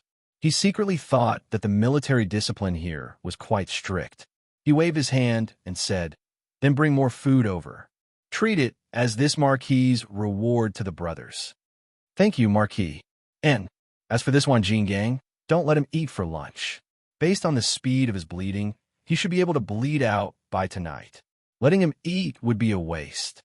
You, Marquis Yong, and you're too much." Ever since Wanjin gang was caught yesterday morning in Wu Ho government, he had not eaten a single bite of food, and after going through Lisa Schwan's torture, he felt that he was really exhausted. Hearing Lisa Schwan's words, his lungs were about to explode. "Ignore him. Go quickly."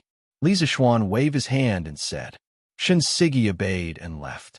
In the afternoon, the military officials and soldiers on duty in the right Wu Ho government were considered to have freeloaded a big meal. The Drunken Immortal restaurant's top-quality food and dishes, they usually could not bear to eat a plate of it. But now they could eat heartily. In a moment, the entire Wu Ho government was filled with the aroma of food. Wanjin gang, who was starving, in the aroma of the food and wine, felt that death was better than living. Every day felt like a year. "Marquis, your subordinate heard news outside. It said that the Chui family donated 2,000 strings of coins to the Nwantang Foundation. Hey, looks like they're starting to give in." Lisa Schwan invited Shinsigi to have lunch at the entrance of the little black room. During the meal, Shinsigi smiled and said a piece of news. Wanjin gang heard this and could not help but frown deeply.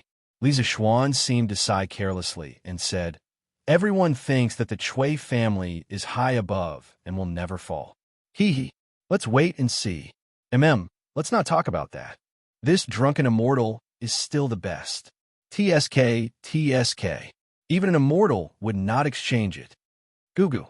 While Li Zixuan was enjoying the food and wine, Wang Jingang's stomach started growling. Li Zixuan smiled at the two soldiers who were standing beside Wang Jinggang and doing unknown things. Come, come, come. The two of you, take turns to eat. Just keep an eye on him and don't let him commit suicide by biting his tongue. The two of them looked at each other. Seeing Shun Siggy nodding at them, they replied, "Thank you, Marquis." Thus, only the sound of chewing and the very rhythmic dripping sound was left in the room. The starving Wang Jinggang was even more tormented by these two sounds. His arms and legs had already lost feeling. It was probably because he had lost too much blood. If he had a knife in his hand at this moment, his first reaction would not be to slash at Li Zixuan, but his own neck. In the afternoon, after some time, the dripping sound suddenly stopped. Li Zixuan raised his head and said, "What's wrong? Did he bleed dry so quickly?" The two of you quickly press on his arm and help him squeeze. Maybe he can squeeze out some blood.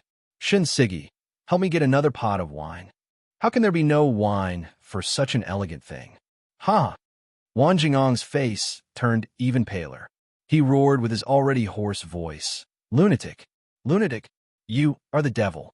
I beg you to kill me. Eh, you want to die? How can it be so easy? Your blood hasn't been drained yet. Li Zixuan laughed. Chapter 1090. Hearing Li Zixuan suddenly ask for wine, Shun Siggy was stunned at first, but after seeing Li Zixuan give him a meaningful look, he instantly understood and hurriedly left to carry out the order. Not long after, Shun Siggy brought over a pot of wine for Li Zixuan, and the other two martial marquis had already used all their strength to press down on Wang Jingang's arm. Immediately, the ticking sound in the room rang out again, and Wang Jingang's nightmare began again. Kill me. I beg you to kill me. If you're a man, then give me a quick death. I beg you. His mouth kept repeating these words in a low voice. The heavens had pity on him. He had walked the Jianghu for so many years. What kind of injuries had he not suffered? He had long seen through life and death, but this kind of waiting for death, this kind of torture to his soul and his body, he really could not stand it. At this time, a quick death to him had already become an extravagant hope. Phew! The contents of these few newspapers are a little lacking. 5 in the afternoon, the sun was setting in the west. Li Zixuan stood up, sighed, and said as if he hadn't had enough. Wang Jinggang, this marquis will give you one last chance. If you are willing to speak honestly, this marquis will give you a way out and ensure your safety. If you are not willing to speak, then this marquis will leave now, and tomorrow the people of Wu Ho government will send you, who is on your last breath, to the Supreme Court. TSK, TSK. I reckon that by that time, you will become a dried corpse. Do you know what is a dried corpse? Just like a dried fish. Li Zixuan looked at Wang Jinggang and said in a cold tone. After a day of torture, Wang Jingang's spirit was already on the verge of collapse, and Li Zixuan's last words was the straw that broke the camel's back, causing his face to be filled with fear, and he shook his head vigorously and said, "No, I don't want to become a dried corpse. I don't want to become a dried corpse. I'll speak. I'll speak. What you want to know, I'll tell you everything." Li Zixuan laughed, and his heart heaved a sigh of relief. He sat down again and said, "Good. A wise man submits to circumstances. If you had cooperated earlier, you wouldn't have suffered so much, right? Marquis Owen, pull out the needle first, otherwise I will really turn into a mummy." Wang Jinggang said with trembling lips. No rush, no rush. This marquis knows what to do. Answer a few of my questions first. Ask away. What did you do before? I used to be a bandit in the Qinling Mountains, and then I became a blacksmith. When did you enter the Chui family? For years, no. It should be 5 years ago.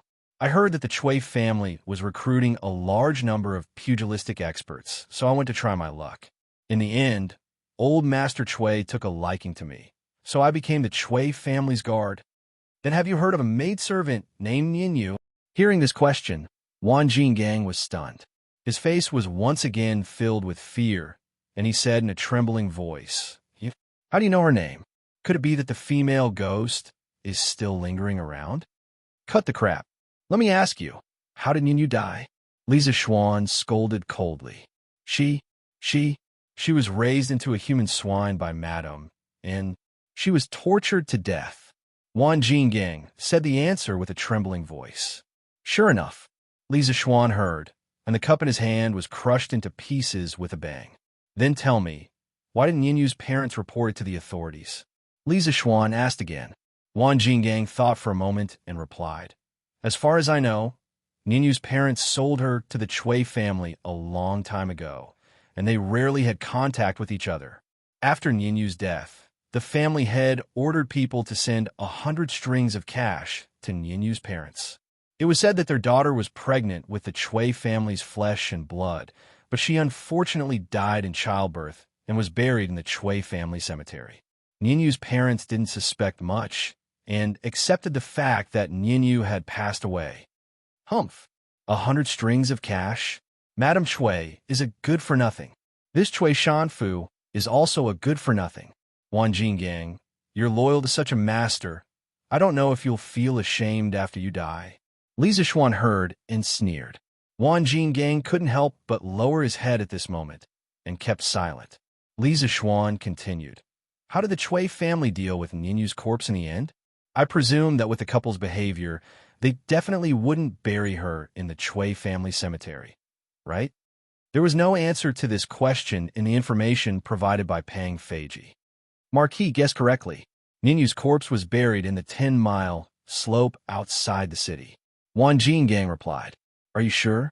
If there's half a lie, I will not only turn you into a human swine, but also cut you into pieces. Everything I said is true. Lisa Schwan's mood suddenly became heavy. Apart from this matter, has the Chui family done any other heinous things in recent years?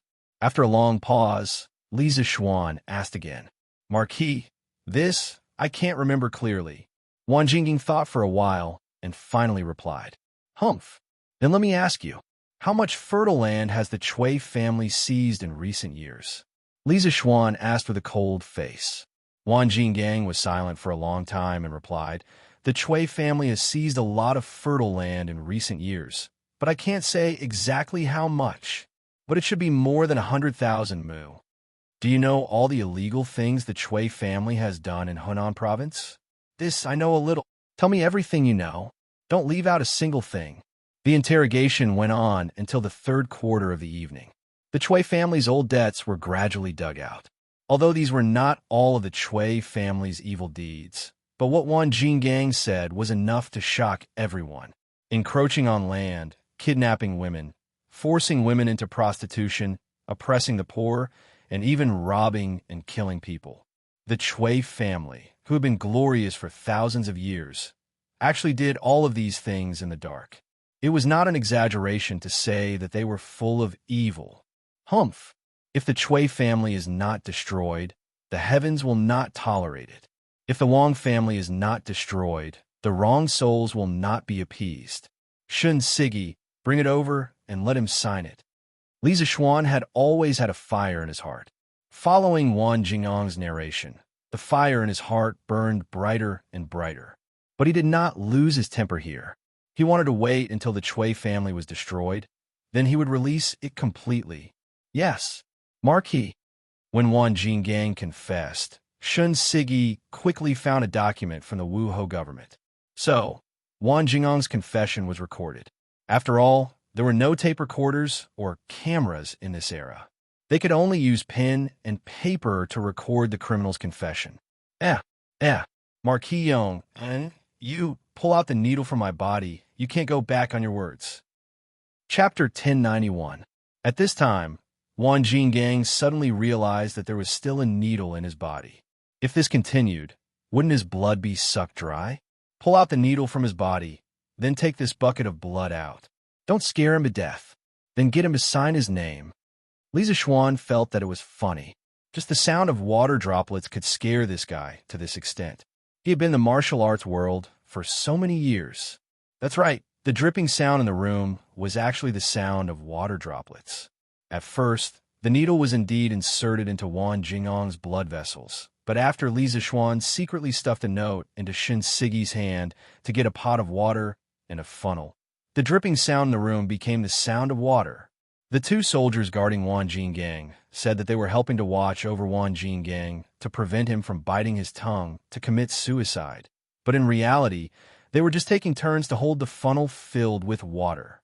The funnel they were using had a large amount of water at the bottom, so the dripping speed was about the same as the dripping speed of blood. This was also the main reason why Li Zishuan asked someone to cover Wang Jingang's eyes. Only then would he be willing to confess. In the middle, there was a situation where the dripping sound stopped. That was because the water was used up, so Li Zishuan had Shun Siggy go out and bring back a pot of wine. Inside the room, they pretended to think that Wang Jingang's blood had dried up, so they let the two soldiers guarding him go up and squeeze out the blood to further impact Wang Jingang's psychological defenses. Under Li Zishuan's direction, the four of them worked together to complete a textbook psychological warfare drama, completely breaking Wang Jingang's psychological defenses. There were no obvious injuries during the whole process, so the Supreme Court wouldn't be able to find any. Holding the confession that Wang Jinggang had signed and signed, Li Zishuan left the room and returned home.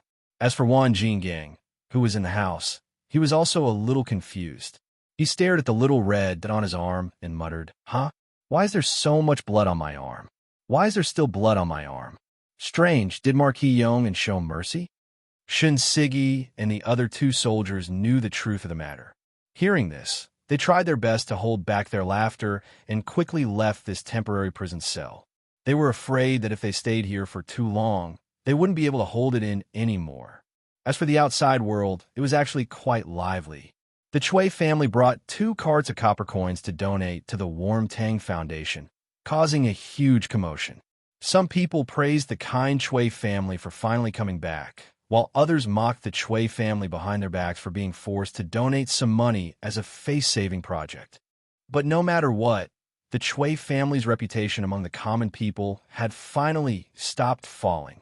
Grandfather, the Marquis of Yong, and stayed in the right Marshal Marquis residence for an entire day and just came out. Dunhua Square, Chui study. A black-clothed warrior walked in silently and cupped his fists at East County Duke Chui Junchuo. Marquis Tang? You're saying that Li Zishuan stayed in Marquis Tang for an entire day? Chui Junchuo's squinted eyes immediately widened. He stared at the warrior and asked, "It's absolutely true. Grandfather." "Right, Marquis Tang. If I'm not wrong, that kid should have gone to interrogate Wang Jinggang, right? With his relationship with Yuqi Jingda, he should be able to move freely in the right, Marquis Tang." Wang sure this stupid woman. She actually allowed Yuqi Jingda to bring Wang Jinggang away. So stupid. Chui Junchuo's face showed a trace of anger. If he was present yesterday, he would not have allowed things to develop to such a stage. At the very least, he would not have allowed Yuqi Gong to bring a living Wang Jinggang away. Wasn't this giving people something to hold against him? Grandfather is worried that Marquis Yong will torture Wang Jinggang and get hold of the Chui family's weakness. The black-robed warrior said in a deep voice. Chui Junchuo shook his head and said, "Right, Marquis Tang only has the power to capture people and not the power to interrogate. No matter how good Yuqi Jingda's relationship with Li Zishuan is, he will not agree to torture Wang Jinggang. I'm only worried that after Wang Jinggang is handed over to the Supreme Court in 2 days, he might say something that should not be said. At this critical juncture, if such a situation occurs, the Chui family will most likely be consigned to eternal damnation." The black-robed warrior was silent. Obviously, he knew that the Chui family's disciples had done many dirty things in the dark. "Grandfather, Qi Li is willing to make a trip to Marquis Tang tonight to shut Wang Jinggang up." After a long silence in the house, the black-robed warrior cupped his fist and said. A cold light flashed past Chui Junchuo's eyes. Following that, he muttered, "Qi Li, your movement technique is outstanding. Logically speaking, sneaking into Marquis Tang shouldn't be a problem. But just in case, bring Mei Lian along as well. But remember, if there is an ambush in Marquis Tang, retreat immediately. Do you understand?" Qi Li obeys. After the black-robed warrior left, Chui Junshuo squinted his eyes. Half leaning on the couch, he pondered for a long time. Suddenly, he opened his mouth. Wang Yong, this old servant is here. The Chui family's old housekeeper walked in from outside the door. It could be seen that Chui Junshuo valued him highly.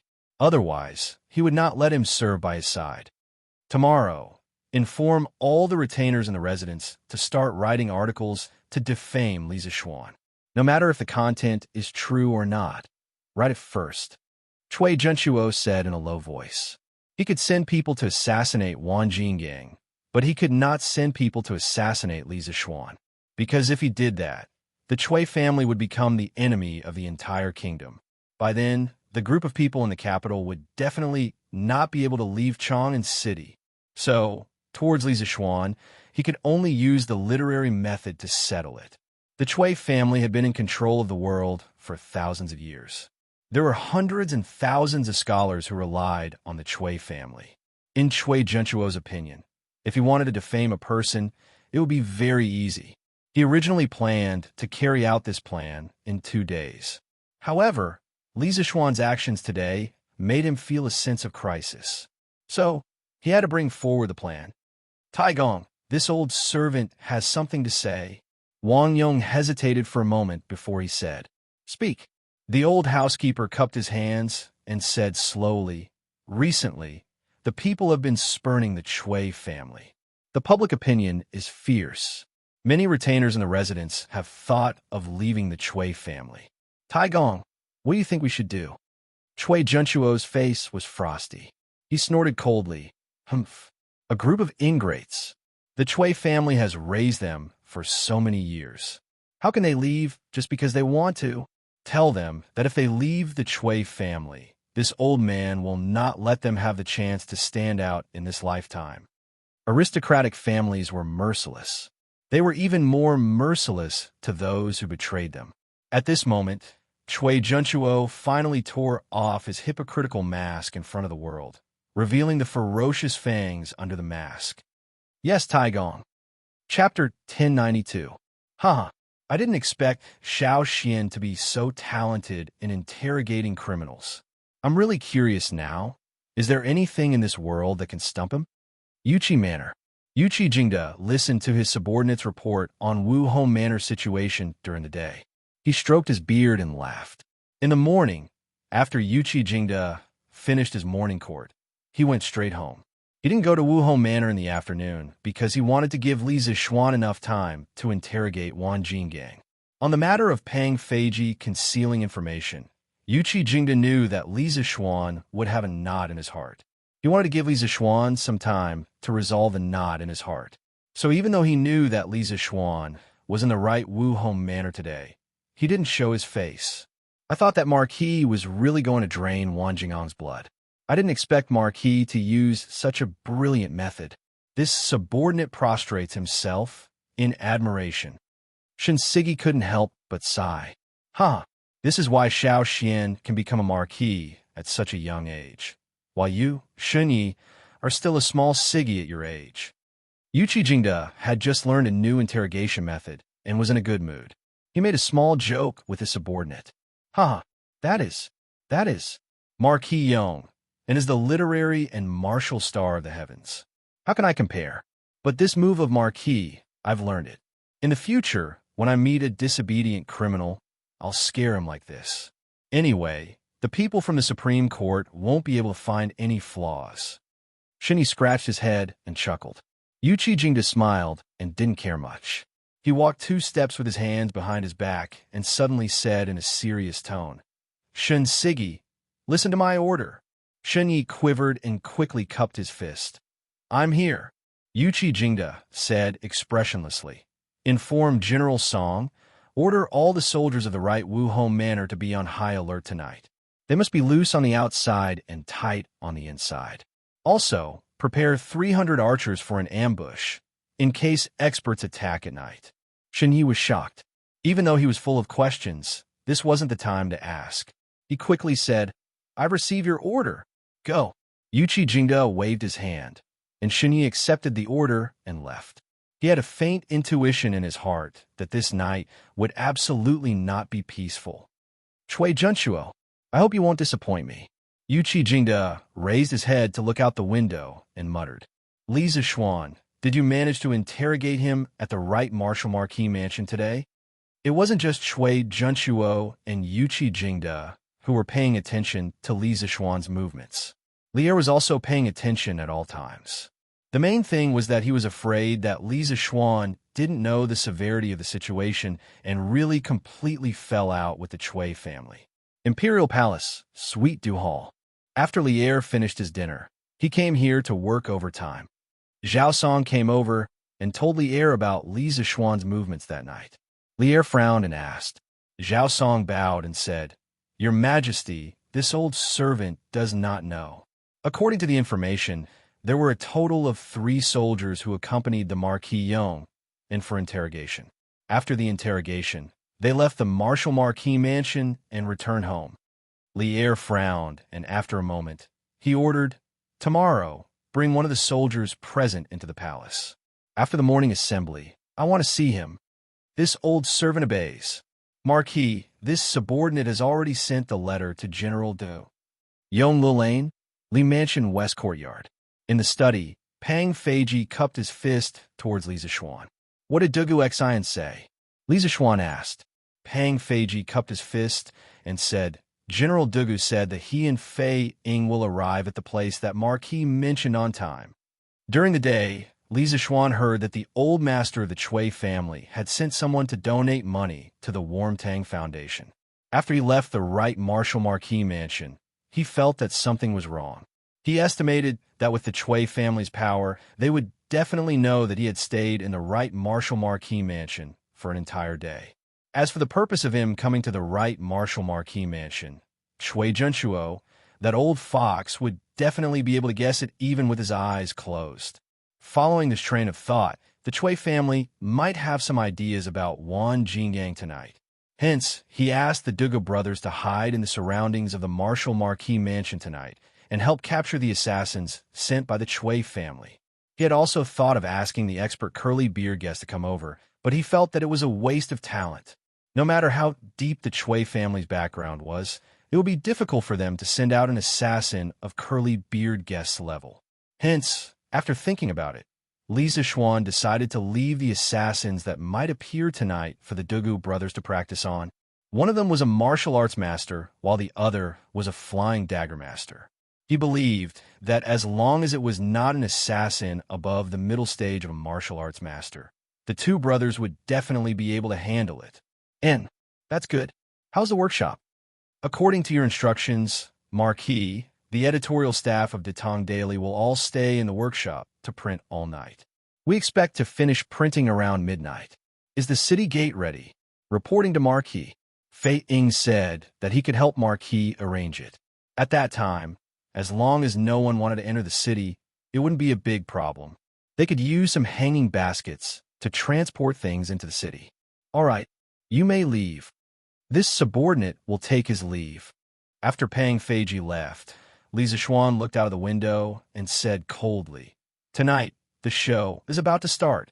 Translator, Transin editor, Transin the night was dark and the wind was strong. Most people in Chang and had already fallen asleep, except for the playboys in P Square. Swish, swish. 2 black shadows dashed out from Dunhua Square.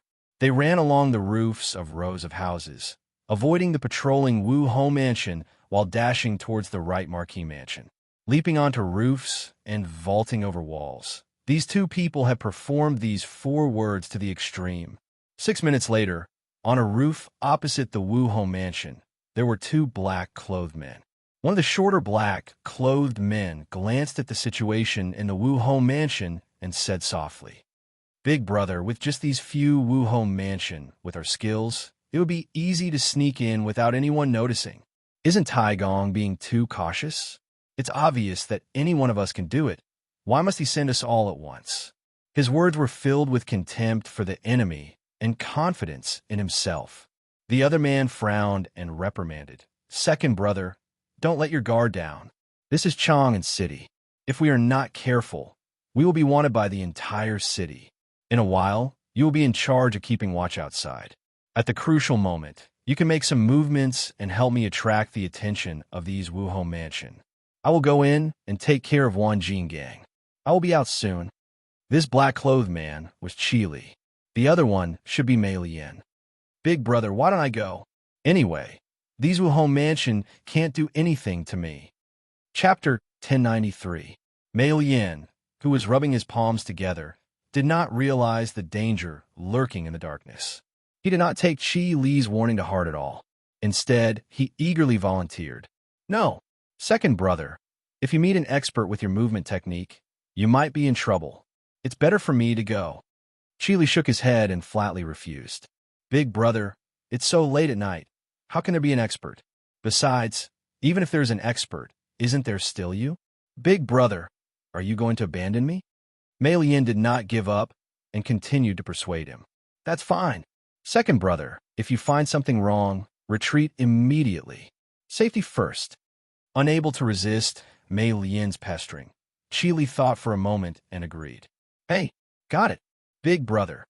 Mei Lian excitedly replied and then jumped down from the roof. In the night, he jumped left and right, dodging a few groups of Wuho government patrolling the night. Suddenly, a sense of pride rose in his heart. Hey, seems like grandfather and big brother are overthinking. It's almost midnight. How can there be an expert? After knocking out a few Wuho guard without anyone noticing, Mei Lian could not help but mutter softly. At this time, he was less than 20 feet away from the small house where Wan Gang was locked up. Wan Gang, you're usually so arrogant. Today, I'm here to send you on your way. Mei Lian volunteered. Other than being bored and wanting to show off his skills, another important reason was that he and Wan Gang had a grudge. Once, when he was doing something good with a servant girl in the Chui family, Wan Gang bumped into them and even told Chui Junchuo. Although Chui Junchuo did not punish him and even gave the servant girl to him, this kind of experience of being stabbed in the dark would make anyone unhappy. Bang bang. Outside the room where Wan Gang was locked up, there were also two martial marquis guarding it. Mei Lian flashed, and before the two martial marquis could see who it was, they were knocked unconscious by Mei Lian. Creak, the door opened. Who is it? Wan Gang, who was hanging from the beam in the room, suddenly opened his eyes and asked aloud. Hee, guess who I am? Mei Lian let out a sinister laugh, which was particularly eerie in the dark night. Mei Lian, it's you? Did grandfather send you to save me? Wan Gang was overjoyed. Clang! Mei Lian suddenly pulled out the dagger from her thigh and sneered. Heh, in your dreams, brat. Grandfather sent me here to shut you up forever. Wan Gang was furious and said in disbelief, Bullshit. Mei Lian, you faked Tai Gong's orders. When I get out of here, I will definitely complain to my grandfather. Tisk. Mei Lian was even more furious. He sneered and said, Complain. Wan Gang, since you like to complain so much, go complain to the King of Hell. As soon as he finished speaking, he dashed towards Wan Jingang's throat with the dagger in his hand. Swish, swish. In the blink of an eye, just as Mei Lian's dagger was about to touch Wan Jingang's throat, he suddenly heard the sound of something tearing through the air behind him.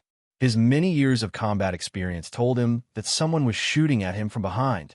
If he insisted on killing Wan Gang now, he would definitely be hit by 2 arrows. How could he do something that would hurt both sides? You have a death wish. Mei Lian roared angrily. He quickly turned around and waved his dagger. With 2 clanging sounds, the arrows were pushed to the side by him. Taking advantage of this gap, he realized that there were 2 martial marquis standing outside the door with bows in their hands. Oof, you overestimate yourself. Mei Lian's journey tonight had been smooth sailing.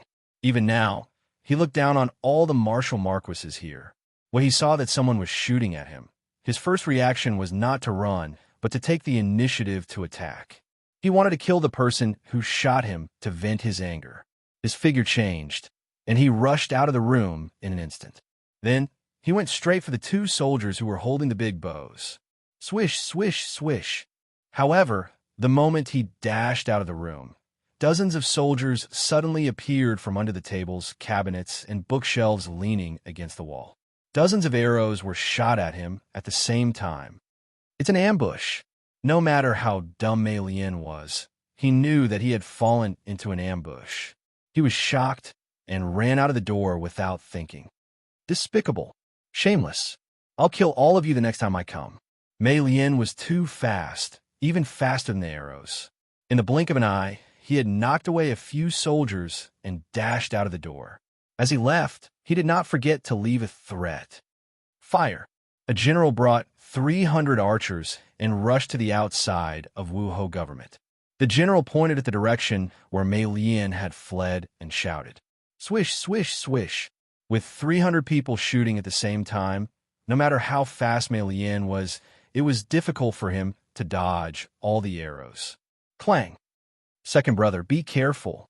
Just at this moment, Qi Li, who had been lying on the roof opposite Wuho government, upon seeing this, immediately pulled out her sword, and in a flash, she flew over. Her speed was more than 30% faster than Mei Lian.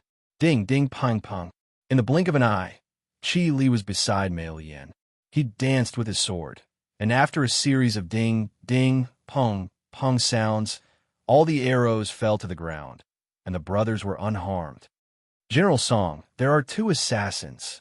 When the Wu Marquis saw that there was an extra person on the battlefield, they quickly said in fear, "Fire! All of you fire for me. Those who hit will be heavily rewarded." The general, surnamed Song, roared, "Second brother, let's go." Qi Li and Mei Lian retreated as they fought. In a short period of time, no one could do anything to them. The main reason was that their martial arts were too powerful. Oomph. Want to leave? Not so easy. 9 swords beyond the swords. Broken sword style. Even the archers could not do anything to these 2 experts. Seeing that they were about to fly away, General Song was anxious. At this moment, in the dark night sky, there was an extremely clear sound of a sword. Then a young man with a sword in his hand was heading straight for Qi Li. So fast, so powerful. This was also a master expert. General Song was overjoyed, but Qi Li was shocked because he realized that when facing this sword, it was as if his hands and feet were tied, and there was nowhere for him to hide. Although the other party was also a master expert, his strength could completely suppress him. This made him realize that Wu Marquis government had already set up an inescapable trap, waiting for them to come in. Qi Li had no choice but to fight with his sword. "Big brother, let me help you." Mei Lian also pulled out his long saber, wanting to help his good brother, but who knew that 2 flying daggers would whiz towards his face. "Huh, where you going? Your opponent is me." Chapter 1094. It's General Dugu. General Zhou, who was on night duty in the Right Marquis mansion, also recognized the 2 brothers from the Dugu family. He exclaimed and quickly said, "Soldiers, listen to my order. Set up the formation and surround the enemy. Tonight, no one is allowed to leave." "Yes, sir." Nearly 1,000 soldiers of the Right Marquis mansion answered loudly and quickly got into formation. The infantrymen held swords on the inside, while the archers held swords on the outside. The military formation quickly pressed down on the 2 black-clothed assassins. "Second brother, don't fight. Leave if you can. Otherwise, none of us will be able to leave tonight." Qi Li did not expect the Right Marquis mansion to be surrounded by nearly 1,000 marquises and the 2 Dugu brothers. These 2 had become famous after fighting Li Zixuan at Snake Spirit Mountain. The 3 of them were actually able to fight Yin Batian, who was at the peak of the Grandmaster realm. Now that Dugu Xan had already entered the Grandmaster realm, and Dugu Feiying's flying dagger skill, which could threaten a martial Dao Grandmaster, must have improved as well. Under such circumstances, Qi Li almost did not want to fight. That was what he thought, and that was what he did. He shouted at Mei Lian as he dashed left and right. He wanted to escape before the Marquis mansion's soldiers completely surrounded him. He did not want to fight Dugu Xian head-on. His body movements were very strange. He was like a shadow, drifting in and out of the crowd, but he could always find the best path and the best time to quickly pass through the gaps between people. It was like a scene of 100 flowers passing through, but not a single leaf touching the body. The lethality of Dugu Xian's swordsmanship was quite high, but it was difficult to use in the crowd. In such a restricted state, he could not target Qi Li with his swordsmanship. In the blink of an eye, Qi Li was about to escape the encirclement of the right Martial Marquis soldiers. Seeing that Qi Li was about to leave, the soldiers of the right Marquis mansion quickly released arrows under the command of their general. For a moment, arrows rained down, but it was difficult to hit Qi Li's body. What a strange movement. Seeing this, Dugu Xian was surprised. Immediately, he decided not to pursue Qi Li and turned to join forces with Dugu Feng to encircle the other assassin who was weaker in martial arts. Mei Lian, who was already no match for Dugu Feng, felt even more pressure. Not long after, her body was cut a few times. "Big brother, leave quickly. Leave me alone." Mei Lian saw that the Wuhou army had also turned around and surrounded him. Furthermore, he still had two experts by his side attacking him with all their might. He knew that he had no hope of breaking out of the encirclement. Who asked his movement technique to be inferior to his big brother's?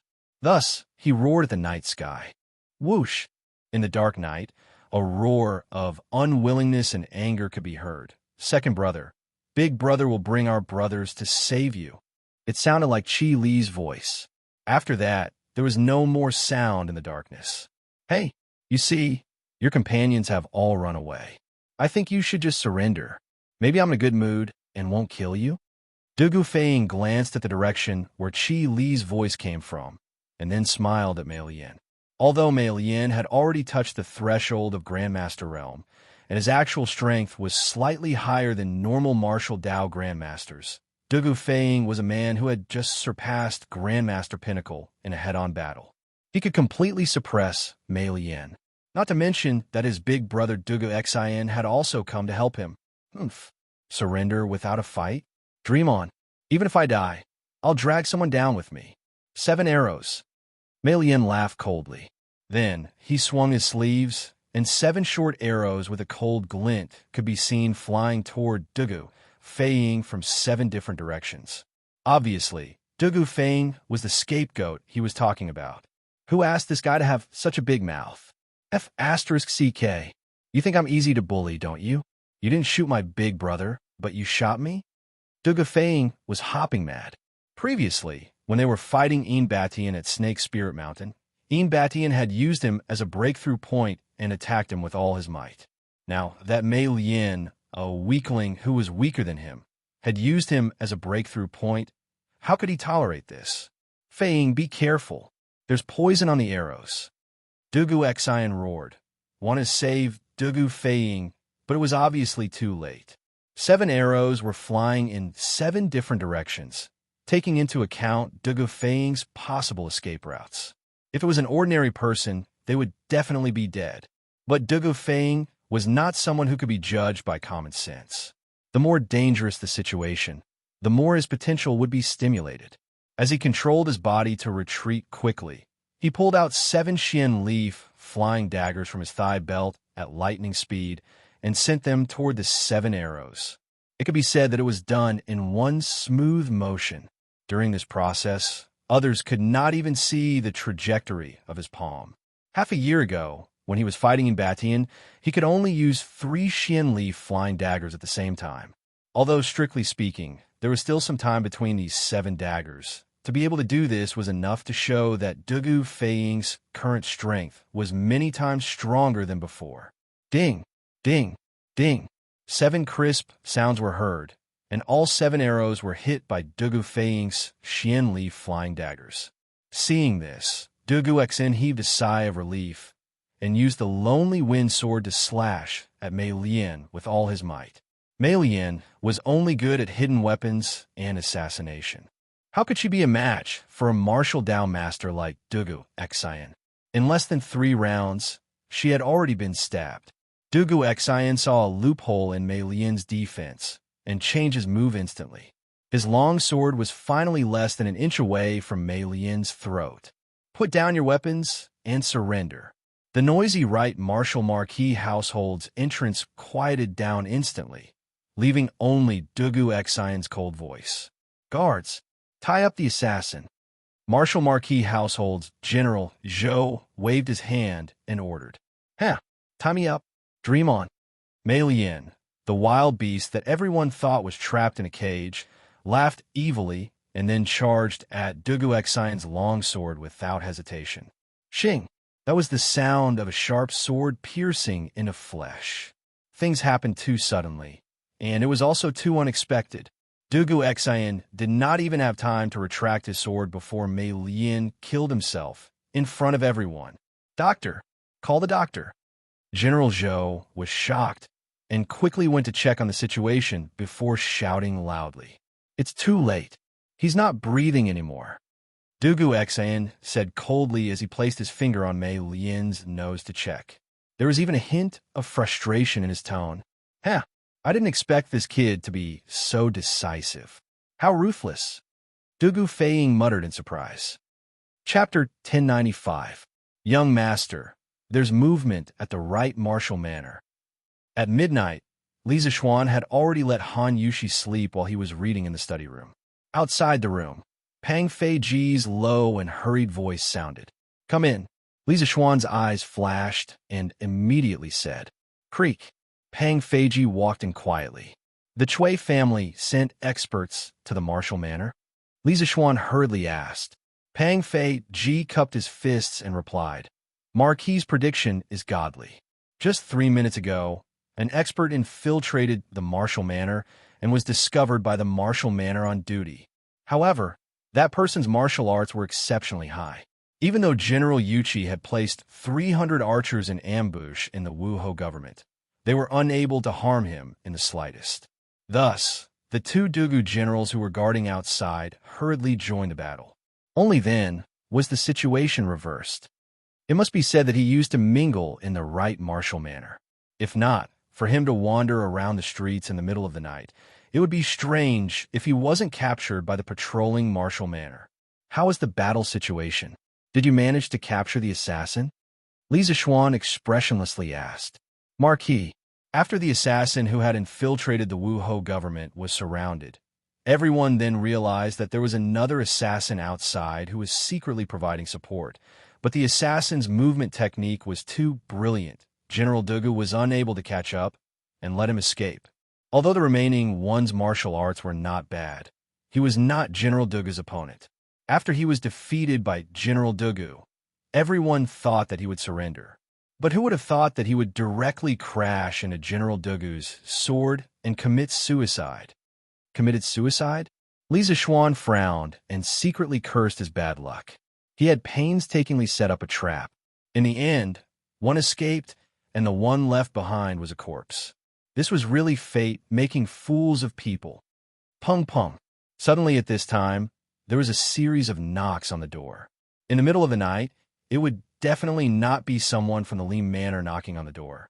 It could only be someone from outside the manor. Li Zixuan gave Pang Feiji a look. Pang Feiji approached the door and carefully opened a crack. When he saw the person outside, he immediately opened the door completely. "It's Xian?" Seeing that it was Dugu Xian, Li Zixuan stood up in shock. "Little Xian, you should know about tonight's matter, right?" Dugu Xian nodded and walked forward. "And I know. Feiji has already told me about it."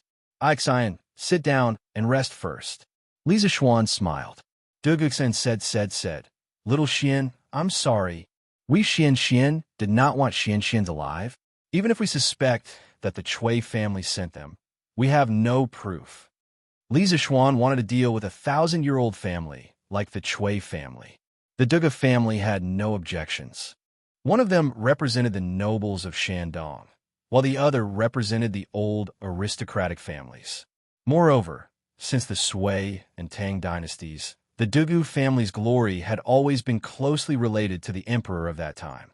It could be said that they were the unwavering royalists. In addition, Dugu Xian and Dugu Feiying had always been on good terms with Li Zixuan. When they heard that Li Zixuan wanted them to help, they agreed without hesitation. It's fine. No one expected that the assassin would suddenly commit suicide. It's not your fault. Moreover, it doesn't matter if we can capture them alive. As long as Wan Jingang is still alive, it's fine." Li Zixuan smiled and comforted them. although he said that to comfort them, it was actually the truth. Even if there were no assassins tonight, he would still make a move against the Chui family. But I think I know a little about the identities of these two assassins. Dugu Xian shook his head and said hesitantly, "Oh, just where did they come from?" Li Zishuan was also very curious about what kind of assassins they were. They could actually beat Dugu Xian in terms of movement techniques. Dugu Xian frowned and said, "The leader should be Qi Li. He has 3 brothers, Qi Li, Mei Yin, Wang Liang, and Swan and I. Because more than 10 years ago, the 4 of them killed and robbed people in the Taibai mountain area and took over the mountain as kings. They were called the Taibai 4 Ghosts. But after the world was peaceful, no one knew where they went. Qi Li, Mei Yin, Wang Liang, and Swan and I. Together, they became Qi Mei, Wang Liang, and Swan and I. Calling them the Taibai 4 Ghosts is just right." After Li Zishuan heard this, he muttered to himself. Then he asked, Xian, how do you know that they're the Taibai 4 Ghosts?" Dugu Xian recalled. The leader of the assassins, his movement technique was like a shadow. He could always determine the most suitable place to land in the shortest time. At that time, there were thousands of martial marquis around. Not only did they not obstruct him, they became a barrier to help him escape. This movement technique is very similar to the 5 elements go steps that I heard from my second uncle. And this 5 elements go steps is the unique movement technique of the Taibai 4 Ghosts, Qi Li. Li Zishuan blinked and said in amazement, "There is such a magical movement technique in this world? After we destroy the Chui family, we must capture this Qi Li and interrogate him." Dugu Xian was speechless. What did he mean by, "after we destroy the Chui family"? He spoke as if he was drinking soup. Was the Chui family something that could be destroyed so easily? Although he believed that Li Zishuan would not be at a disadvantage against the Chui family, he would never believe that Li Zishuan could destroy the Chui family. Grandfather, something bad has happened. The Chui family. It was already midnight. At this time, everyone in the Chui family was asleep. However, an old man rushed to the east courtyard and shouted as he approached the room. There was a rustling sound of clothes being put on in the room. Then, the lights were turned on. "Come in and talk." Then, Chui Junchuo's voice came from the room. The old housekeeper quickly went in and bowed to Chui Junchuo. Grandfather, Qi Li, and Mei Lian failed in their mission. There were many soldiers in the right marquee mansion in advance, and the 2 juniors of the Dugu family were also there. Chui Junchuo's expression changed. He coughed twice and said in a trembling voice, "Were Qi Li and Mei Lian caught?" The old housekeeper said bitterly, "Grandfather, Qi Li's movement technique is outstanding. Dugu Xian could not catch up with him, so he escaped. But Mei Lian did not escape, and her whereabouts are unknown." Whereabouts are unknown. Chui Junchuo's usually expressionless face finally showed some panic. It's over. If Mei Lian falls into the hands of the imperial court, the Chui family will be doomed. We have to make other plans. Otherwise, we won't even be able to leave Chang'an City in 2 days. The old housekeeper opened his mouth and wanted to say something to comfort him, but he realized that he could not do anything in the end. Continue to pay attention to Mei Lian's whereabouts. If there is any news, inform me immediately. Also, where is Qi Li? Ask him to come and see me," Chui Junchuo said after a long time, but his voice seemed to have aged a lot. Chapter 1096. Reporting to Taigong, Qi Li was worried that Wu Ho government would track him down, so he sent someone to send the news back, while he went to hide somewhere else. Chui residence, East Courtyard Wing. The old butler bowed and replied, That's good too." Chui Junchuo stroked his beard and nodded. Then he looked at the old butler and said, "Wang Yong, quickly pack up. Once there's any movement, we'll leave Chang'an immediately and return to Zhengzhou. That's where our Chui family's roots are. Taigong, those articles that you asked the guest to write, do you still want to continue tomorrow?" The old butler suddenly remembered what Chui Junchuo told him a few hours ago, so he asked again, "Forget it. Let's wait first." Although Wu Ho government might not have caught Mei Lian, But if Wan Jinggang knew that Qi Li and Mei Lian went to Wuhou government to assassinate him, he would definitely betray the Chui family. I have to plan early. You can leave first. Yes. Taigong, you should rest early. The old butler looked at Chui Junshuo worriedly and left. Li Zishuan, Li Zishuan, I've really underestimated you. In the house, Chui Junshuo could not help but sigh. When he had just returned to Chong, and this morning, he was still scolding the Wang family for making so many bad moves, causing the Chui family to fall into an extremely passive situation. But now, he found that he seemed to have made a bad move as well, and the Chui family's current situation was only one step away from despair. This made him regret sending Qi Li to assassinate Wan Jinggang, and at the same time, he started to face Li Zishuan as an opponent. At such a young age, he was outstanding in both civil and martial arts.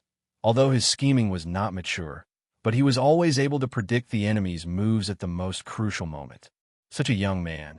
Even Chui Junshuo, who had lived his whole life, felt a little apprehensive.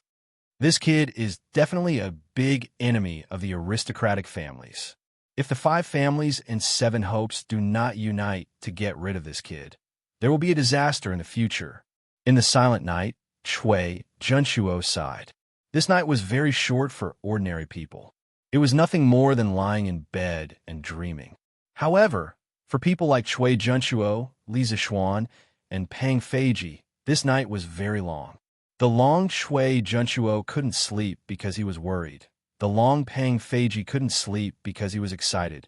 The long Li Zishuan couldn't sleep because he needed to be in command and strategize.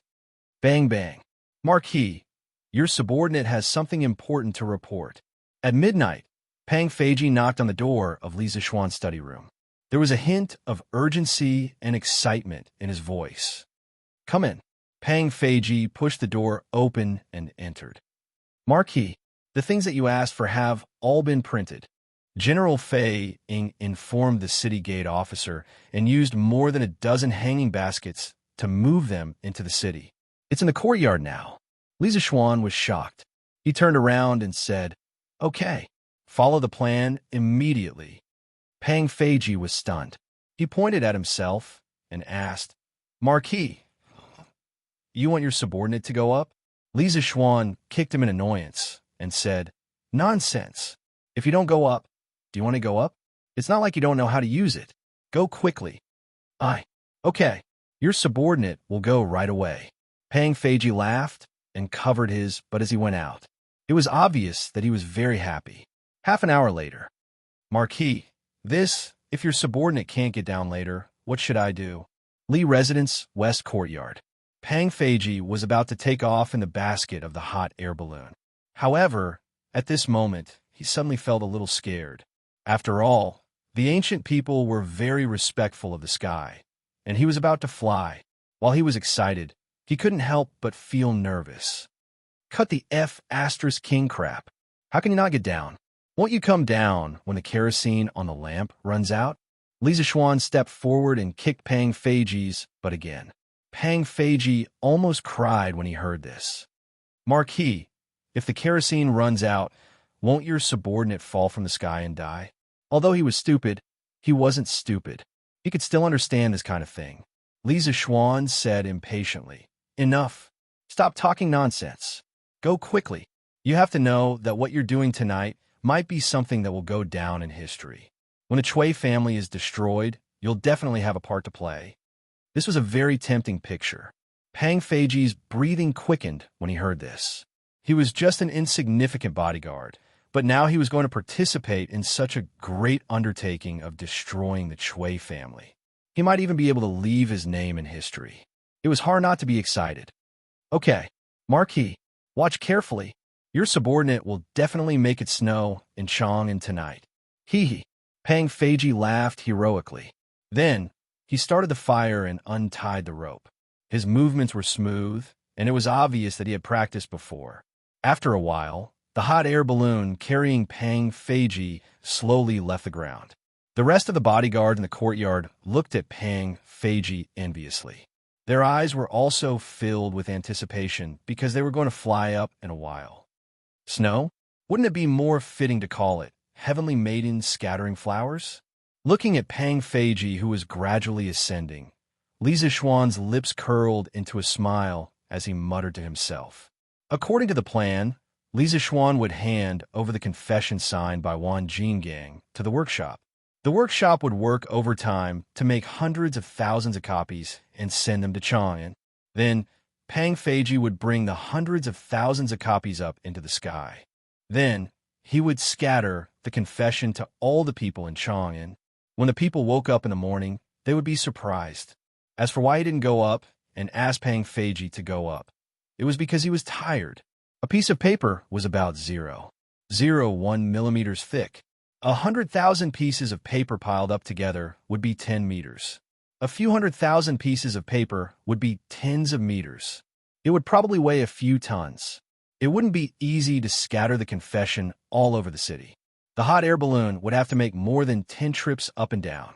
Of course, Pang Feiji wouldn't be able to handle such a huge workload alone. Tonight, almost all of Li Zixuan's bodyguards would have to take turns going up. Walala! Pang Feiji, who was floating in the sky, immediately began to scatter the flowers. Luckily, the wind wasn't strong that night. At this time, almost all the people were asleep. Otherwise, if people saw him scatter the papers in the sky, they would think that he was crazy or was in the middle of a funeral. The hot air balloon today, after Li Zixuan's improvements, was equipped with flapping wings in all 4 directions. It could now turn around, front, back, left, and right. It didn't need to be like before, where it needed to be laboriously punched in the opposite direction. Therefore, Pang Feiji could control the direction and scatter the papers at the same time. It was quite easy for him. F***CK. This bastard. Doesn't he know how to throw it further away? Throw it all back to me. Li Zixuan took down the confession that was covering his forehead and complained with a little annoyance. Chapter 1097. Extorting a confession, rubbing, setting up an ambush, scattering flowers. Too many things had happened on this day. Li Zixuan had basically filled the entire day to the brim. Even his sleeping time had been arranged by him. It looked like he was racing against time. That's right. He was indeed racing against time. The Chui family had a rich heritage and many capable people. In terms of manpower, material resources, and financial resources, Li Zixuan was no match for the Chui family. If he couldn't destroy the Chui family in the shortest time possible and turn to a war of attrition, Li Zixuan would only be on the path of failure. In addition, as the ruler of a country, Li Er had many spies under him. It wouldn't take long for him to know that Li Zixuan had interrogated Wan Jinggang in the right marquee household. When that time came, Oli would definitely come over to stop Li Zixuan's plan against the Chui family. Therefore, no matter what the reason was, Li Zixuan had to start this plan in the shortest time possible. Husband, you haven't slept yet. Li Zixuan instructed his personal guards to look for him immediately if there was an emergency. Then, he returned to his room. Perhaps the sound of the door opening woke Han Yushi from her sleep. She rubbed her eyes and looked at Li Zixuan with sleepy eyes. Did I wake you up? Li Zixuan stroked his wife's smooth hair and said apologetically, No, husband, it has nothing to do with you. Han Yushi quickly said, Husband, are you done with your work now? Li Zixuan smiled knowingly and said, I'm done. I'll sleep now. There's a good show tomorrow. Li Zixuan had told Han Yushi about the plan to deal with the Chui family. So, Han Yushi understood what Li Zixuan meant by a good show. She said with anticipation, After tomorrow, the people will see the Chui family under the mask. Good and evil will be repaid. The Chui family should pay for what they have done all these years. Not only did Han Yushi know about the plan to deal with the Chui family, but she also saw Wan Jingang's confession. So, she didn't have a good impression of the Chui family. As kind as she was, she also hoped that the evil people of the Chui family would receive their retribution.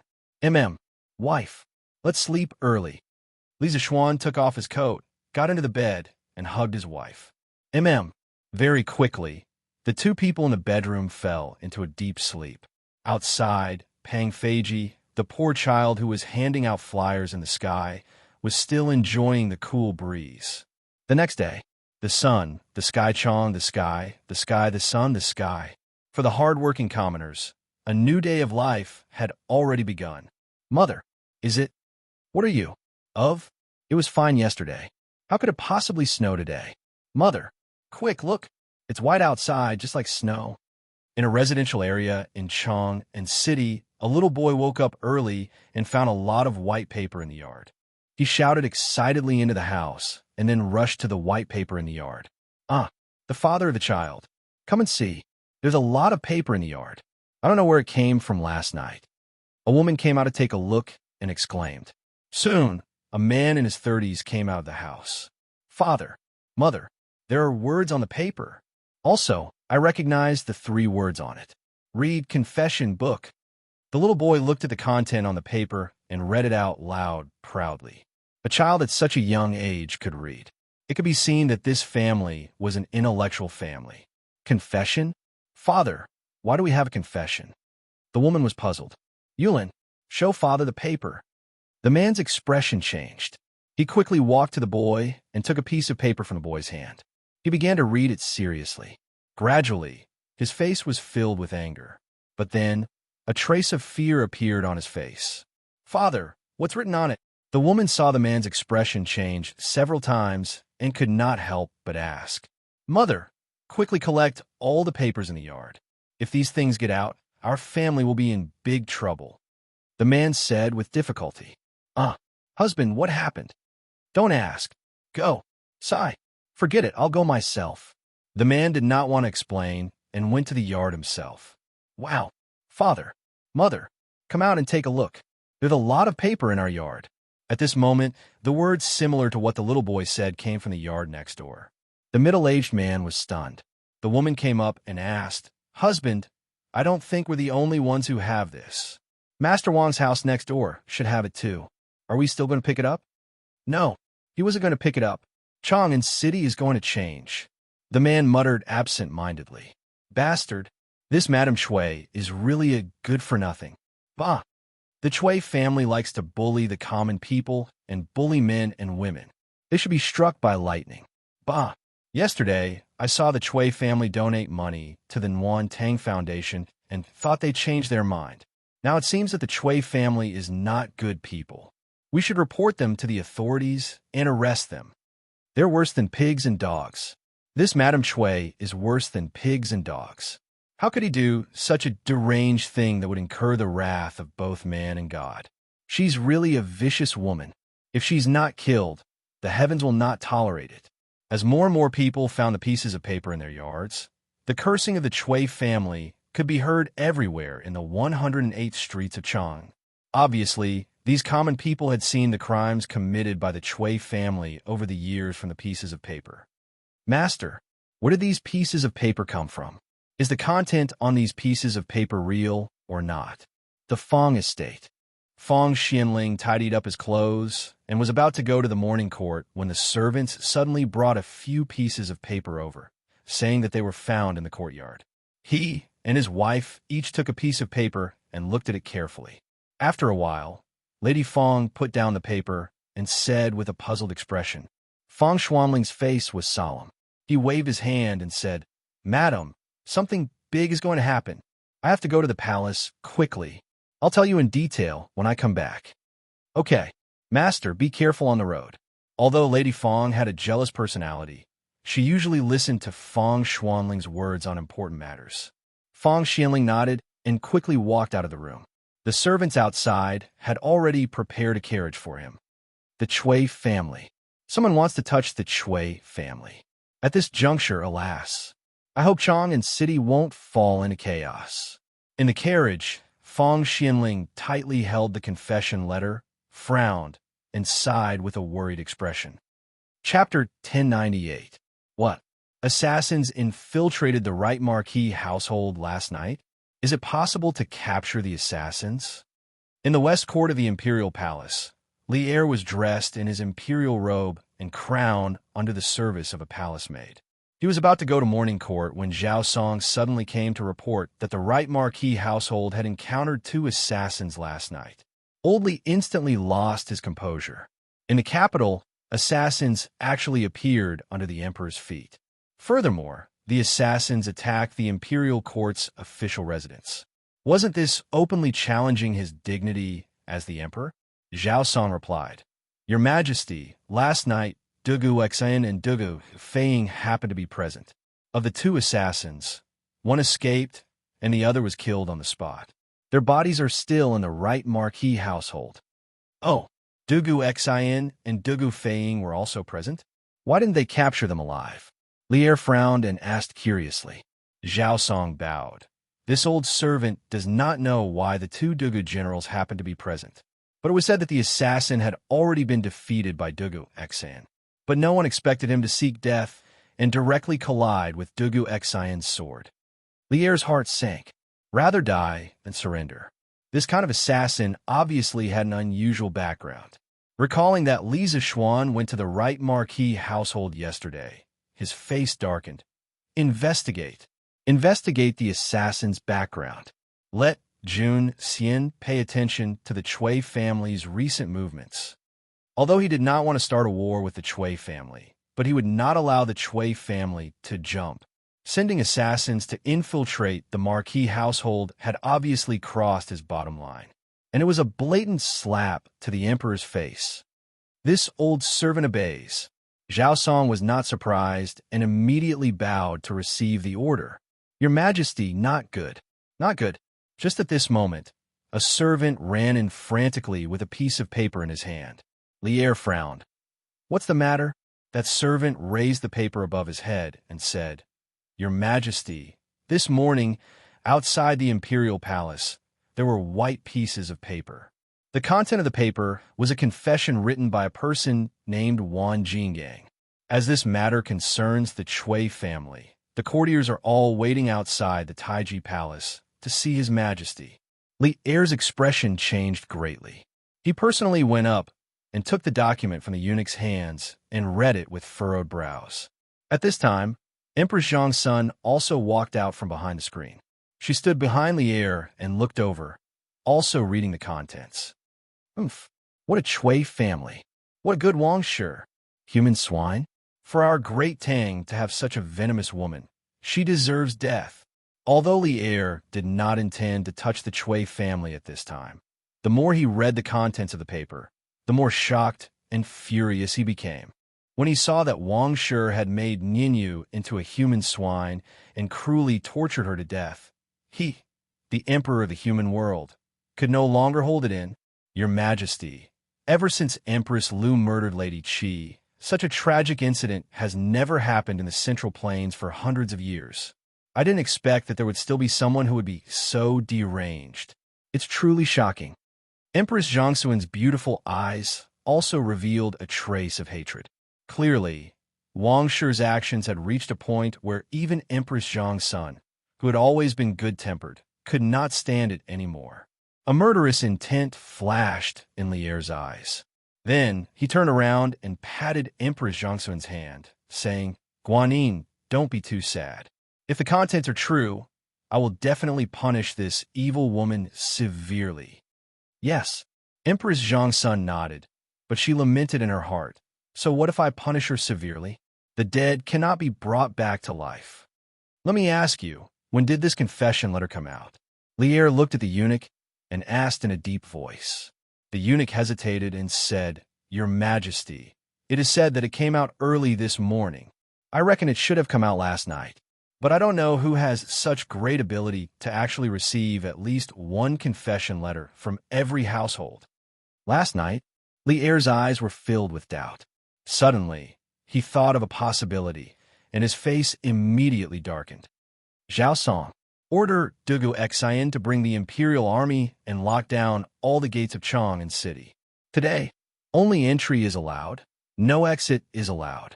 Li Er's eyes were like lightning as he looked at Zhao Song and said. The atmosphere in the room instantly became tense. "Yes, Your Majesty." Zhao Song smelled a trace of unusual information. He felt that something big was going to happen in Chang'an City today. "Also, tell Li Zishuan to come and see me after the morning court." "Yes, all right. I will go to the morning court first. The rest will be discussed after the morning court. Outside Taiji Palace, compared to the past, today was especially lively. Even the word lively was not enough to describe it. Perhaps it was not an exaggeration to say that it was boiling. Preposterous. The Chui family has enjoyed 1,000 years of reputation, but they have committed countless evil deeds. If your majesty cannot punish the Chui family severely, I, Wei Zheng, will kill myself on the coiling dragon pillar outside the main hall today. Even though Troll Wei liked to scold people, he was a man with a strong sense of justice. Otherwise, he would not have donated so much money to the Nguyen Tang Foundation a few days ago. He had almost sold everything he had. This morning, when he saw the confession letter in the courtyard, he was shocked. After the shock, he was filled with endless anger. He did not even bother to eat breakfast and rushed into the palace in a huff. Left Prime Minister Wei, please calm down. We still do not know if what is written on the letter is true or false. Let's wait for your majesty's verdict before we talk about other things. An imperial censor saw that Wei Zheng was so angry that his face turned purple. He hurried over to calm him down. Bah, bullshit. This confession letter is full of facts. Every evil deed that the Chui family has done is recorded in great detail. Even Wan Jingang's signature has been copied. How can it be false? Besides, this Wan Jinggang is now being held by the right Marquis household. We will know when the trial begins. Cheng Yaojin spat a mouthful of old phlegm at the place where the imperial censor was standing and shouted at the top of his voice. He did not have a single good impression of the Chui family. He would not let go of this opportunity to beat a drowning dog. General Yuchi? This Wan Jinggang is really in the right Marquis household? Towards Cheng Yaojin, this shameless old man spitting at him, the imperial censor was of course cursing in his heart. However, he knew that he could not argue with this old hooligan. Thus, he found Yuchi Jingda to ask. Yuchi Jingda stroked his beard and said, Jijia is right. Wan Jinggang is indeed in the right Marquis household. In a while, he should be handed over to the Supreme Court. This confession letter was also personally signed by him. Only, I do not know how it spread throughout the entire city. This last sentence was half true and half false. He knew that this was arranged by Li Zixuan. However, he did not understand how Li Zixuan was able to spread the confession letter to every corner of Chong and city in one night. At the same time, he did not expect that Li Zixuan would make a move on the Chui family so quickly. Chapter 1099. After Yuchi Jingda admitted that the confession was written by Wan Jinggang, the officials outside the Taiji Palace were in an uproar. It's true? Under the glory of the heavens, such a dark and filthy thing actually happened. As an important official of the empire, I'm ashamed to face the people. Wei Jing opened his mouth and pounded his chest as he lamented bitterly. This Chui family is so despicable. They did so many filthy things. If we don't punish them severely, the people won't be angry. That's right. Later, we must ask the emperor to punish them severely. At this moment, no matter if it was the civil officials or generals, all of them were infuriated, and they gave the Chui clan the harshest condemnation. Many of the court officials that were attached to the Chui clan or related to the Chui clan in Qinghe didn't dare speak at this moment, and all of them wished for nothing more than to stick their heads into their clothes, as they were deeply afraid of being recognized. Fang Xianling, Duru Hui, Zhang Sun Wuji, Xiao Yu, these civil officials couldn't help but look at each other. They all sighed in their hearts that today's court would not be peaceful. Duke of E, when did the right Marquis Mansion have the right to interrogate? Why didn't I know? Lu Dui, the minister of the Supreme Court, looked at Yuchi Jingda with displeasure. This had nothing to do with personal grudges. It was just his duty. Interrogating criminals should be done by the Supreme Court. If the right Marquis Mansion did it, it would be overstepping their authority. Hee, Dewey, you've misunderstood this old man. Ever since Wan Jinggang was captured and brought to the Marquis Mansion, no one has interrogated him. These things were voluntarily confessed by his conscience. If you don't believe me, you can go back to the Supreme Court and check his body. See if there are any traces of torture. Yuchi Jingda laughed out loud.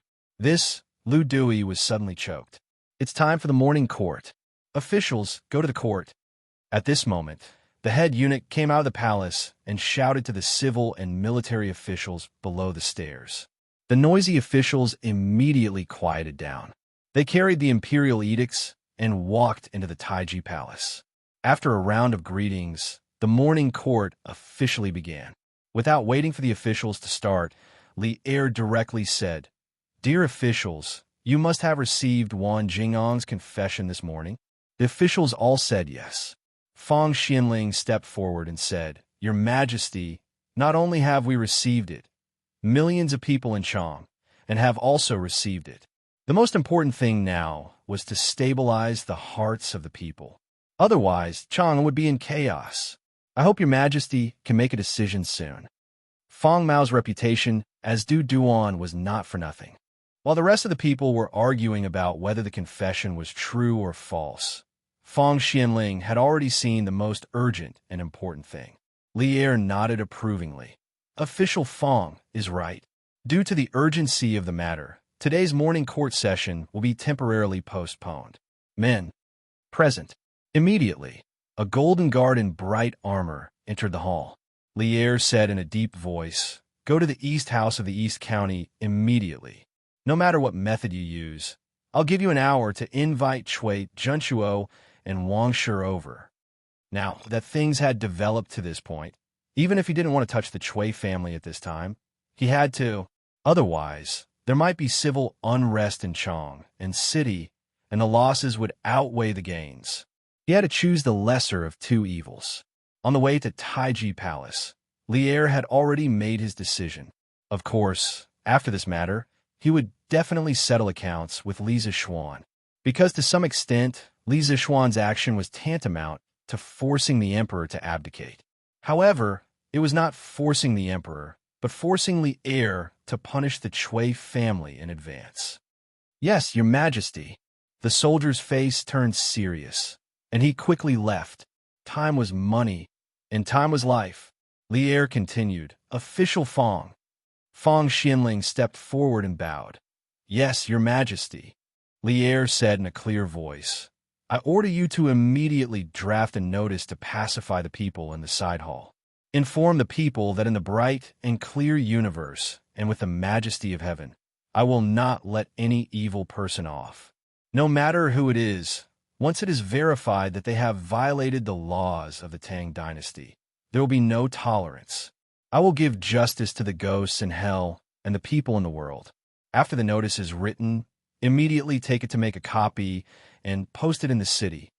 Fang Xianling bowed and said, "Your Majesty is wise. Your Majesty, Your Majesty."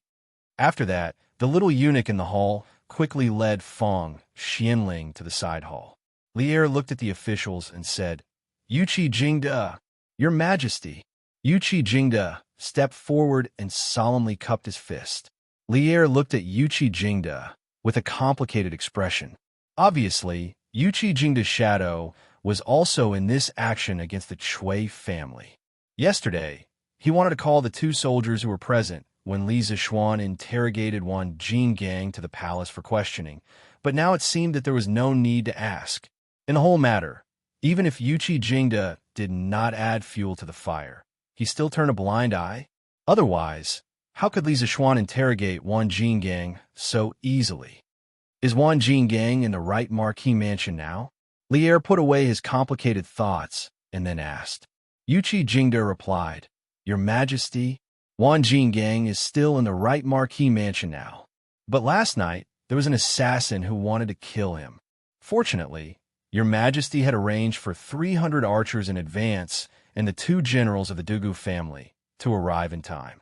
Otherwise, the consequences would be unimaginable." Once this was said, the civil and military officials were shocked again. There was actually an assassin who dared to sneak into the yamen to carry out an assassination right under the emperor's nose. We already know about this matter. Jingde, you must investigate the identity of the assassin. If necessary, you can ask for help from the Supreme Court. Li Er furrowed his brows and ordered, "Go and bring Wan Jinggang over right now. Let him confront the Cui family in a while." "Your Majesty." Yuqi Jingde received the order and left. "Where's Duan Jishuan?" "Your Majesty." A general in his 30s stepped forward and bowed with cupped fists. "You are ordered to lead your subordinates, Zui Xiao Wei, to patrol the city to prevent the people from causing chaos." "Your Majesty." Duan Jishuan also received the order and left. Now that everything had been arranged, Lier was slightly relieved. Next, he just had to wait for the Chui family to come to the court to confront. At the same time, outside the palace, the people were already in an uproar. Some people woke up in the morning and saw the confession letter in the courtyard. Although they were angry, they did not dare to voice out their anger because the other party was the Chui family. Hence, many people's first reaction was to hide the confession letter and not let the Chui family know that the confession letter came from them. But when they discovered that there were confession letters in other places, the anger that had been suppressed in their hearts for a long time finally did not need to be suppressed anymore. With the example of the people blocking the Chui family a few days ago, today the angry people called their friends and headed toward the Chui family in groups of 3 to 5. They felt injustice for the wronged souls, so they wanted to eliminate the evil. Their hearts were filled with anger, so they wanted to destroy the Chui family, this place of hiding evil. Chapter 1100. Grand Duke, bad news. Bad news. Half an hour ago, Chui Manor. Old housekeeper Wang Yong held a few pieces of paper and hurried towards Chui Junchuo's room in the east courtyard. After Chui Junchuo let him in, he hurriedly said, "What is it now?" Chui Junchuo did not sleep well last night. When the sky was about to brighten, he barely managed to take a short nap. Now that his sleep was disturbed, he was a little annoyed. Wang Yong said, "Grand Duke, bad news." When the servants woke up this morning, they found that there were papers everywhere in the manor. And not only our manor, other families also have them. Chui Junchuo frowned and said with dissatisfaction, "It's just a few pieces of paper. How can it make you so flustered?" "Grand Duke, this paper is Wan Jingang's confession." The old housekeeper's voice had a sobbing and sorrowful tone. Confession. These 3 words were like a bolt from the blue, striking Chui Junchuo until he could not find north. Wan Jinggang confessed. How is this possible? He has not been sent to the Supreme Court, and the Right Marquis Manor does not have the authority to interrogate him. Could it be that he confessed without being pressed? Chui Junchuo stared and said in disbelief. It was just that he probably didn't expect that his unintentional guess was already close to the truth. Wan Jinggang was more or less confessing without being pressed. "Grand Duke, I received news this morning that Mei Lian was captured in the Right Marquis Manor last night, but he chose to commit suicide." This old servant guessed that Wan Jinggang might have known that Qi Li and Mei Lian tried to assassinate him last night, so he revealed the truth to the Right Marquis Manor. The old housekeeper cupped his hands and said, "Suicide?" Chui Junchuo's eyebrows jumped and he rejoiced. But when he thought of the confession from the housekeeper, his mood instantly turned bad. "Show me that confession." "Yes." Taking the confession from the old housekeeper, Chui Junchuo frowned and looked at it carefully.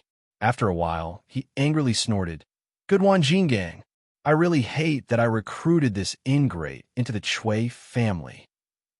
The old housekeeper carefully said, "Grand Duke, now that the confession is everywhere, this old servant is worried that as more and more people read the confession, there will definitely be many people coming to the Chui Manor to cause trouble.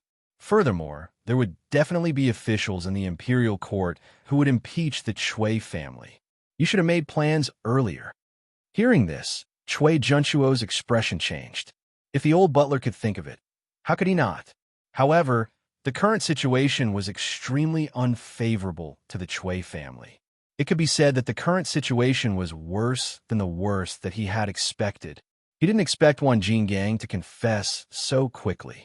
He also didn't expect Li Zishuan to make a move on the Chui family so quickly. He also didn't expect Li Zishuan to use such a method. This was forcing the emperor to destroy the Chui family. After a long time, Chui Junchuo let out a long sigh. Yes. What should he do now? The public was furious, and the officials in the imperial court were eyeing the Chui family like a tiger watching its prey. The Chui family was facing a great calamity, and they could only do their best to reduce the Chui family's losses. As long as we can leave behind a bloodline, the Chui clan will definitely rise again. The old housekeeper was shocked. He had never seen Chui Junchuo so dispirited. He hurriedly said, "Grand Duke, why don't you and Madame leave Chong and before the imperial edict is issued? After returning to Zhengzhou, you will be sick at home. I don't think the emperor will make things difficult for you. Once the storm is over, you will be safe and sound. Hand over the Wang family. Hand over the murderer. Hand over the Wang family. Hand over the murderer. Hand over the Wang family. Hand over the murderer." Chui Junchuo was very tempted by the old housekeeper's words. However, at this moment, there was a sudden commotion outside the Chui family's gate. Judging by the sound, there should be hundreds of people. "Grand Duke, something bad happened. Something bad happened." There are many scholars and common people at the gate. A servant ran over in a panic and shouted as he ran, "Grand Duke, it seems that the common people have already heard the news.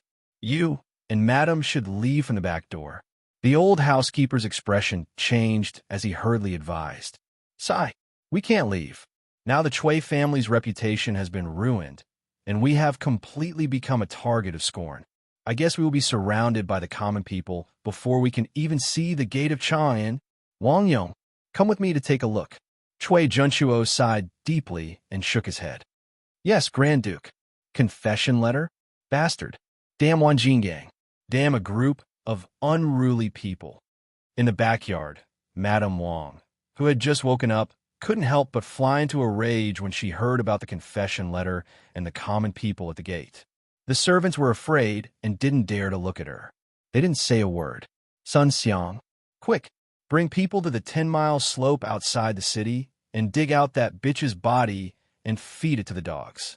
Otherwise, when the imperial court finds out, they will definitely use that bitch to punish me."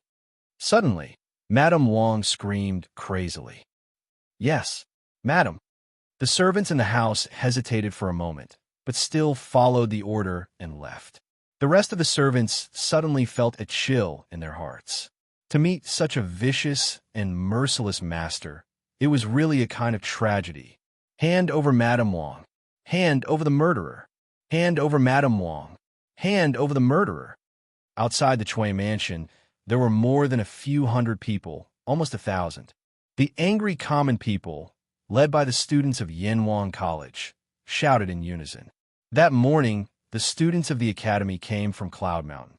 They planned to gather at the Warmtang Foundation as usual and continue their charity work. However, when they entered the city, they couldn't help but see the confession papers that were strewn all over the city. Out of curiosity, many students went to pick one up. After reading the content, the 600-plus students of the academy were all enraged without exception. They were doing good deeds every day, but there were people in the city who were doing evil deeds that were devoid of conscience and humanity. How could they tolerate this? Under the shouts of Li Tai, Cheng Chumo, and the other students who hated evil, more than 600 people shouted the slogan, "Hand over Madame Wang, hand over the murderer," and directly killed from Yinxing Gate in the east of Chong, and city to Dunhua Square in the southeast of the city. Most of the common people along the way had seen Wan Jingang's confession letter.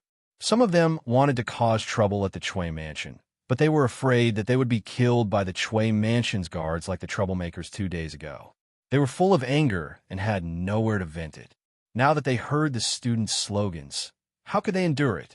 They all joined the army of anti-Chui. When they arrived at the Chui mansion, the original group of 600 people had become more than 3,000 people. Other common people in Chong and city were also rushing here after hearing the news. The crowd was increasing. The voices were getting louder. The anger was also getting stronger. It all depended on whether the Chui mansion could withstand the anger of the common people. Chapter 1101. Hand over the Wang family. Hand over the murderer. Hand over the Wang family. Hand over the murderer. Outside the Chui mansion, the students and commoners were shouting loudly. The servants of the Chui mansion were on high alert, but with Wan Jin Gang as an example, no one dared to come out and attack the commoners. They only guarded the entrance of the Chui mansion, not letting this group of people in. Damn, why are the Chui family being so cowardly today? I still want to beat up those two blind guards. Cheng Chumo saw how the servants of the Chui mansion were cowering and could not help but feel bored. He complained to Li Tai and the rest. Chumo, you think too highly of this group of people. We are students of Yin Huang College. They dare to come out and lay a finger on us? Sun Ziffin sneered. Even if they were not students of the Yin Huang College, this group of people were either rich or respectable, each of them having an extraordinary status. The servants of the Chui family would definitely not dare to act so rudely like last time. But we can't just waste time like this. Chinke, you have a lot of ideas. Come up with an idea. Why don't we just charge in? Cheng Chumo was a little anxious. Chumo, don't be rash. Li Tai shook his head. He looked at the group of servants who were blocking the entrance of the Chui mansion. His eyes flashed, and he whispered, "Oh, right, Chonyo, bring a few people to guard the back door of the Chui mansion. See if there's a chance to enter from there." Cheng Chumo was overjoyed. He laughed and said, "Hee hee. Chinke, you're still the most cunning one. Then I'll go take a look with Bao Lin and the rest." After that, he did not care about Li Tai rolling his eyes at him. He called a few skilled students and squeezed through the crowd to go to the back door of the Chui mansion. "Grandfather, there are so many people outside. I think you should go to the manor outside the city to lie low for a while." At the entrance of the Chui manor, Chui Junchuo peeked through the crack of the door and looked at the densely packed crowd outside. He couldn't help but feel his scalp go numb, because he felt that those angry commoners outside looked like they wanted to eat people, eat their Chui family's people. To think that he, Chui Junchuo, had lived a glorious life. Now that he was old, he had to suffer the curses of the people. It was truly a pity. Wait for the imperial edict. It should be soon. We can only wait for His Majesty's decision. Chui Junchuo sighed, and with her hands clasped behind her back, she walked into the manor with a desolate face. The Chui family has occupied fertile land, oppressed the common people, abducted common women, and tortured and killed the maidservants. Hand over the Wang family and the murderer. Hand over the Wang family and the murderer. Outside the Chui manor, as more and more people came, more and more people came. In less than 15 minutes, more than 2,000 people came. Naturally, the cries of the people became louder and louder. Towards the end, the students of the academy did not even need to organize them. They spontaneously began to shout slogans over and over again. Ever since the establishment of the Tang Empire, there had never been such a grand event in Chang'an City. However, today's grand event was indeed a funeral for the Chui family. It was also a matter of life and death for the Chui family. "You better behave yourself. Get over here. Don't even think about running. Come, kneel. Hey, make way, make way." At this moment, a group of people slowly squeezed from the back of the crowd. After a lot of effort, they finally squeezed into the group of Yin Huang College students. "Chonyo, what are you doing?" Li Tai saw Cheng Chumo, who had gone to the back door of the Chui manor to look for an opportunity, come over with two servants of the Chui manor. He could not help but ask with a puzzled face, "Hey, Chinke, Ziffin, Ku, I just caught two sneaky and shifty-eyed servants of the Chui family at the back door. After questioning them, I actually got a big piece of news." Cheng Chumo made the two unlucky servants kneel down and then smiled proudly at Li Tai and the rest. "What news?" Li Ko asked. Cheng Chumo did not directly answer. Instead, he kicked the servant in front of him and said, "Hey, Sun Xiang, right? This person in front of you is His Highness King of Han, and this is His Highness King of Wei. Hurry up and tell them what your mistress wants you to do. Only then will you be safe. Otherwise, no one will be able to protect you." When he heard that the two young men in front of him were both kings, the servant was first afraid. Then, he seemed to see some hope. The Chui family was now in a precarious situation. If he could cling onto the thighs of these two kings, he might really be able to survive. Thus, he quickly said, "Young Master Chung, I'll talk. Chung Chumo nodded his head in satisfaction. Then, he turned around and looked at the people behind him. He used his internal energy and said loudly, "Everyone quiet down. I just caught a servant at the back door of the Chui Manor. Everyone quiet down and listen to what this servant has to say." Chung Chumo's voice was mixed with internal energy and transmitted to everyone's ears. The noisy crowd immediately quieted down. "Sun Xiang, mistress has always treated you well. How can you do something that betrays her?" A servant guarding the entrance of the Chui Manor couldn't help but shout at this moment. "Noisy!" Chung Chumo dashed forward and gave him a big slap on the face. Receiving this angry slap, the servant spat out a mouthful of blood and was no longer able to speak. "Sun Xiang, quickly say it." Chung Chumo clapped his hands and said lightly. Sun Xiang shrunk his neck and looked at Chung Chumo, this violent maniac, with some fear. Then he said, "I'm a servant of the Chui Manor. This morning, after Mistress found out that the entire city was filled with Master Wan. No, the entire city was filled with Wan Jingang's confession. She was worried that the imperial court would find Miss Ninyu's body based on the clues in the confession. Thus, she ordered me to go to the 10-mile slope outside the city, to the 10-mile slope to dig out Ninyu's body and feed it to the dogs." Wow! After hearing this, the crowd was in an uproar. The people who were already angry became even angrier. When their anger couldn't be tolerated, they could only explode. She didn't even let go of a dead person. This mistress of the Chui family is so cruel. Beast! She's worse than pigs and dogs. Wang deserves to die. It's really intolerable that such a vicious woman is not killed. Kill Wang. Kill Wang. Thousands of people were about to riot in an instant. The servant guarding the entrance of the Chui Manor suddenly felt the pressure. How can this Mistress Chui be so inhumane? Qin Ke, I can't stand it anymore. After hearing this, Li Kun gnashed his teeth. If it wasn't for his special identity as a prince, he would have already killed his way in. "Ninyu, I'm Ninyu. Mother has let you down." At some point, an old woman and an old man squeezed to the front of the crowd. The old woman collapsed in front of the Chui Manor and cried bitterly. Her sobs were like the wail of a dying beast. The people of Chang, at the entrance of the Chui Manor, all shed tears. "Evil woman of the Chui family, give me back my daughter's life. This old man will not rest until the Chui family is dead." The stooped old man beside the woman also sat down and said with a bitter expression. Chapter 11:02. These two people seem to be Ninyu's parents. Look at them. Do they only know that their daughter was killed today? The sudden appearance of a couple in front of the Chui mansion instantly attracted the attention of the people. "Old man, are you Ninyu's family?"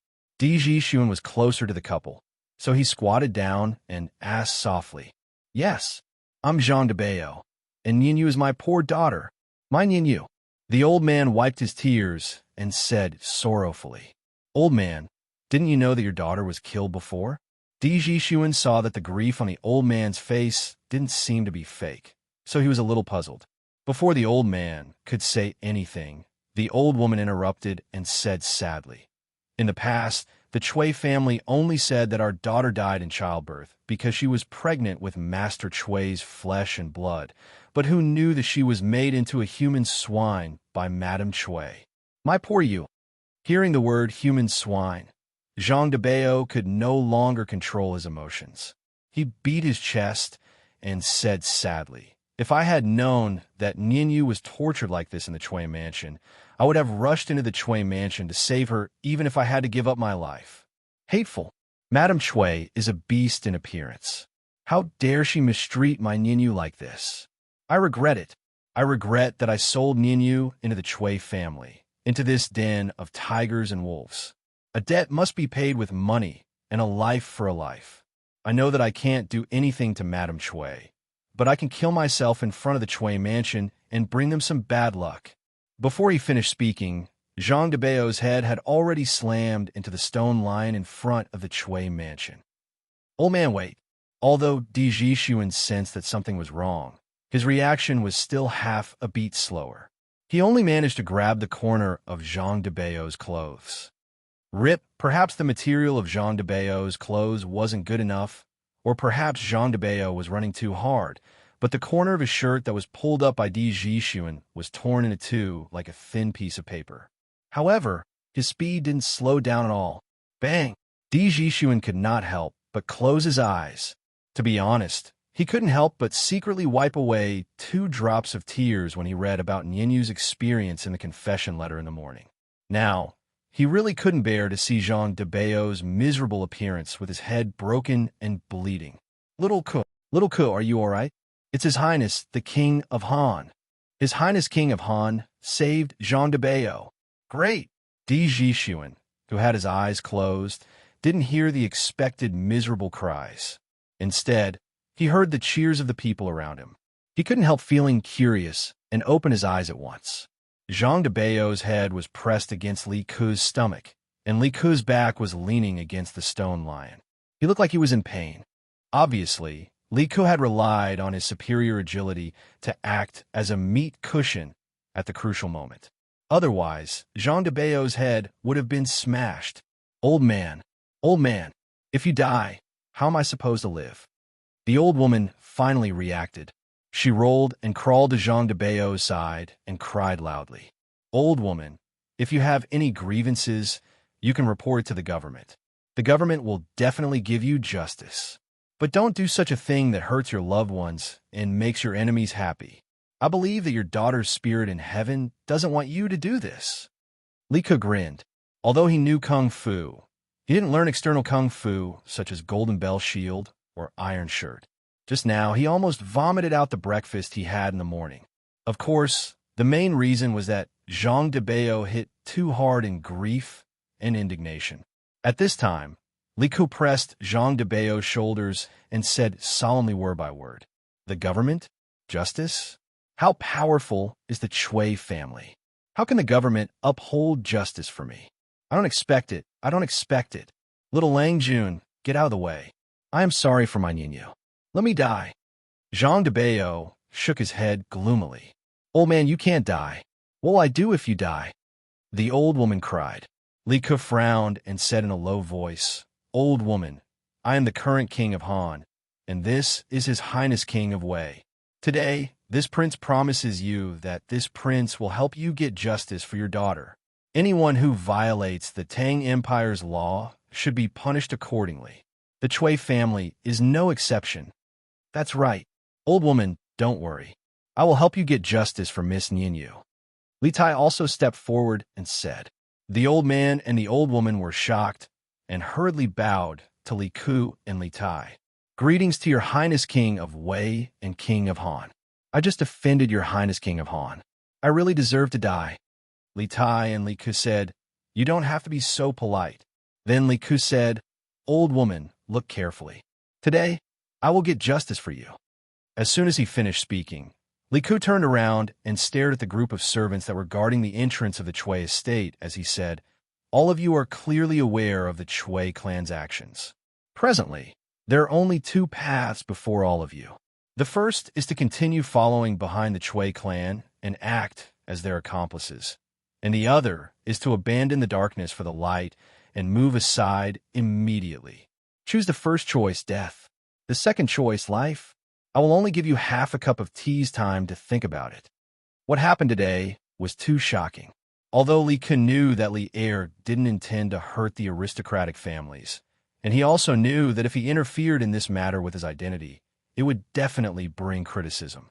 But some things could be tolerated, and some things could not be tolerated, especially Jean de Bayo's words and actions before, which touched his heart, made him not want to care about anything else at the moment. He just wanted to help the maid he had never met before to get justice. As soon as his voice fell, the servants suddenly looked at each other. But even after half a cup of tea's time, they still didn't move.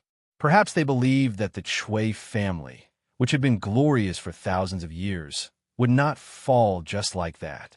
Li Ku sneered and shouted to the people behind him, "Good! Today, the lady of the Chui family, Wang Shi, is vicious and merciless. She cruelly killed the maid Nianyu and turned her into a human swine. This is really shocking and infuriating. What's more hateful is that after Ninyu died, Wang Shi still didn't let her go.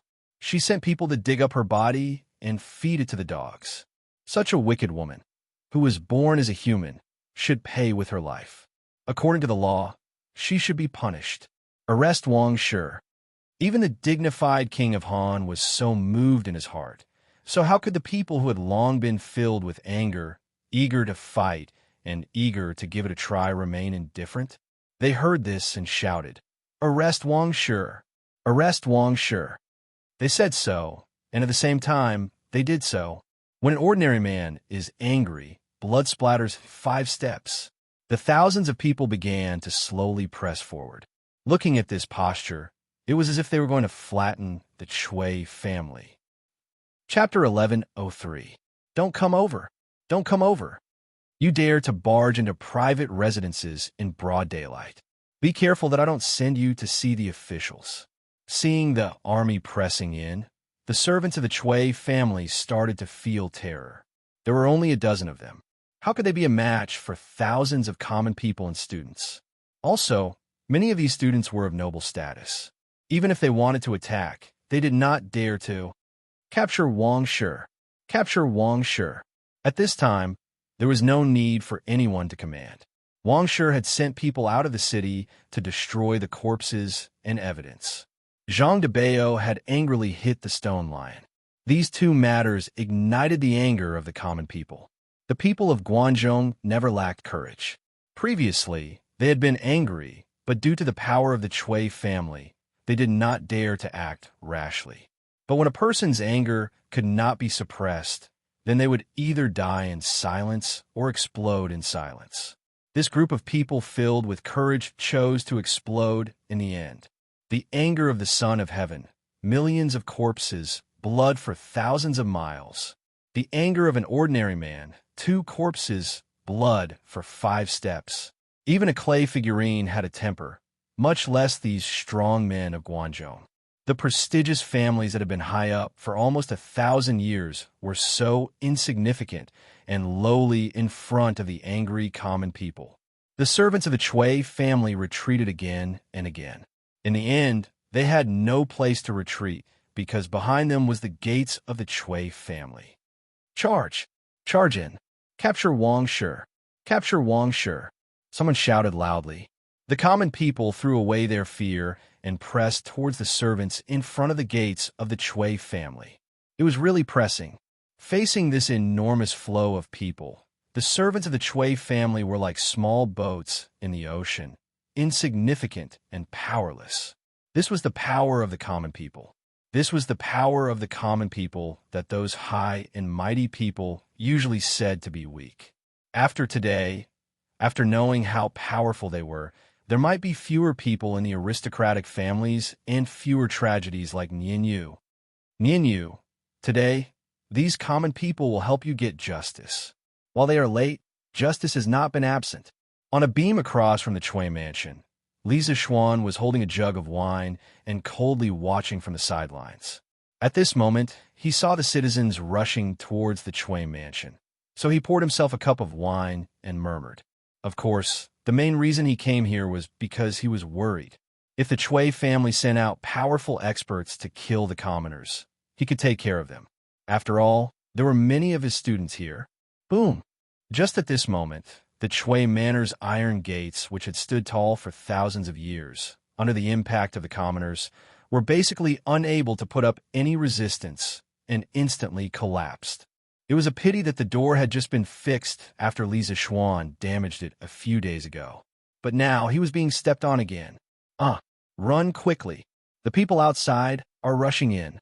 The maids and servants of the Chui Manor, upon seeing the manor's door collapsing and countless people rushing in, screamed and screamed as they frantically ran for their lives towards the direction of the backyard. Although the martial artists and guards in the yard knew martial arts, when faced with thousands of commoners, no matter how high their martial arts skills were, they would not dare to rush in and send themselves to death. The qualified martial artists had already flown over the walls of the yard with the advantage of their Qinggong skills. The unqualified martial artists, whose Qinggong skills were not good, could only escape to the backyard with the maids and servants. Instantly, like an eagle chasing a flock of chicks, a flock of eagles was chasing a flock of chicks towards the backyard. As time passed, the space for these chicks to survive would only become smaller and smaller. Capture the Wong family. Capture the Wong family. The flood of 4,000 to 5,000 people pushed towards the backyard while letting out earth-shattering shouts. F***CK. Who is that bastard? How dare he take the opportunity to bully the Chui Manor's maids? Bao Lin, bring people to capture that bastard. After the commoners rushed into the Chui Manor, although most of them were heading towards the backyard to capture the Wong family, there were still some who wanted to take advantage of the chaos, such as stealing, molesting, or raping the maids of the Chui Manor. The ugliness of human nature was revealed in the chaos. Chung Chumo's sharp eyes saw a rascally young man hugging a maid and trying to molest her. He immediately roared in anger. Yes, Brother Chonyo. Yuchi Baolin responded. Without calling for anyone else, he strode up to the man and lifted him up with one hand, then slammed him onto the ground. Chinke, Virgo, we can't go on like this. Although the Chui family is despicable, there are only a few people who have committed crimes. These maids are innocent. If we don't take any measures, many innocent people will suffer today. When that happens, Father will definitely blame. Yamacho. Li Ku frowned as he spoke to the people around him. Obviously, he had already guessed that the source of this turmoil, or rather, the initiator, was Li Zixuan. It was not hard to guess. Anyone who had interacted with Li Zixuan and knew about his recent activities would be able to guess it. Li Tai nodded and said, Little Ku, you are right. We can't let the commoners do as they please. I think it's better to have all the students of the college spread out in groups of 10 to maintain order. Little Ku, you are skilled in martial arts, so you take command. Li Ku did not decline. Under his command, the people from Yenwang College immediately split into over 60 small teams. They spread out in groups and scattered around the Chui residence. If they saw anyone doing something illegal, they would go forward to stop it. They were from the college and represented Yenwang College. Normal hooligans would not dare to do anything to them in front of so many commoners. As a result, the number of rapes and thefts was greatly reduced. These unruly commoners are really lawless. Guards, call the guards. Call the martial artists. Call the martial arts experts in the Chui Manor. Let them kill all these unruly commoners. Kill them all. The backyard of the Chui residence was in a mess. Wang Shi was in a state of madness. She was throwing things at the servants while shouting incoherently. Trash! You are not allowed to run. The Chui family has always provided you with good food and drinks. Now all of you. Otherwise, you will not be fed in the future. I will turn all of you into human swine. At this moment, Wang Shi saw a group of maids and servants escaping from the front yard. She took out a sword from somewhere and slashed at those people. The maidservants and servants hurriedly scattered in all directions. Wang Shi wanted to chase after them, but she couldn't. She could only stand there and curse. Capture Wang Shi. Turn Wang Shi into human swine. At the door of the backyard, the commoners finally appeared. When Wang Shi heard that the commoners wanted to turn her into human swine, she was so scared that her legs trembled. Unruly commoners. A bunch of unruly commoners. Guards, whoever can kill these unruly commoners, I will give you 10,000 strings of cash. No, 100,000 strings of cash. Wang Shi held her sword and retreated. Her eyes were wide open and her face was full of fear. Chapter 1104. 100,000 strings of cash. If this were any other time, many people would be willing to help Wang Shi kill someone for 100 strings of cash, let alone 100,000 strings of cash. But now, even if they were offered 1,000,000 strings of cash, no one would be willing to help her at this time, let alone 100,000 strings of cash. Look, that's Wang Shi. It didn't take long for the citizens to swarm into the backyard. Someone recognized Wang Shi, who was holding a sword and hysterical as if she had gone mad, and pointed her out loudly. Catch Wang Shi. Make her into a human swine. Yes, we have to let this evil woman have a taste of being made into a human swine. The citizens roared one after another. Don't come over. Don't come over. When had Wang Shi ever encountered such a situation before? With a panicked expression, she actually placed the sword against her own neck. She retreated while speaking in fear. The maids and servants around her had already run far away from her. Even when they saw her move, no one came to stop her. Look, the old master of the Chui family is here. At this moment, someone shouted, and the citizens immediately quietened down. The crowd opened up a path, and Chui Junchuo walked over with more than a dozen armed guards. Don't come over. I don't want to be made into a human swine. Don't come over. At this moment, Wang Shi's mind was no longer that of a normal person's. Chui Junchuo and the others walked toward her, but she mistook them for citizens who wanted to kill her. Her body trembled, and she didn't even notice that the sword had left a bloody mark on her neck. Wang Weizhu, take a good look. I'm here. Chui Junchuo growled at Wang Shi with a dark expression. Don't come over. I don't want to be made into a human swine. Wang Shi was even more terrified. She screamed and exerted force with her hand, and the sword in her hand slit her throat without any resistance. She immediately collapsed to the ground, leaving behind a pool of blood. Bam! Everyone fell silent.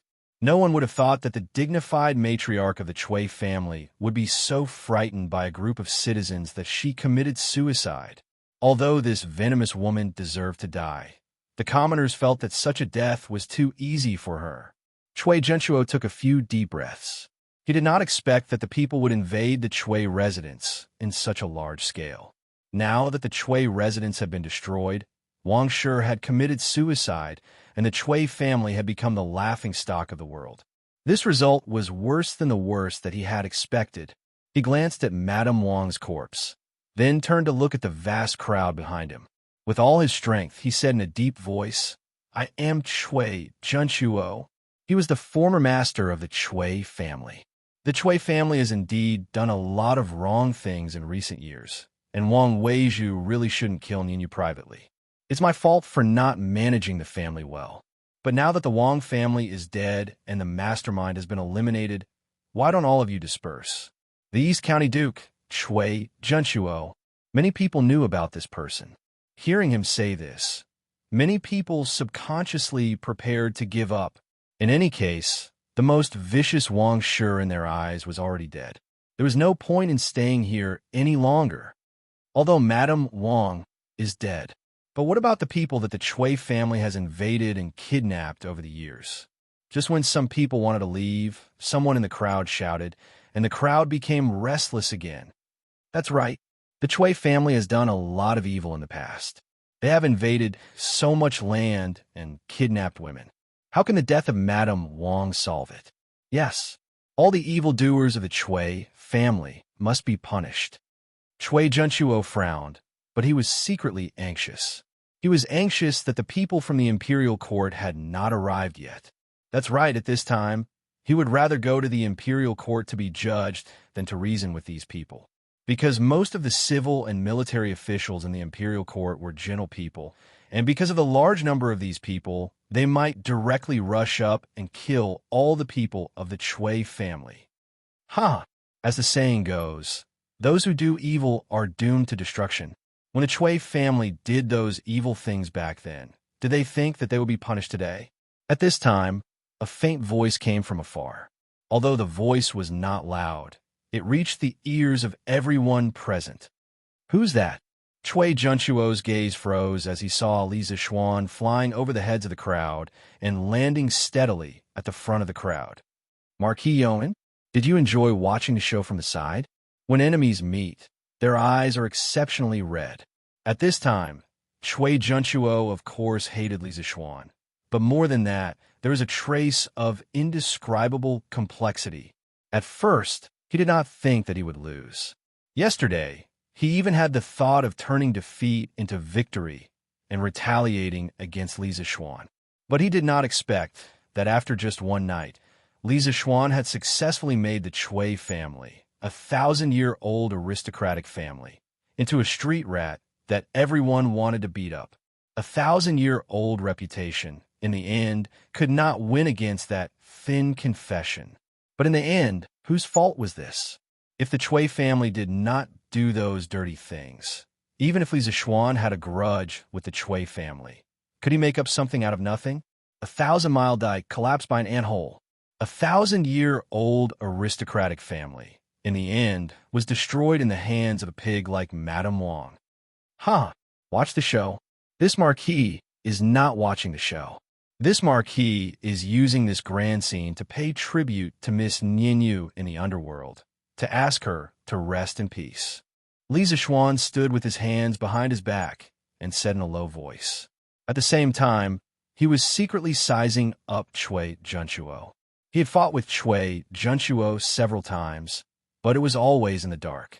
Today was their first time, and probably their last time. Hearing this, Chui Junchuo's expression changed several times. After a long time, he said that Nianyu is just a little maid in the Chui family. If she knew that in the future, she would be able to make the Marquis of Yong and bring so many people to seek justice for her, she would probably feel lucky, right? Li Zixuan sneered. Lucky? The dead cannot come back to life. If possible, who in a world would not want to keep living? Dead is dead. Even if this Marquis avenged her, she would not feel lucky. She should regret entering the Chui family and meeting Madame Wang, this poisonous woman, and Chui Shanfu, this coward. Chui Junchuo was a little angry. The Chui family was almost dead, and Li Zixuan still wanted to step on the corpses. This was too much. The imperial edict has arrived. Unrelated people immediately make way. At this moment, a group of imperial guards rushed into the Chui family and rushed into the backyard. Then, they spread out and barely surrounded the people in the backyard. Why was it barely? This was because there were too many people in the backyard. The less than 100 imperial guards that they had brought with them were simply not enough to deal with them. Then, a general in silver armor came forward and said loudly, His Majesty has decreed that all people should immediately disperse. His Majesty will personally deal with the matter of the Chui family. He will definitely give justice to Nianyu and the people of the world. Chapter 1105. The young general in silver armor was Sun Jiping. He had participated in the Battle of Snake Spirit Mountain and could be considered as an old acquaintance of Li Zixuan. After such a long time, he had been promoted from a small leader to a guard with a sword in front of the palace. He could be considered to have a prosperous career. When the people heard Sun Jiping say that Li Zixuan would deal with this matter personally, they did not want to make a fuss and left. The students of the academy did not leave. At this time, Li Ke went to Li Zixuan and whispered a few words in his ear.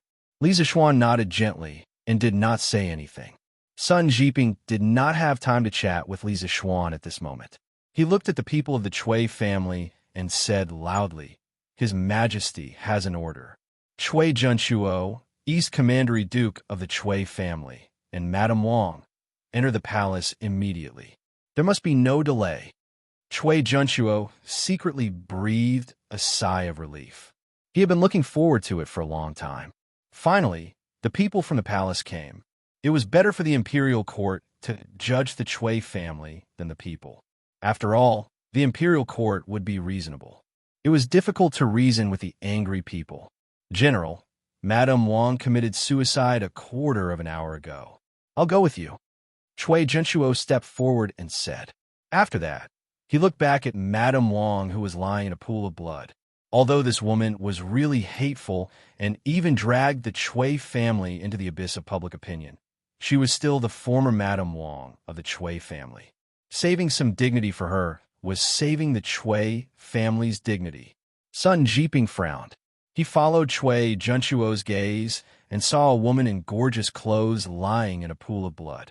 There was a blood-stained sword beside her. After a moment of silence, he shook his head and said, East Commandery Duke, it's not that I don't understand people's feelings, but His Majesty personally ordered me to invite you and Madame Wang into the palace no matter what. Guards, prepare an ox cart and carry Madame Wang's body into the palace. Yes, General. After Sun Jiping finished speaking, Two soldiers immediately stepped forward and carried Madame Wang's body. You, General Sun, can you make an exception? Chui Junchuo could not help but be angry. But after thinking of the Chui family's current situation, he restrained himself. Sun Jiping shook his head. His meaning was self-evident. Therefore, Chui Junchuo could only watch as the two imperial guards carried Mrs. Wang's body away. Blood flowed all the way. Most of the members of the imperial army had been on the battlefield before, so they didn't fear corpses and blood. However, the students of Yinhuang College were different. This was the first time most of them had seen a dead body, and it was the first time they had smelled such a thick stench of blood. Many of the students bent down and vomited. Li Zixuan did not say anything. He felt that there was nothing wrong with letting the students see the light of blood earlier. Perhaps some of them would have to go to the battlefield in the future. East County Duke, please go ahead as well. After Wang Shi was loaded onto the ox cart, Sun Jiping pointed to a prisoner's cart next to him and said to Chui Junchuo, there was no other way. Lier had given him a strict order. There was only 1 hour in total. He couldn't possibly let Chui Junchuo run behind the horses, right? Or let Chui Junchuo ride a horse behind him. If the criminal got lost, how was he going to explain himself? After thinking about it, only the prisoner's cart was more reliable. It could guarantee the speed and ensure that the criminal wouldn't escape. Anyway, in Sun Jiping's opinion, the Chui family would definitely not be able to make a comeback this time. There was no need to be afraid of Chui Junchuo's identity. Chui Junchuo's expression changed. After hesitating for a moment, he finally sighed and walked toward the prisoner's cart. Before entering the prison carriage, he looked at Li Zixuan with a complicated gaze and said, this old man never thought that there would be a day when I would become a prisoner. This old man also never thought that I would be defeated by you. Marquis Yongin, I have underestimated you after all. You are the variable of the aristocratic families, and also the variable of the Tang Empire. Li Zixuan shook his head and said expressionlessly, East County Duke, you are not a stupid person. You should understand that the Chui family's ending today is not because of me, but because the people of the Chui family don't know how to respect and do all kinds of evil. Hearing this, Chui Junchuo sighed and then got on the prisoner's cart. Sun Jiping waved his hand, and the imperial guards quickly left the backyard of the Chui family. At this time, he had time to say goodbye to Li Zixuan. Marquis, His Majesty's order is urgent. I will chat with Marquis another day. I will leave first today. General Sun, please wait. Li Zixuan smiled and cupped his fists in return. He pointed to the dozen or so commoners who were tied up in the corner of the courtyard and said, these people are all criminals who took the opportunity to steal property and molest maids in the chaos just now. They've been tied up by my students. Now, I'll have to trouble General Sun to bring people to send them to the Supreme Court. Sun Jiping was a little surprised and said, there is such a thing? Marquis, please help me catch these criminals. I will report it to His Majesty and ask for a reward for Marquis. Li Zixuan waved his hand and said, no need. This has nothing to do with me. It was all done by the students of the academy. If you want to ask for a reward, you should ask for a reward for them. General Sun, you should quickly return to the palace and report. Sun Jiping suddenly woke up and quickly said, then I will leave 20 imperial guards to help Marquis take these criminals to the Supreme Court. I will take my leave first. Okay. Li Zixuan nodded. Sun Jiping took Chui Junchuo and Wang Shi's corpse and rushed to the palace. Chui Junchuo, who was standing in the prisoner's cart, might be thrown vegetables or rotten eggs by the people on the road. Li Zixuan didn't care about this. What he needed to consider now was the problem of dealing with the aftermath. Today, you all performed very well. If it wasn't for you stopping these people from doing evil, more innocent maids would have been harmed today. At that time, I would have become a sinner. I am very pleased that you all were able to plan and act according to the situation. I am very satisfied with this batch of students from Yinhuang College. You are the pride of the academy. Li Zixuan turned around and looked at the group of travel-worn youths. He thought that if it wasn't for them organizing at the last minute to maintain order, those ruffians who had mixed into the crowd would have taken advantage of the chaos to do whatever they wanted. Once those people lost the restraint of the rules, they could do anything evil. Therefore, he said to the students with a gratified face, he wasn't being modest, nor was he being pretentious. He was sincerely grateful to this group of students. Without them, today's good thing would have turned into a bad thing. He would also blame himself for the innocent maids for a long time. Yamacho, you are too serious. These are all things that we should do, Lika said with a smile. That's right. Yamacho, these are all things that we should do. The rest of the students said, one after another. Today's experience filled them with a sense of accomplishment. They would probably never forget it for the rest of their lives. Thank you, Marquis Young, and thank you all young gentlemen. At this time, the Chui family's maid spontaneously came over and bowed to Lisa Schwan and the students to express their gratitude. Chapter 1106.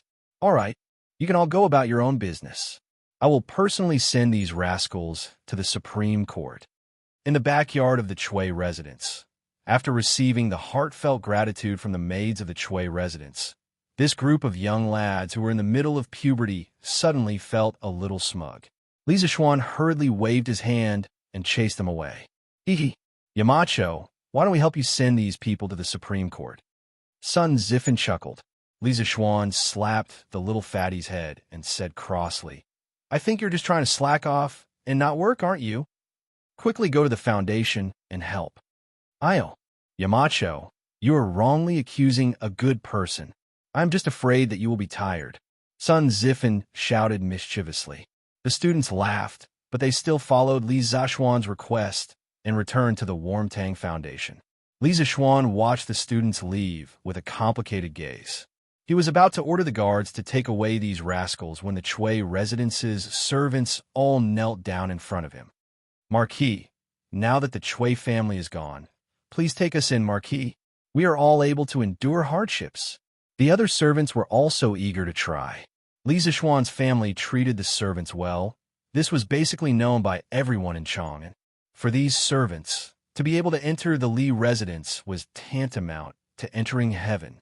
Li Zishuan frowned and said, This Marquis's residence does not lack servants. Moreover, the Emperor has not made a decision on how to deal with the Chui family. You should wait a little longer. Even if the Chui family is really gone, you can go back to your hometown and find other ways to make a living instead of continuing to be servants. Now that the world is peaceful and the Emperor is very kind to the people, this Marquis believes that as long as you are hardworking, your life will not be bad. Marquis, but we are all slaves. How can we make a living? Everyone says that Marquis is unparalleled benevolence. I hope that Marquis can be kind and take us in. The crowd hesitated for a moment, and a slightly beautiful servant girl said pitifully to Li Zishuan. In ancient times, there were 5 types of household registration. The first was noble registration, usually for aristocratic families. The second was good registration, which was for ordinary people. The third was merchant registration, which, as the name suggested, was for merchants. The fourth was slave registration, which was the status of slaves. Once sold, they may be slaves for life, unless the master was generous and was willing to give the government a large sum of money. The fifth was cheap registration, which was for prostitutes, entertainers, and so on. And so on. Li Zishuan's frown deepened.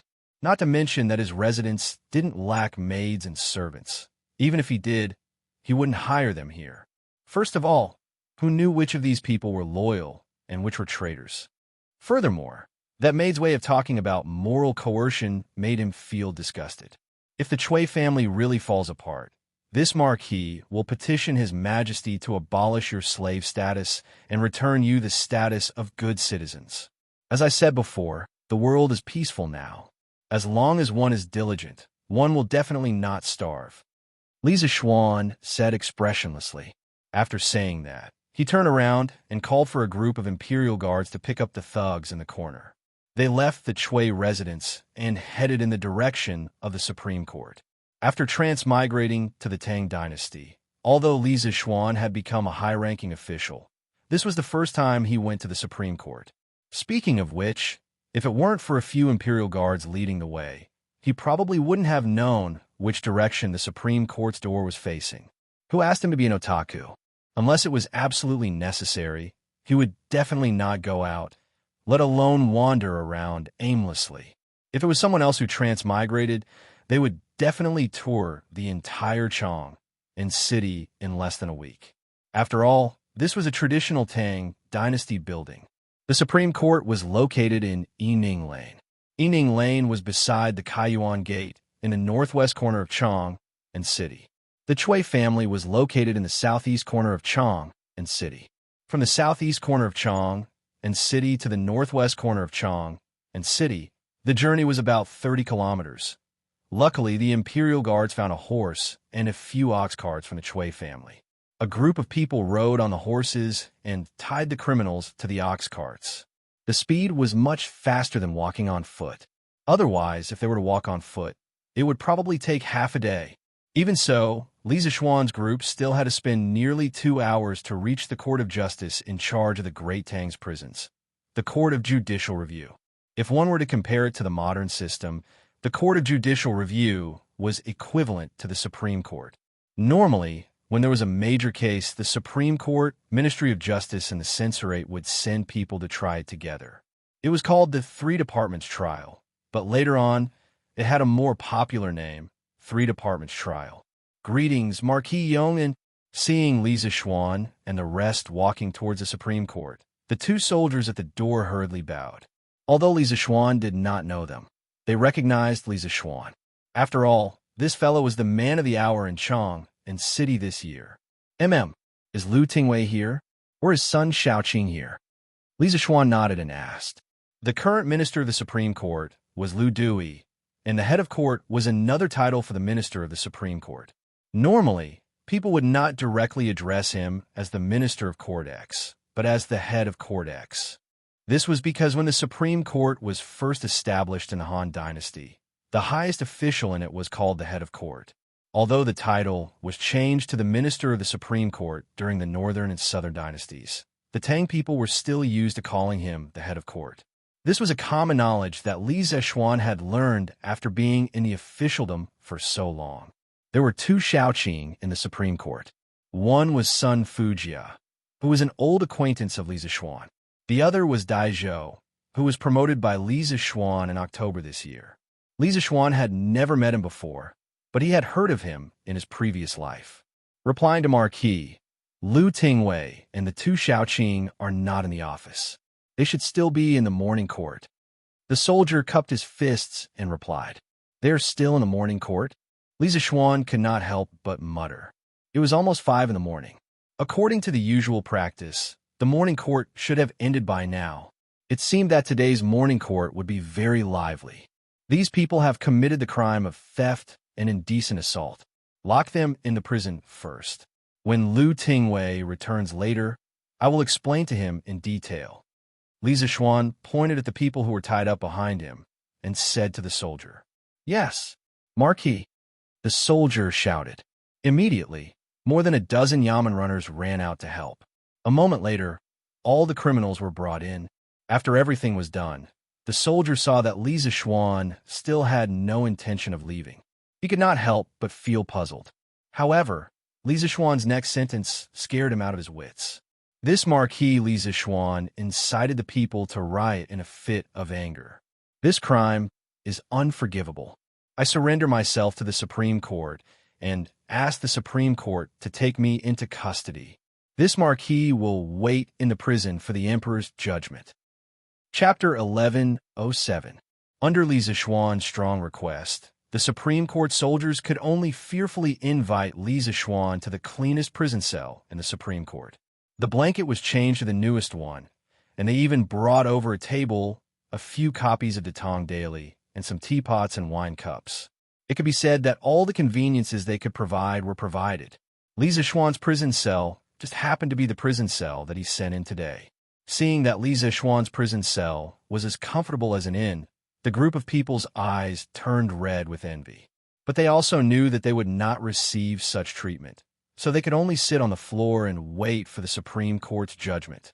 Other than this new blanket, take away the rest. This Marquis is here to go to prison, not to stay in an inn. This marquis appreciates the intentions of these few little brothers.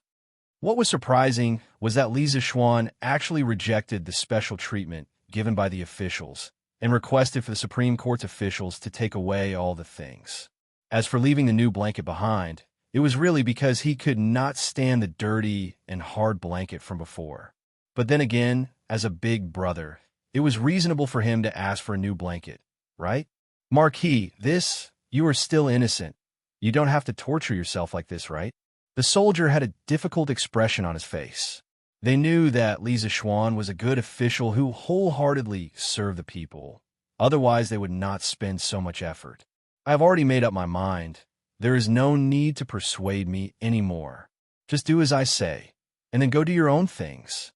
Li Zixuan waved his hand and said. He did this not to put on a show, nor was it purposely pretentious. It was because the current era that he was in required him to do so. This time, although he had used the power of thunder and successfully pushed the Chui family into a state of eternal damnation, but the method he used was somewhat taboo, because he had used the public's will.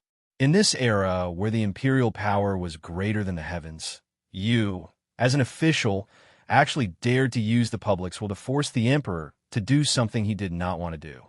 Today, you force the emperor to deal with the Chui family. Then tomorrow, you would use the public's will to force the emperor to abdicate the throne. In the era of imperial power, whether the emperor's mind was big or small, he would not like such an official. The big-minded ones might tolerate you for a period of time, but the small-minded ones would directly kill you, a potential threat. Therefore, Li Zixuan didn't have anything else to do today. Instead, he took the initiative to turn himself in. He had to show this attitude. Now, he was still in charge of his family. Even if he didn't think for himself, he had to think for his family, right? Seeing Li Zixuan's insistence, the soldier had no choice but to remove the things from the prison cell. Li Zixuan sat cross-legged on the couch and closed his eyes in deep thought. After an unknown period of time, a series of footsteps suddenly came from outside the prison cell. Li Zixuan opened his eyes and saw a middle-aged man wearing a dark red official's robe with a dark blue belt around his waist, walking over with a few soldiers. The man had a head full of black hair, a pair of indifferent tiger eyes, and a straight figure. He could be considered to have a dignified appearance. This official, Dai Zhou, greets the Marquis of Yong'an. The middle-aged official asked someone to open the cell. Then he cupped his hands and bowed to Li Zixuan, who was sitting cross-legged on the bed. Although he was older than Li Zixuan, his official position was lower than Li Zixuan's. Since he was in the officialdom, he should follow the rules of the officialdom. So it's Dai Xiaoqing. Nice to meet you.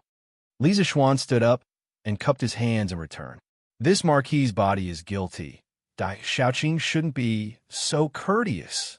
Dai Zhou shook his head. Whether Marquis is guilty or not, His Majesty has yet to make a conclusion. But just based on the fact that Marquis is willing to seek justice for a maid he doesn't even know, this Dai Zhou still admires Marquis. This Dai Zhou dared to say anything. Now, the officials in the imperial court who had some brains basically knew that the confession letter was related to Li Zixuan. But Li Zixuan's methods were obviously taboo. Under such circumstances, Dai Zhou still dared to publicly praise him. If it fell into the ears of someone with ulterior motives, it might become a weakness. Dai Xiaoqing must be joking. This Marquis is young and impetuous. I don't know the severity of the matter. Fortunately, this Marquis didn't cause any big trouble. Otherwise, I'm afraid my conscience will not be at ease for the rest of my life. Li Zixuan shook his head and sighed with emotion. Then he asked, "May I ask Dai Xiaoqing how His Majesty dealt with the Chui family in the morning court today?" Dai Zhou replied expressionlessly, "Madame Wang killed people. Although she had committed suicide, her behavior was so vile that it angered people and gods alike. His Majesty ordered the Chui family to bury Madame Wang's body in the wilderness. They are not allowed to enter the Chui family's ancestral mausoleum, and they are not allowed to look for a place with good feng shui for her. East County Duke Chui Junshuo didn't manage his family well. He allowed his family to embezzle the land of the common people and allowed his family members to kidnap women. His Majesty decreed that he was stripped of his title of East County Duke and sent back to Zhengzhou. He was ordered to return all the land that he had embezzled in the past 10 years to the common people within a month. Those who kidnapped women must also be handed over to the local government within a month. In addition, His Majesty sent the left Prime Minister Wei Zheng to Hunan Province to thoroughly investigate all the officials who have covered up or colluded with the Chui family in Zhengzhou in recent years. He wanted to clean up the local government and return the common people to the common people. Hearing this, Li Zishuan was relieved. Old Li was finally willing to completely deal with the Chui family. His plan was not in vain. Moreover, sending Wei Zheng to Hunan Province was the most ruthless move. Didn't your Chui family get wind and reign in Hunan Province in the past? Wasn't it all because the local government took care of you? Now I will remove those officials who took care of you. Let's see how you can continue to be lawless in Hunan Province. His Majesty is wise. In this way, Miss Nianyu can finally rest in peace. Li Zishuan murmured, Marquis, I have something to say, but I don't know if it's appropriate. Daizhou hesitated for a moment and asked. Li Zishuan's first impression of Daizhou was not bad. Hearing this, he smiled slightly and said, Vice Minister Dai, please. Daizhou waved his hand and dismissed his attendants. Then he looked at Li Zishuan with shining eyes and said, I believe that with Marquis's wisdom, he must have known that this method would hurt the enemy 1,000 times and hurt 800 times. But why did Marquis still use this method? Just for an unknown little maid? Is it really worth it? Li Zishuan was silent. After a moment of silence, he said, Some things can't be measured only by whether it's worth it or not. Since I encountered this matter, I must take care of it. If I don't do anything, I will feel guilty for the rest of my life. And in my opinion, conscience and justice are not silent. They know it's impossible and do it. The Chui family is powerful and seemingly invincible. But the sword of justice is not forged for the strong. It is for the weak. If I don't stand up today, there will be more wronged souls in the netherworld. I will never regret what I did today. Chapter 1108. The news of Li Zishuan being imprisoned in the Supreme Court quickly reached the palace and Li Er's ears. Who is he putting on an act for? Let's ignore him and see what tricks he has up his sleeves. Li Er's gaze was as cold as ice. After listening to Zhao Song's report, he paced back and forth in the main hall in frustration. His hands behind his back were clenched into fists and then completely unclenched in the next moment. He would never have thought that the high and mighty Chui family would collapse before the imperial power could even show its might. He did not feel the joy of getting rid of the aristocratic family. Instead, he felt some fear because the power Li Zishuan could mobilize was too terrifying. It was so terrifying that it could even threaten his imperial power. Kill, or not kill. At this moment, Li Er's mind was filled with all sorts of thoughts. In the end, he waved his hand and said angrily, Yes. Zhao Song sighed in his heart and cupped his hands in acknowledgement. Li Zishuan disregarded his own glory and got rid of evil for the people. Zhao Song admired him from the bottom of his heart. However, in the end, he ended up in prison. Zhao Song was both regretful and vexed. Vexed that Li Zishuan was so foolish. Yongle Lane, Li Mansion. Mother, why isn't brother back yet? Lanner is hungry. The whole family was waiting for Li Zishuan to return for lunch. However, after waiting for a long time, he was still nowhere to be seen. Lanner could not help but rub her stomach and said pitifully, Soon, he should be back soon. Mrs. Li had been feeling uneasy since the morning. When she saw that Li Zishuan hadn't returned yet, the ominous premonition in her heart grew even stronger. She patted Lan Er's little head and called out, San Bao, didn't you say 4 hours ago that the Chui family's turmoil had ended? Why isn't Xian back yet? San Bao said anxiously, Madam, the Chui family's turmoil had ended 4 hours ago. However, the young master took a group of people to the Supreme Court. The Supreme Court is far away from Dunhua Square. The young master is probably still there. Madam Li nodded, but the ominous feeling in her heart did not dissipate. Father, Mother, not good. I found a letter left behind by my husband in the room. At this moment, Han Yushi hurriedly ran in with a letter in her hand and said anxiously, "Yushi, what happened to Xian? What does he mean by leaving a letter?" Mrs. Li immediately panicked. She subconsciously thought that something had happened to Li Zixuan. Li Jingma had always been calm. He patted his wife's hand and said, "Yushi, what did the letter say?" Han Yushi looked around and said softly, "Sanbao, little he, you all go down first." It wasn't that she didn't trust the servants in the residence, but the fewer people who knew about this, the better. Yes, young madam. Although Sanbao and the rest wanted to know what had happened, they had to listen to their mistress. After all the servants in the hall left, Han Yushi said, "Father, mother, grandfather, grandmother, my husband said in his letter that he will go to the Supreme Court to reflect on himself for a few days. As long as we don't think about it, and don't tell anyone about it, he will be back in less than 10 days. Reflect on himself for a few days? Why would Xian go to the Supreme Court to reflect on himself? Old master, did something happen to Xian?" To ordinary people, the Supreme Court wasn't a good place to go. After all, most people didn't want to be involved in a lawsuit. Therefore, Mrs. Li was at a loss after hearing this. Sigh. In the end, it's a loss of 800 to hurt the enemy. Yi Guizhong was old and experienced. How could he not understand the meaning behind this letter? He sighed heavily and said to Mrs. Li, "Yuzhu, you and Jingma don't have to worry. Although Xian destroyed the Cui family, the hidden danger is also quite big. Now that he has tied himself up in the Supreme Court, retreating in order to advance, he might be able to resolve the danger for himself. We can only do as he says. Don't think about it, and don't tell anyone about it. This is the only way to help him." Li Jingma understood immediately. Although he was worried about his son, he couldn't say it out loud. He could only force himself to calm down and comfort her. "That's right. Don't worry, madam.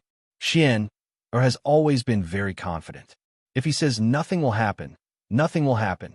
We'll just do as he says in the letter. Let's eat." Li Zixuan quietly lived in the Supreme Court. Of course, there were very few people who knew about it. His family didn't say anything. The officials who knew that he was in prison were basically the big shots in the court. Naturally, they wouldn't be so bored as to spread rumors. The collapse of the Cui family made the common people unable to adapt for a while. Of course, this matter also became the most talked about matter in the first year of Jingguan. It could also be said that it was the biggest news in the first year of Jingguan. 3 days had passed, but the enthusiasm of the commoners in their discussions about the Cui family had not diminished in the slightest. The commoners who had participated in the Cui family operation had been bragging to the people around them for the past 3 days, but they still enjoyed it. After all, they were the awesome people who had defeated the Cui family, a 1,000-year-old family. Of course, in these 3 days, the common people didn't know that Li Zixuan had been locked up in the Supreme Court's prison. The students of Yinhuang College also didn't know. The upper echelons of the Tang dynasty, without exception, chose to deal with this matter coldly. They chose the three-nose policy: don't talk, don't ask, and don't say anything. The people of the Li family firmly followed Li Zixuan's three-nose policy: don't think, and don't say anything. As a result, it was naturally difficult for others to know that Li Zixuan was in prison. However, it didn't mean that everyone didn't know. "Father, is our Yamacho locked up in the Supreme Court by you?" That night, son Ziffin returned home and found his father. He asked angrily, "What's wrong with you?" When the students of Yinhuang College participated in the warm winter operation, in principle the students who lived close to the school could go home at night. Sun Fujia raised his eyebrows and said in a deep voice, "Fanner, where did you hear this news from?" Asking this meant that Sun Fujia tacitly agreed that Li Zixuan was in the Supreme Court. Sun Ziffin couldn't help but open his eyes wide and said, "It can't be. Father, you guys really locked up Yamacho?" "No, Yamacho is such a good person. Why do you guys want to lock him up?" Sun Fujian knew that he had misspoken and scolded with a straight face. "You're just a child, so don't interfere in this matter. It's because the Marquis of Yong is too good a person that he has to stay in the Supreme Court's prison for the next few days. This is to help him get rid of a disaster. If you really want what's good for your Yamacho, Then keep this secret for this old man. If this is made public, only death awaits your Yamacho. Do you understand? Chapter 1109. An entire night had passed, but son Ziffin's mind was still replaying the words his father said to him last night. He did not understand why good people had to go to jail if they were too good. He did not understand why he could not spread the news that Lisa Schwann was in jail and get more people to help. He also did not understand why son Fujia refused his request to visit the prison. He didn't sleep much the entire night because the person he respected and admired the most was still locked up in prison. He felt very uncomfortable. Chinke, you're right. The mountain elder was really locked up in the prison. Sigh. In the morning, son Ziffin did not eat breakfast at home and went straight to the Warm Tang Foundation. The students had just come from Yinshan and were eating breakfast there. He, Li Tai, and Li Ku squatted under a tree and ate steam buns while speaking gloomily. Don't worry, Yamacho will definitely be fine. My father will not do anything to Yamacho. Li Tai patted son Zifan's shoulder and said while chewing something in his mouth. Obviously, son Ziffin had heard the news about Lisa Schwann from him. But I don't understand. Why did my father tell me? Son Ziffin hesitated for a while and finally asked the question in his heart. After he finished speaking, Li Tai and Li Ku were silent for a while. In the end, Li Ku said, Ziffin, your father is right. At this time, the fewer people who know that Yamacho is in jail, the better. Why? Li Ku paused for a moment and said, because with Yamacho's reputation among the people, if the people know about this, they might cause a huge commotion. At that time, Yamacho will become a treacherous official who forced the emperor to abdicate and will never be able to rise again. Son Ziffin could not help but be stunned. He was not stupid and quickly understood the crux of the matter. Then, a layer of cold sweat suddenly appeared on his back. He finally understood the seriousness of the matter and that his father did not lie to him last night. The fewer people who knew about Li Zixuan's situation, the better. Gulp. Son Ziffin nervously swallowed a mouthful of saliva and said in a low but serious voice, Chinke, little Ku, we have to think of a way to help Yamacho hide this matter. In the future, if the students ask where Yamacho is, we will say that Yamacho is in seclusion writing books. Yes, writing books in seclusion. What do you think? Li Tai nodded and said, let's say that, but in my opinion, Yamacho will not stay in the Supreme Court for long. He will definitely be out in a few days. Son Ziffin sighed worriedly. I hope so. Zhao Si, are you sure you won't go that way? I'm not sure. Marquis, please allow me to think about it. You wish. As the saying goes, do not regret your moves. With your chess skills, how can you play chess? In the Supreme Court's prison, Li Zixuan and a soldier sat opposite each other. There was a chessboard on the stone table between them, and they were playing chess. In the past few days, Li Zixuan had been either playing chess with others or writing books. Coincidentally, the reason that Son Ziffin had used to fool people had actually come true. Li Zixuan was really in seclusion writing books. He was writing the Academy's teaching materials for next year. However, his seclusion was too unprofessional. Who would find someone to play chess with during seclusion? At this moment, the officer named Zhao Si opposite Li Zixuan looked like he was about to cry. He thought to himself, since you don't want me to regret my move, why did you ask before? Smack. I checkmate you. Li Zixuan's single carriage directly attacked the root of the problem, checkmating Zhao Si. Checkmate again? Zhao Si scratched his head, looking depressed. He stared at the chessboard without blinking, thinking of a way to break the game. Li Zixuan saw this and laughed. No need to look anymore. You have nowhere to go. Give me the money. Zhao Si looked at it again, unwilling to give up. In the end, he still couldn't see a way out. He could only take out a copper coin from his pocket and put it in Li Zixuan's hand. Unconvinced, he said, Again. This time, I'm so close. Next time, I'll definitely beat Marquis. 1 copper coin per game. Oh no, to be precise, if Zhao Si lost, he would give Li Zixuan 1 copper coin. If Li Zixuan lost, he would give Zhao Si 100 copper coins. In order to attract people to play chess with him, Li Zixuan set up a bet where one put in twice the effort and 100 times the return. In the past few days, he had actually won a few dozen copper coins. He was truly a heartless abuser. In his previous life, Li Zixuan was not a chess expert. It was mainly due to the influence of the elders in his village that he started playing chess when he was young. Later on, when he grew up, he knew how to use the computer. He also often went to penguin games to abuse or be abused by experts. Occasionally, he would study a few endgames online. To modern professional chess players, he was very noob. However, to the people of the Tang dynasty who had not experienced the information explosion era, he could already be called an expert. At least, it was not much of a problem for him to completely abuse the people in the Supreme Court prison. Scram, brat, you only have that little bit of skill, and you still have the nerve to show it off? Let me do it. Just at this moment, Daizhou silently arrived behind Zhao Si and fiercely kicked Zhao Si's, but as he said, this prison cell was very special.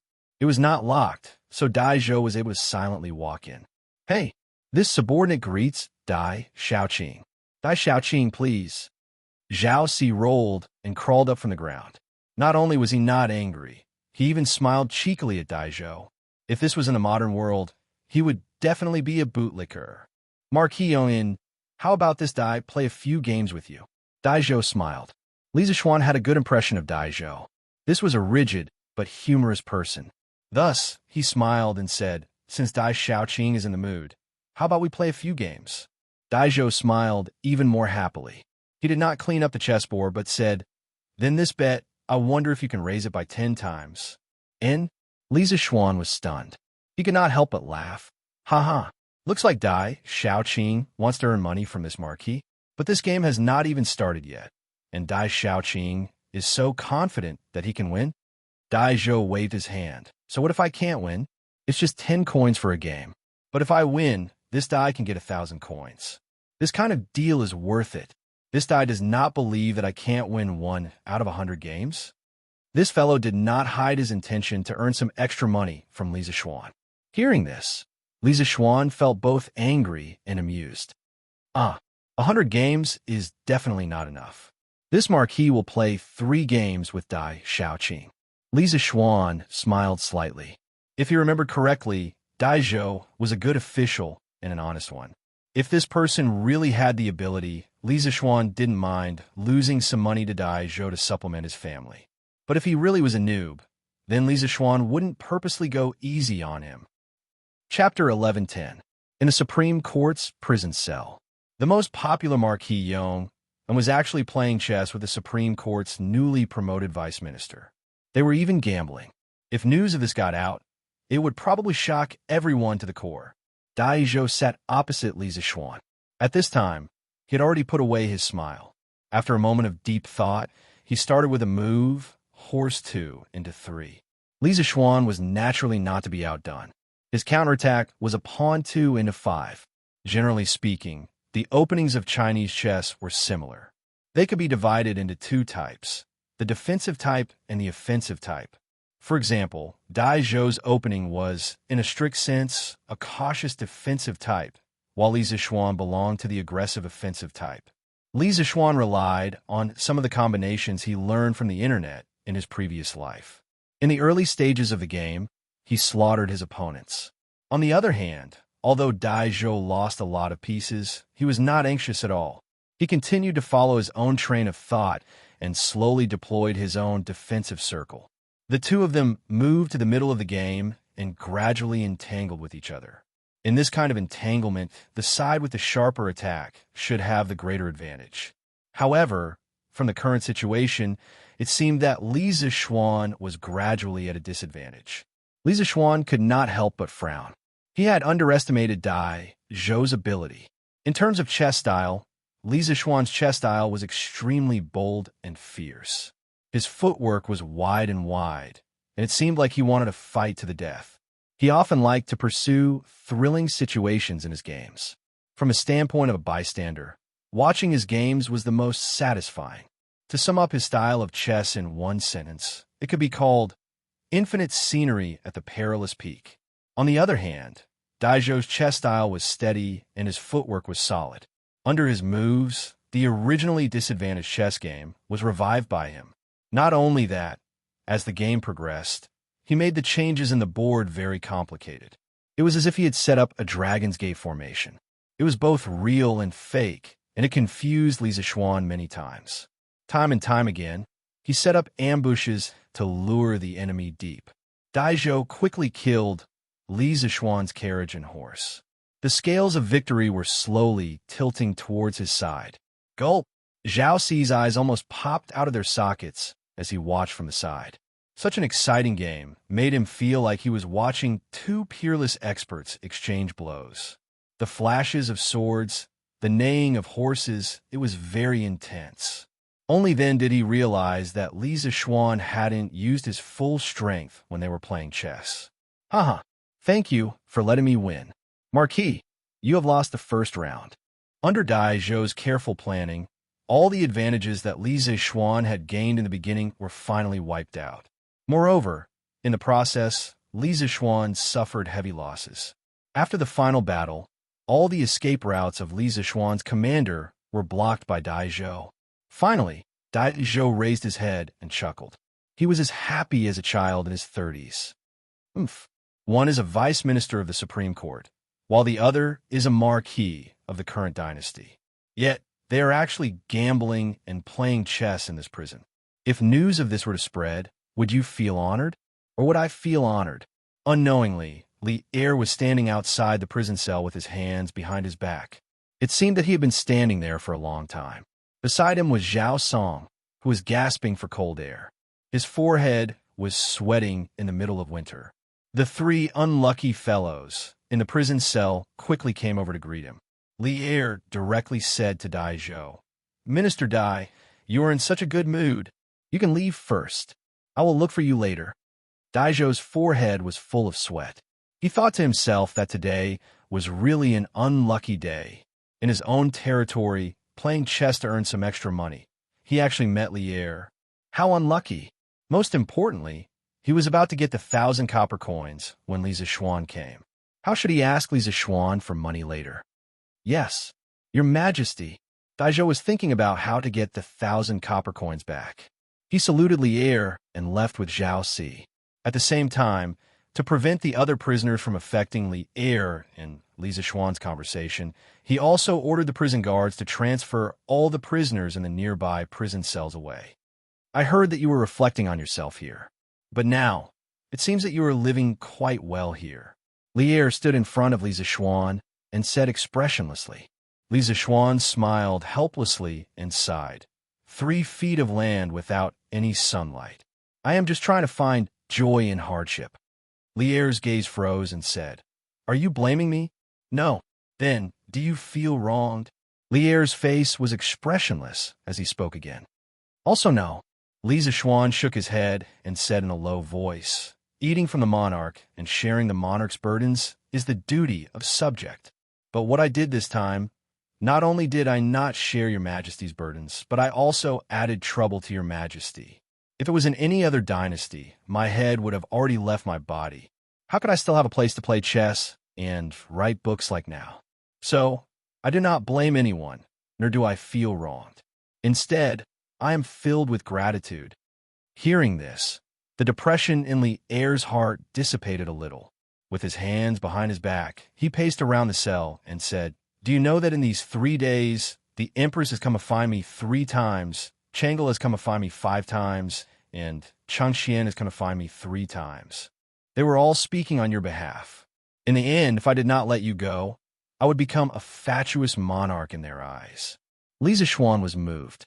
He hurriedly said, "I am grateful for the friendship of the Empress, the Crown Prince, and the Princess.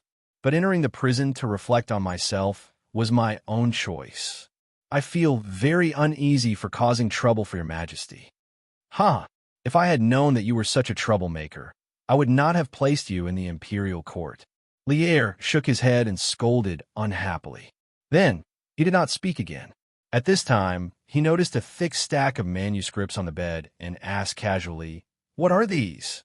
Li Zixuan cupped his hands and answered, Your Majesty, these are the teaching materials of the Academy for next year.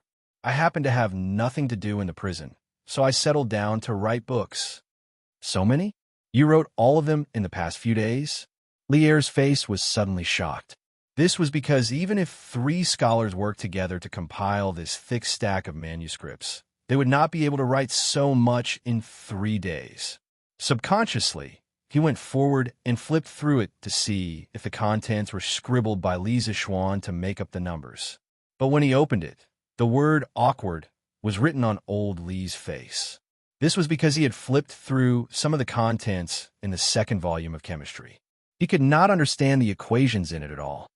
Ahem, I did not expect you to be so concerned about your academy. Even in prison, you did not forget to compile teaching materials. In order to hide the embarrassment on his face, Lier hurriedly coughed and said,